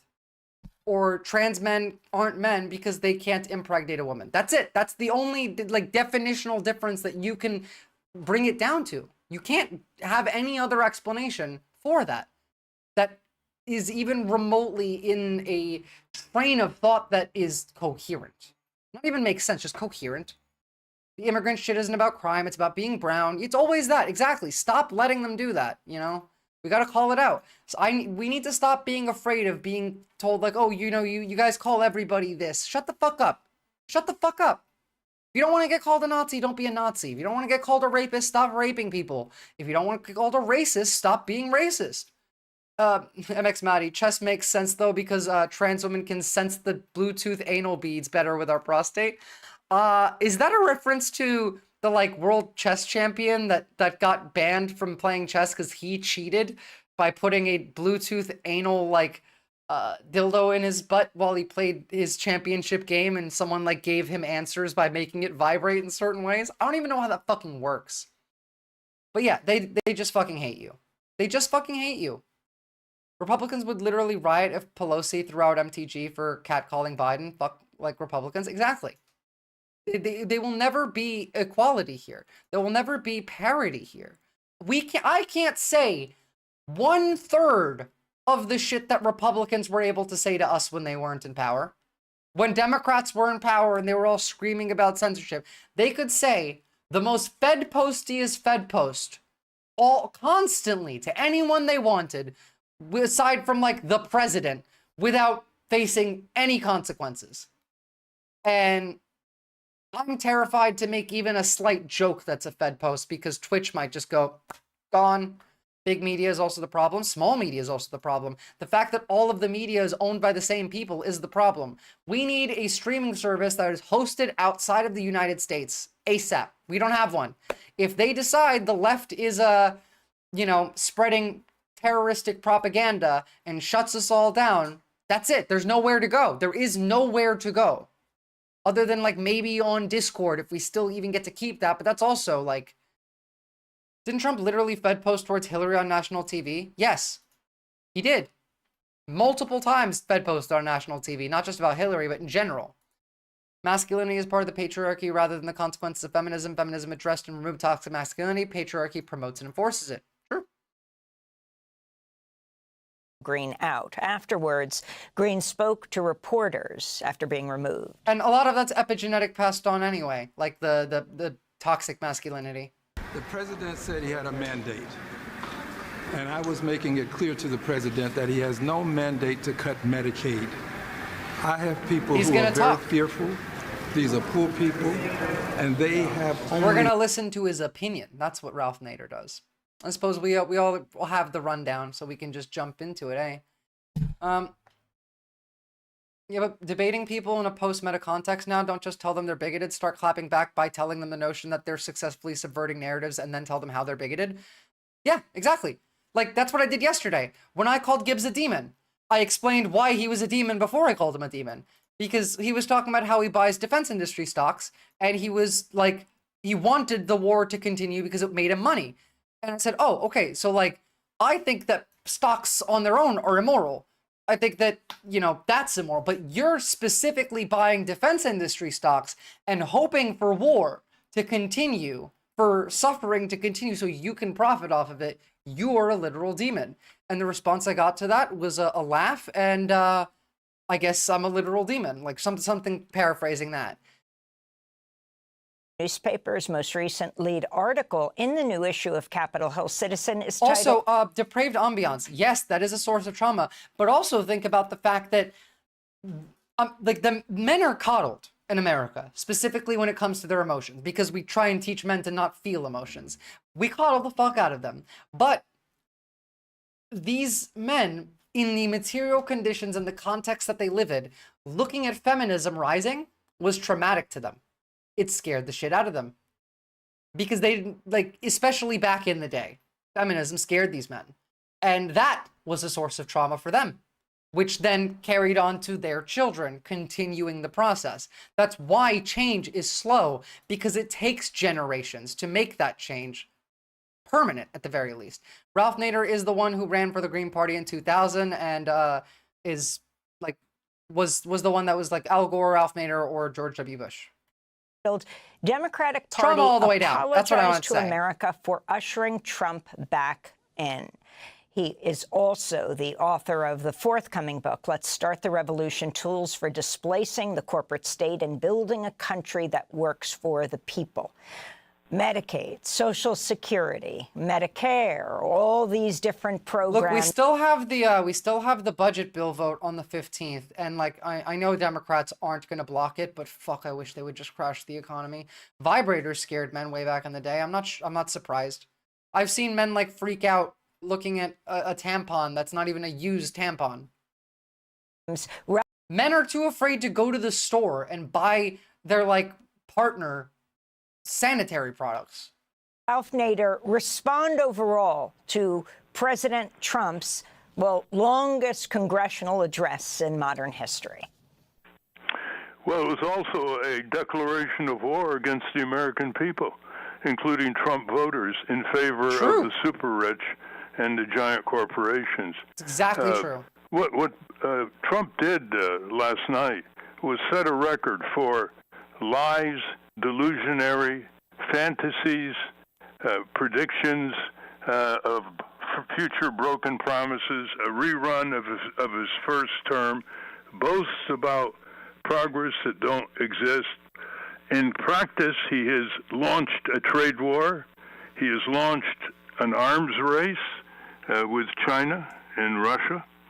He has perpetuated and even worse. Did your husband live in Florida, SN? Worsened the genocidal support against the Palestinians. I'm kidding. Like, either way, it's not his fault. But like, once, and he's taken Biden's. Who are you calling a schizo, Busan? Genocidal policies one step further by demanding the evacuation of Palestinians from Gaza.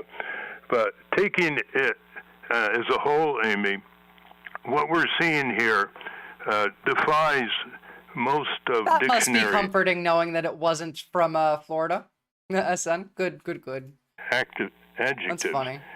What Trump and Musk and Vance and the supine Republicans are doing are installing an imperial, militaristic, domestic dictatorship that is going to end up in a police state. You can see his appointments. We were already in a police state, so like think about that. Are yes people bent on suppression of civil liberties, civil rights. We watched people get taken out of the Congress chamber, suppressing their freedom of speech. We've watched, like just now, I showed you the new restrictions on protests, a restriction again of your First Amendment right, a restriction on your First Amendment right when it comes to religion. When they're talking about, didn't Pam Bondi just say that like American companies now have to apply like by religious standards, like America's Christian standards or some bullshit like that? Schools as well. They're talking about taking the left's guns away, a Second Amendment violation. Like they don't care. The Constitution is gone. The 14th Amendment is gone. None of it, like they want to take your right to vote away. They want to take your guns away. They want to do everything that a fascist dictatorship would do to you. Remember when they bagged protesters in Seattle and abducted them to black sites? Yeah, and that's what I mean, that like this isn't new. It's just getting worse. See his breakthrough after over 120 years of announcing conquest of Panama Canal. He's basically said one way or another he's going to take Greenland. These are not just imperial controls. No, let me show you exactly what it is they want. I'm just going to suck because I hate listening to this fucking ghoul. This is what they want. Just on principle. This is what they want. Right here. Every other group in the world has the right to its own homeland except white people? Like what? Yeah. Like tell me, just explain to me how that makes sense. Either no group has the right or every group has the right. Yep. It's really that simple. And if you want to say no group has the right, okay. You might even convince me. I don't know. I'm not a race guy, actually, by my time. The Gentle Giant. Were you here when I showed you the leader of the DNC? By the way, again, this is just straight Nazi shit. White ethno-state, like... Temperament at all. I'd kind of like to ignore it. But as long as some groups have a right to self-determination, then every group has a right. It's that simple. Yes. And if there's a special carve-out where one group doesn't have a right, you have to... No, it's not dumb. White versus culture, that's a Nazi talking point. Explain to me why that group doesn't have that right. Yeah, absolutely. Is that fair? No, it's absolutely fair. Well, I think so. Like it's Nazi shit. They want a white ethno-state. That's their main goal. Also, you didn't see me yelling about how much I'm going to crash out about the Democrats. Well, sorry, we're going to see this one more time because I need everyone who thinks the Democrats are in any way remotely working for you to see this. We need to make sure that people know what the calls to action are right now. And in this moment, there's 4 things people can do right now if they want to take action. One is they could show up at Republican town halls, which they're now canceling because of what they're seeing, which is the uproar around this country. Show up and make sure that people, these Republicans understand what they're doing to this country. They want you to show up at the town halls that have just been canceled. That's step 1 of fucking Ken Martin's plan. It's laughable.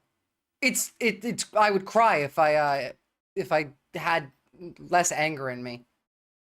Of countries. Tucker Carlson has called Haitians vampires and has said that he got woken up in the middle of the night by a demon spiritually just clawing his chest or some shit. I don't know. They're insane or they're just lying to you.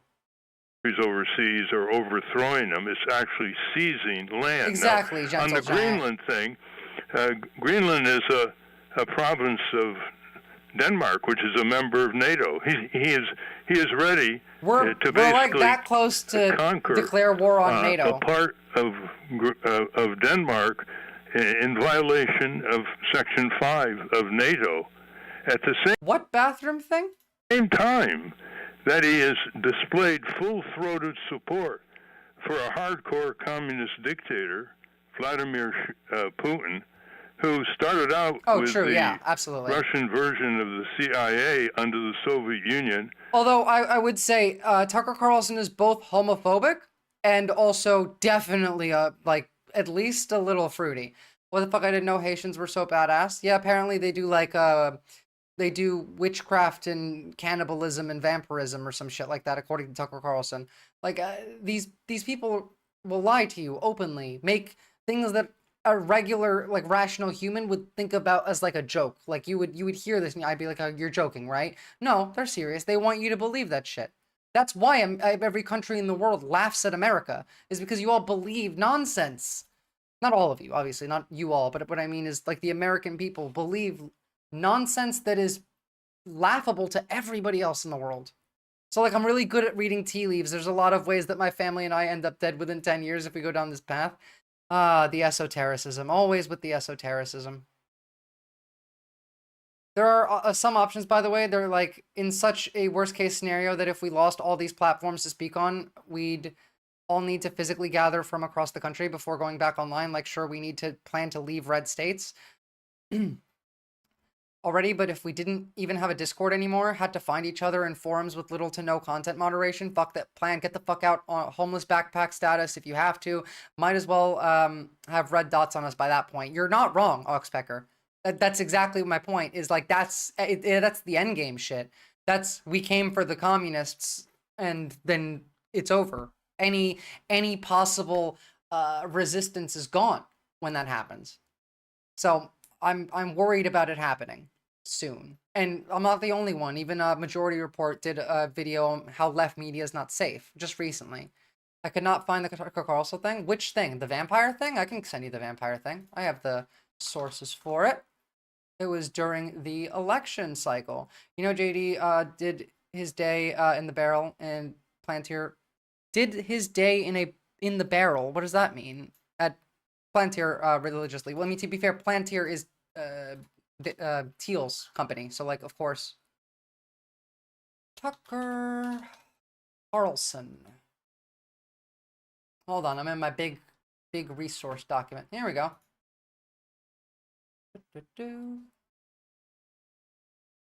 And Busan, yes, I did. I live in Australia. Did I just forget where I live? Okay, hold on. This was the thing by Demons. Did they really take down the video? Hold on, that's not the link. No way. It was with, what's her name? The woman that Trump hated and had a feud with in New York. Big lady. What's her name? She's also insane. Otherwise, I'm going to have to keep scrolling. Because apparently I only put the search link in there. No, not Amy Schumer. Older. Think back 2000s.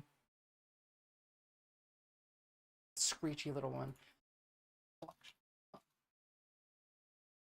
Nah. No, not Stormy.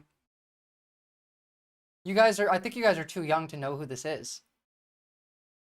There's like South Park references to her, but you guys might be too young to know who this is. This was before Madison Square Garden. Eric, nope. Big lady, crazy, hold on. Maybe if I just search it differently without even including that. They have only Medicaid. Hush. Shut up, I didn't ask you to. Yes, Rosie O'Donnell. I think.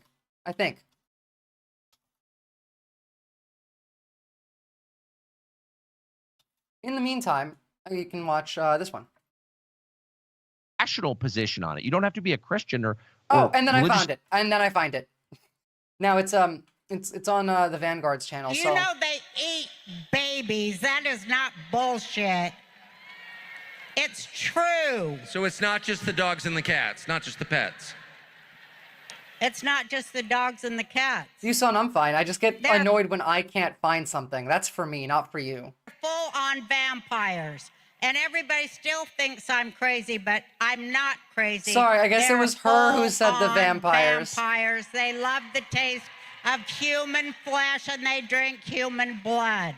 They do, Tucker. Stop staring at me like that. You're freaking me out, Witchcraft one. That's what it was. Because you spent your life in the entertainment business, so I think you have some authority on this. I got it wrong. I thought he said the vampire one. He says witchcraft is like their national religion, though. Kids that I was in mental institutions with over the years, they are all from those cults. Roseanne and Barr. Covered Yeah, it all up. I was off. Names are hard. Covered it all up, and you know, I just pray to God. Tucker Carlson has been going around. Hey, what's up, guys? I want to see the bit where he says, with this delivery, Gavin, I'm not even going to reveal to you what it is. We're just going to play this 1 minute clip and let everybody indulge for a second. Yeah, let's take a look at this. Tucker recently was in Kansas City, I think, with Laura. I do think with Funny reacted in that spotlight. Play the clip, guys. Come on. It's true.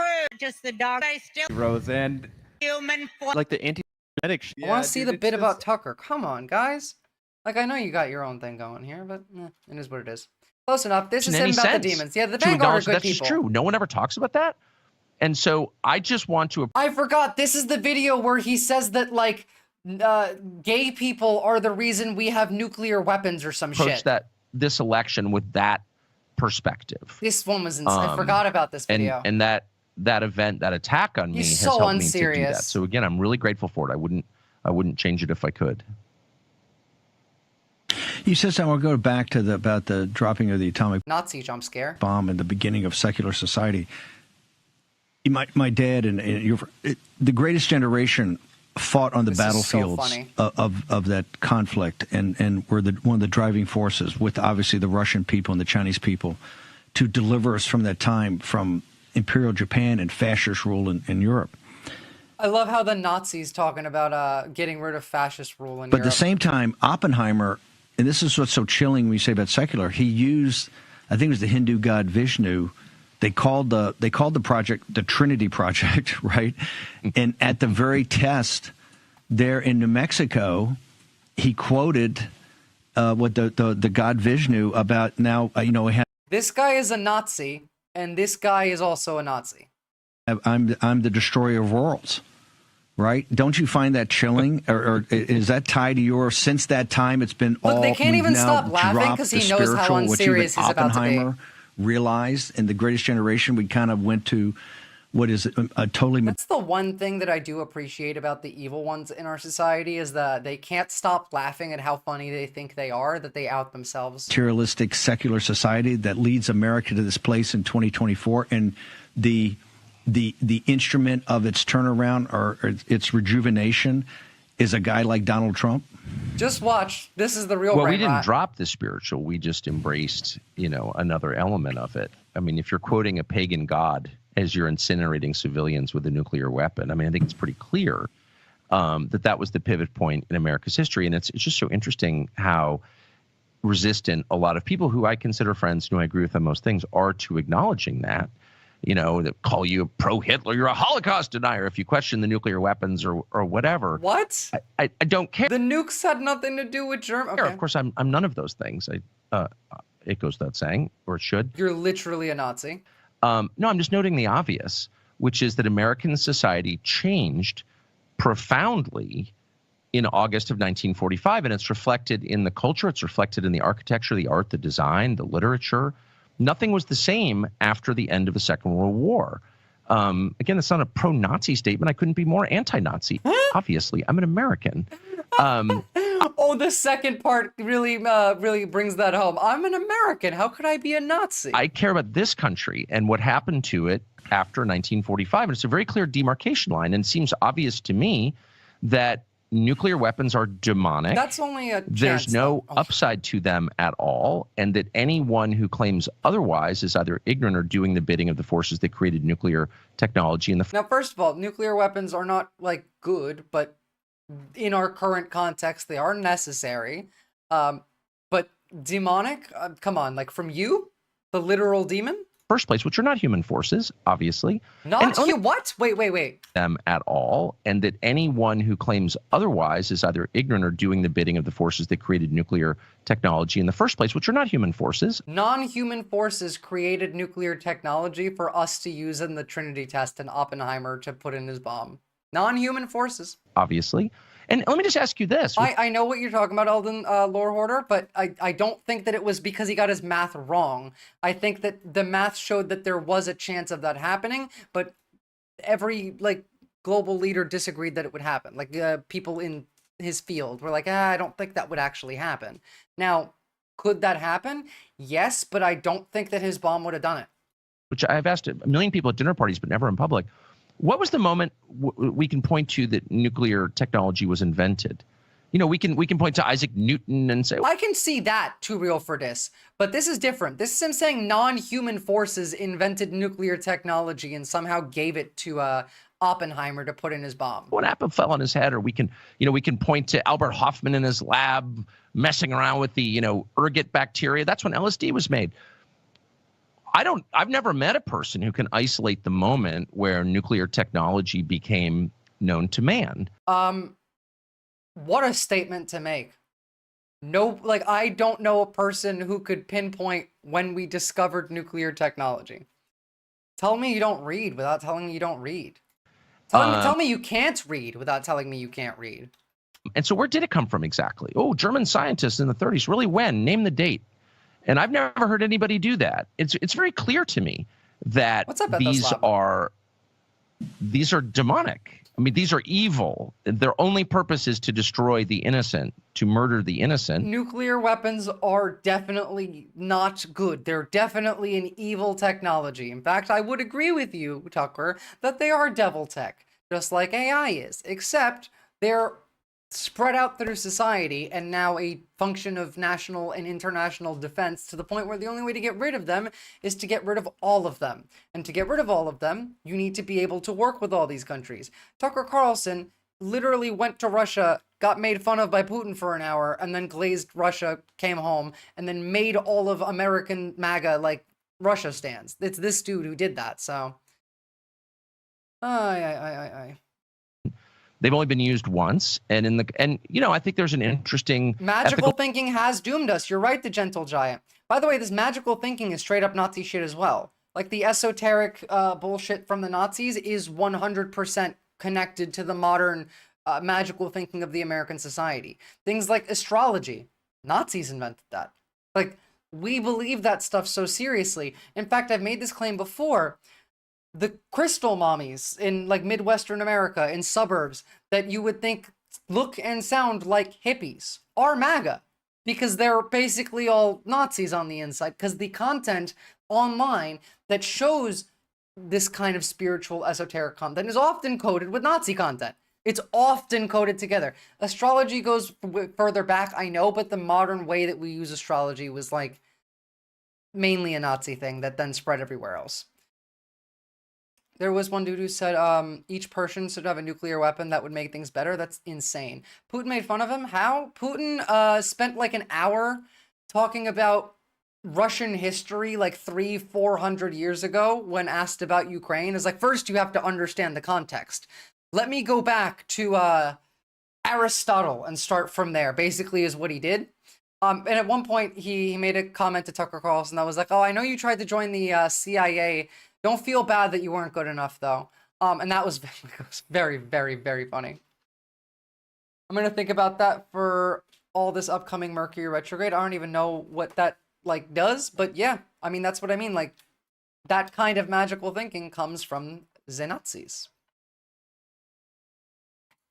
And now has over 20 years of communist dictators. The fucking flat earthers always reference Hitler. Always. Because conspiracism is directly related to current modern day fascism. They feed off that conspiracism. The flat earthers went so flat earth that they created a rounder, bigger earth. And it doesn't matter. You know, like, reality does not matter. They actually made a rounder, bigger earth in their flat earth theory.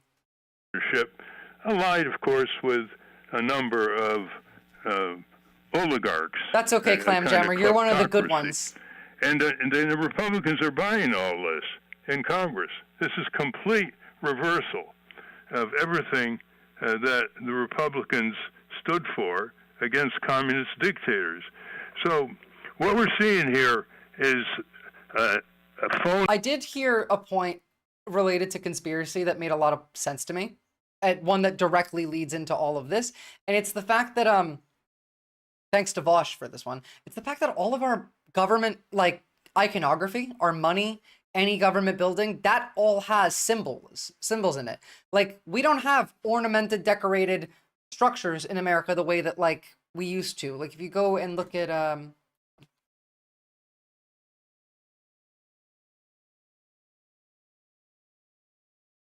you look at, like, a building like this one. That's not a good enough photo.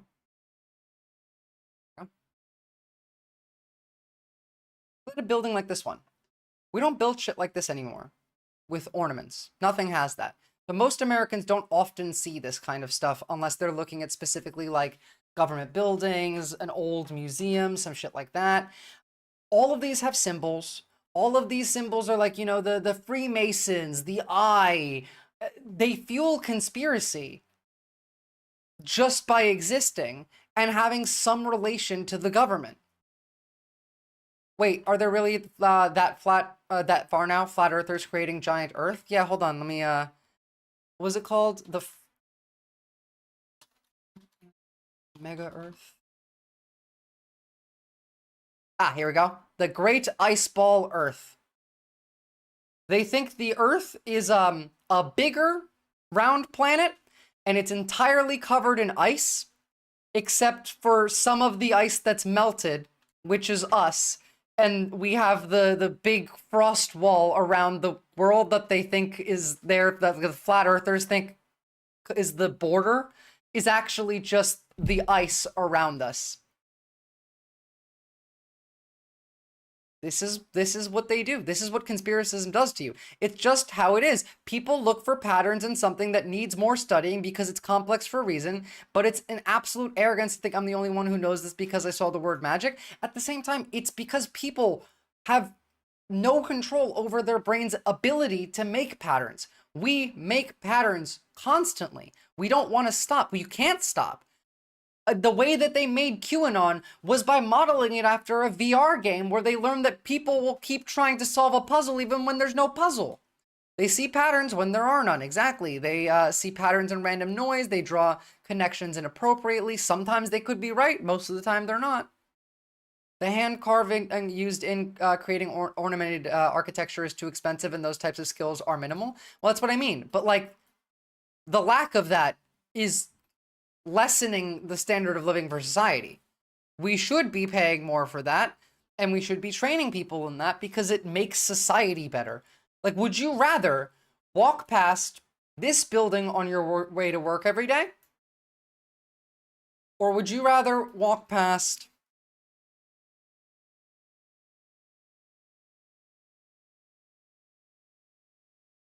this building on your way to work every day? Picture, sorry. Like, which of these bring you more joy walking past, looking at even?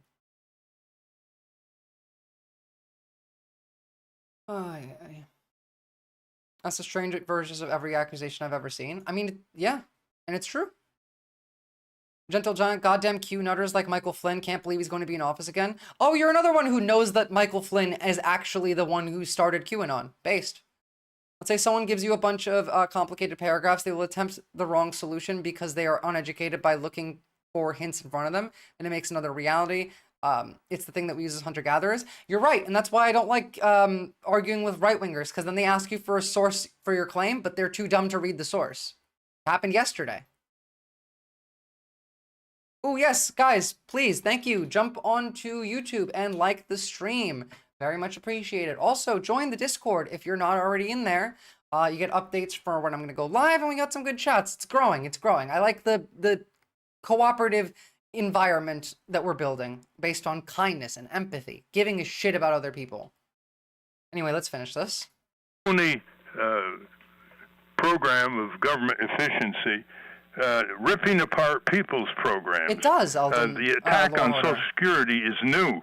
Complete lies about millions of people aged 110, 120 yeah, all that was getting bullshit. Social Security checks.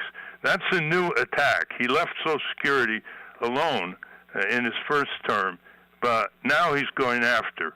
So what they're going to do is cut Medicaid. Speaking of Social Security, really quickly, this was from The Hill today. Social Security Administration says it identified $800 million plus in savings. So the cuts to Social Security have started. Does it help to leave the YouTube stream open on mute in the background, or is it enough to just open it and like it?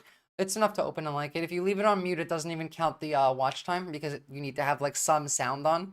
Just dropping a like is great though. Thank you for asking. That's actually awesome. I think both types of design have their place. Good design is good design. Like there can be beauty and simplicity in clean, stark lines of faces. I agree. There can be, and depending on how it's used. But a lack of any ornamentation makes it dull. And that's what it's the same thing as individualism and community. You need a middle ground. Ornamentation can also be beautiful, but it can become overwhelming rather than beautifying. It would be nice if we can be choose based on human flourishing and not economic consideration only. Exactly. And cut other social safety nets in order to pay it's not like it's for hard. another tax cut for the super rich and the corporation. Throwing in no tax on tips, no tax on that Social wasn't Security in the benefits, budget bill, by the way, which so will, I'll of need course, confirmation on that. Further increase the deficit and give the lie to his statement that he wants. Are these guys forgetting they took lobby money from civilian gun manufacturers and there's now only 2 guns for every 1 American? Like, are they serious? Thinking fucking over all low and middle class Americans is wise? To be fair, Americans have yet to rise up. Like, there's protests going on, sure, but we're not looking at protests like Europe. I want fucking, I want Tbilisi here. You're sounding like a goddamn socialist over there. Exactly, based. I like the socialism. It's kind of my thing, if you haven't noticed. Ralph Nader is talking. Jesus, he's been talking. He's right, by the way. Look, the point of this is that this is an attack on the American people. Honestly, like, I'm bored of this, and so are you guys, I can tell. He's taking away your rights. He's taking away gun rights from, like, the left. Gun rights from the left. So, oh, thank you for that. Fact check. U.S. House Democrats did not vote against eliminating tax on tips for overtime. Well, to be fair, I didn't think that House Democrats did. I just don't know if the Republicans actually managed to put it into the bill. Unless, this is something I speculate for chuckles while I'm driving, Michael Flynn was the scapegoat to protect the true Nazbol commander, Shoe-on Head. Of course, yes, Shoe-on Head is the real Q. Nah, it was... I genuinely would need evidence that it's not Michael Flynn. Second link is the budget. Thank you.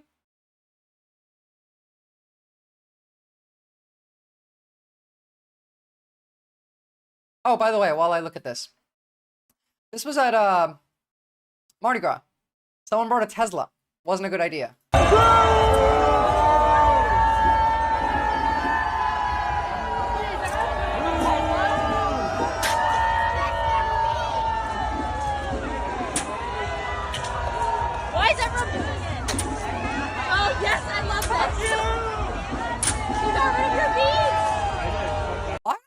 have all that much of an issue with Shu, but to be fair, I haven't seen much of her content, so who knows? Wait, I love New Orleans.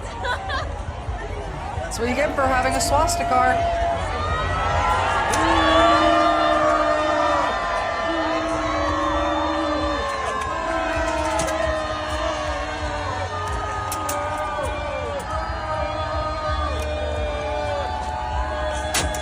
Like, I know Shu's not good like me, but like, I've yet to hear her say something bad.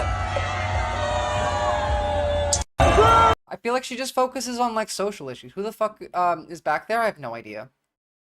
No idea. Oh, by the way, yeah, no. House budget resolution did not eliminate taxes on tips or overtime. Wow, flagged draped swastika as well. I mean, yeah, that's what you get. That's what you should be doing, by the way. Like, I know that, like, this is vandalism, but, like, it's a little different. Yeah, throwing paint on it, that's actual vandalism. But, no, I can't say that. I'll get in trouble if I say this. Never mind. Never mind. I was about to give you guys some advice for something that probably shouldn't. Anyway. China has also now added that they will continue any kind of trade war or regular war with America till the end. It's what made even Vosh drop her like hot potato. Jesus Christ, the Colorado Springs Club Q shooting had such bizarre follow-up conflict. I don't know anything about it, but, you know, it is what it is. I don't really engage with her at all. Swastikas existing as vandalism on my eyesight. Yeah, yeah. You know what's really dangerous for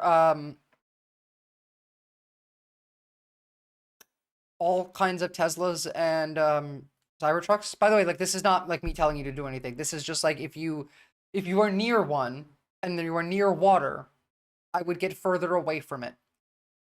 If especially like at the beach, these motherfuckers drive their Cybertrucks onto the beach. Have you ever seen what happens to a Cybertruck when it drives onto a beach?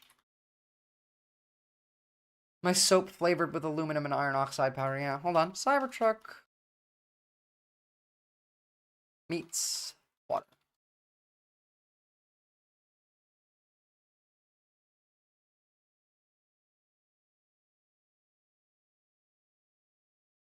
Oh, of course, every video is freshwater, and you can't even find a single one of them in saltwater. I just want a video of one of y'all motherfuckers driving this in saltwater. If the salt water touches the battery of the cybercar, it will explode.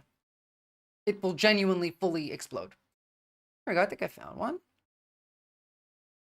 Toe that got stuck. By the way, like, imagine getting a car that's built for surviving the apocalypse, and you have to get towed off the beach because you're fucking stuck. It's embarrassing. It's embarrassing.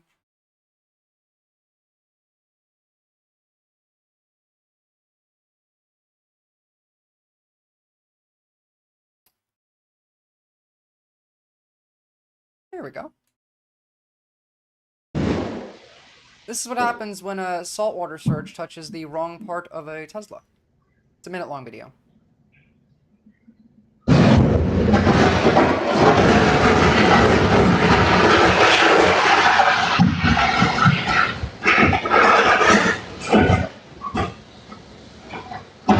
It exploded so hard it made it go from black and white to color.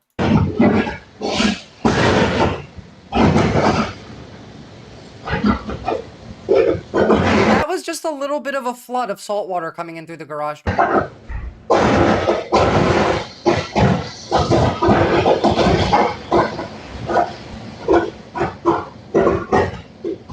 It literally does sound like Satan coming out of, like, the door to hell beneath the car. Yeah, what the fuck?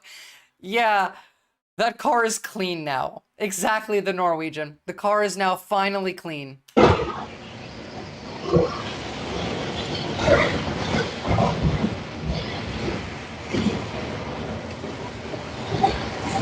It could burn for up to 3 days. You're not wrong. It's usually about 24 hours. But again, like, it burned so hard it went from black and white to color.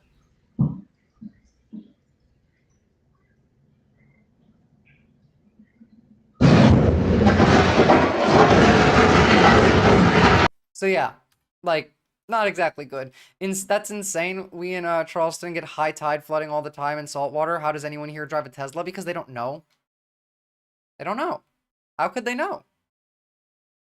Something triggered the lights turn. I know. I was kidding. Death cars for death cults. True. True, true, true. By the way, I do have to say I'm really proud of Canada. I just hope they don't go too far, but the Canadian nationalism movement is... Canadians like Daryl Johnson are embracing their identity. I'm proud to be a Canadian. Red and white on display all around her community. There's a few of us that always do flags for Canada Day, but this is the first time I've seen flags out at this time of year. We just filled up again. At World of Maps, flags are flying off the shelves. Everyone's very happy that we can display the Canadian flag proudly. It's also a reminder to shop local. When I'm shopping, I can actually tell people, I can see people reading labels looking for that Canadian flag or the Made in Canada That's product. awesome. So that's good. You're a pile. I don't think it's Canadian nationalism as much as it is ignited patriotism. True, but the two tend to go a bit hand in hand, and I don't think the median Canadian voter is like all that smarter than the median American voter. So like to them, it's the same thing. Will you be able to make up for that loss without serving American-made liquor? Oh, of course. We pulled our product on Friday morning. We have not served any. Remember, by the way, we saw earlier the Jack Daniel's whiskey creator, like the company, is saying that this is worse than the tariffs. Them pulling them off the shelves is a bigger hit to the company than tariffs are. American liquor since Really? Really? Yeah. Yeah, the threat of tariffs on Thursday night was enough just to say, it's coming, so we'll just be preemptive and get rid of it now. Canadians like Daryl Johnson. The Canadian Conservative Party suffered a precipitous drop in popularity since the King dinguses started their nonsense. True, exactly. The Liberals might actually win.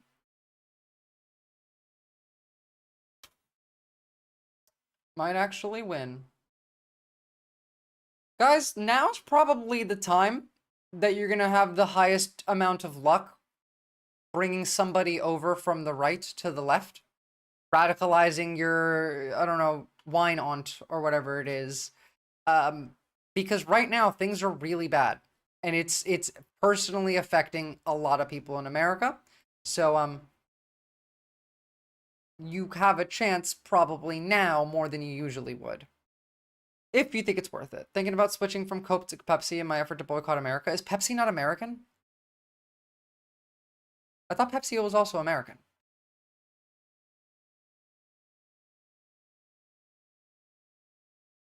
I can't even de-radicalize my dad. He thinks this Trump stuff is funny. He's a business guy. And he makes, well, the thing, if he's a business guy, then he's personally benefiting from all of this. So of course not. Pepsi belongs to China? Did not know that. No, they're both American. I was about to look that up. I was like, no way. Oh, yeah. I would look. Canada Dry. Let's see. Canada Dry is owned by Dr. Pepper Group, which is Dr. Pepper Group.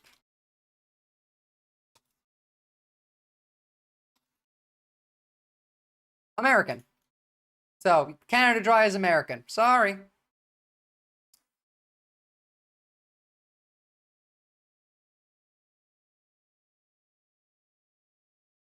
Canadians also do hockey and lumberjacking, maple saber hijacking. So, what do you... We're so cooked, guys. They're gonna hit us so... Americans don't understand how hard the economic hardship is going to hit in, a week. Yeah, honestly, right now, probably just stop drinking soda and drink water is my best bet, because it's getting bad. I enjoy Hank Pecker. I dipped out tonight. Too much drama slop coverage.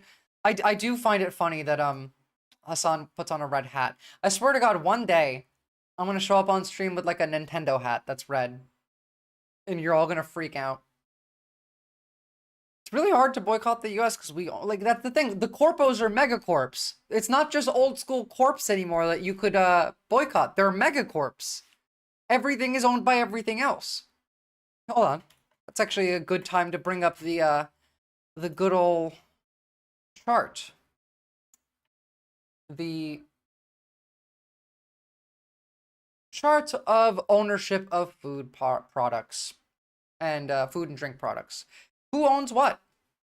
There is like 7 companies that own everything. Yeah, I know. I've seen him do it before when he held the gun for some reason that was allowed on Twitch, even though it's against TOS. The glorious chart. Also, this is the dumbed down version. I know. Of course I have the dumbed down version. You think I could put the full one on here? No, but like, it's really fucking hard to boycott the US. All that's left is milk. Just don't drink raw milk. That's also American owned, apparently. Somehow. Even though there's no, like, actual producer. We own that by force. Just like we own Greenland by force. The full one is even full. You can't. You can't make it full because they keep changing this shit all the time. What's funny is that back in 2003, this chart was 12 companies, and now it's even more monopolized. Yeah, I would imagine that we're going to see this entire section here get bought out. And it's just going to be Coke, Pepsi, these guys that I can't remember their names of, Kellogg's, Johnson & Johnson, Nestle, Kraft, and P&G. That'll be it. It'll just be the big few. That's 2, 4, 6, 8. Big 8. You believe raw milk was patented by RFK. I believe that. I believe that the Shai Halud inside RFK's brain is the one that patented it.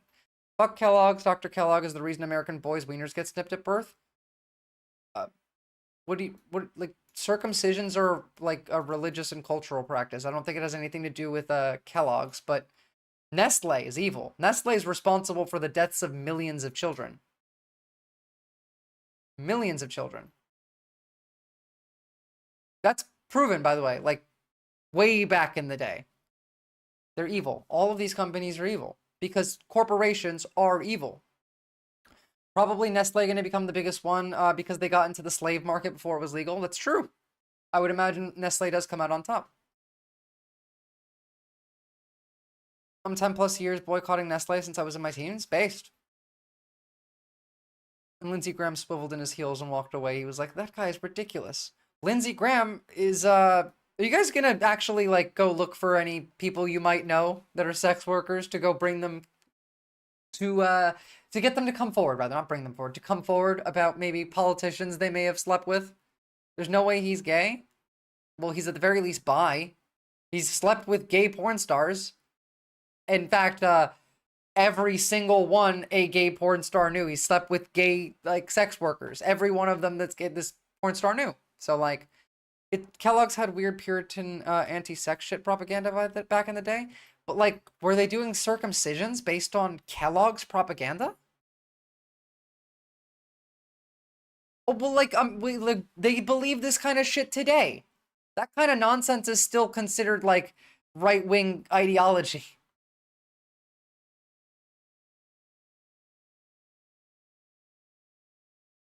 Yeah, he's as gay as the day is long. Look, every single time a homophobic Republican gets, like, called out for having gay sex, it's always true. It's never been wrong. And to be fair, like, every accusation as a confession fits along with that, too. Because they're homophobic because they're homos. That's it. That's it. Fucking with politicians is dangerous as fuck. I don't blame them for not talking about it. Oh, well, yeah, you know. I don't blame them either. Look, in the end, the answer is the same. The only true choice is the bear. It's always the bear. It's always been the bear. It will always be the bear.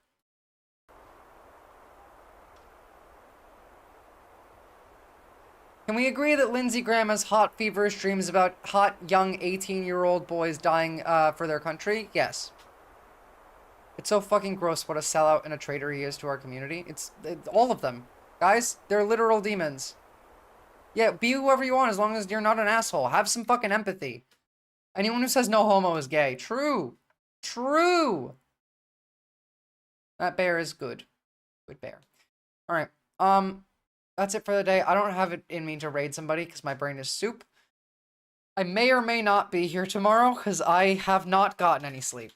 I will try my best. I might actually do a nighttime stream tomorrow and we can come and play some, Disco Elysium, because it's been a hot minute since we actually got to play Disco Elysium on stream. So, I'm looking forward to that. Why are bear videos all cute? Because they're front-shaped. Join the Discord, like the stream. Love y'all, and I will see you next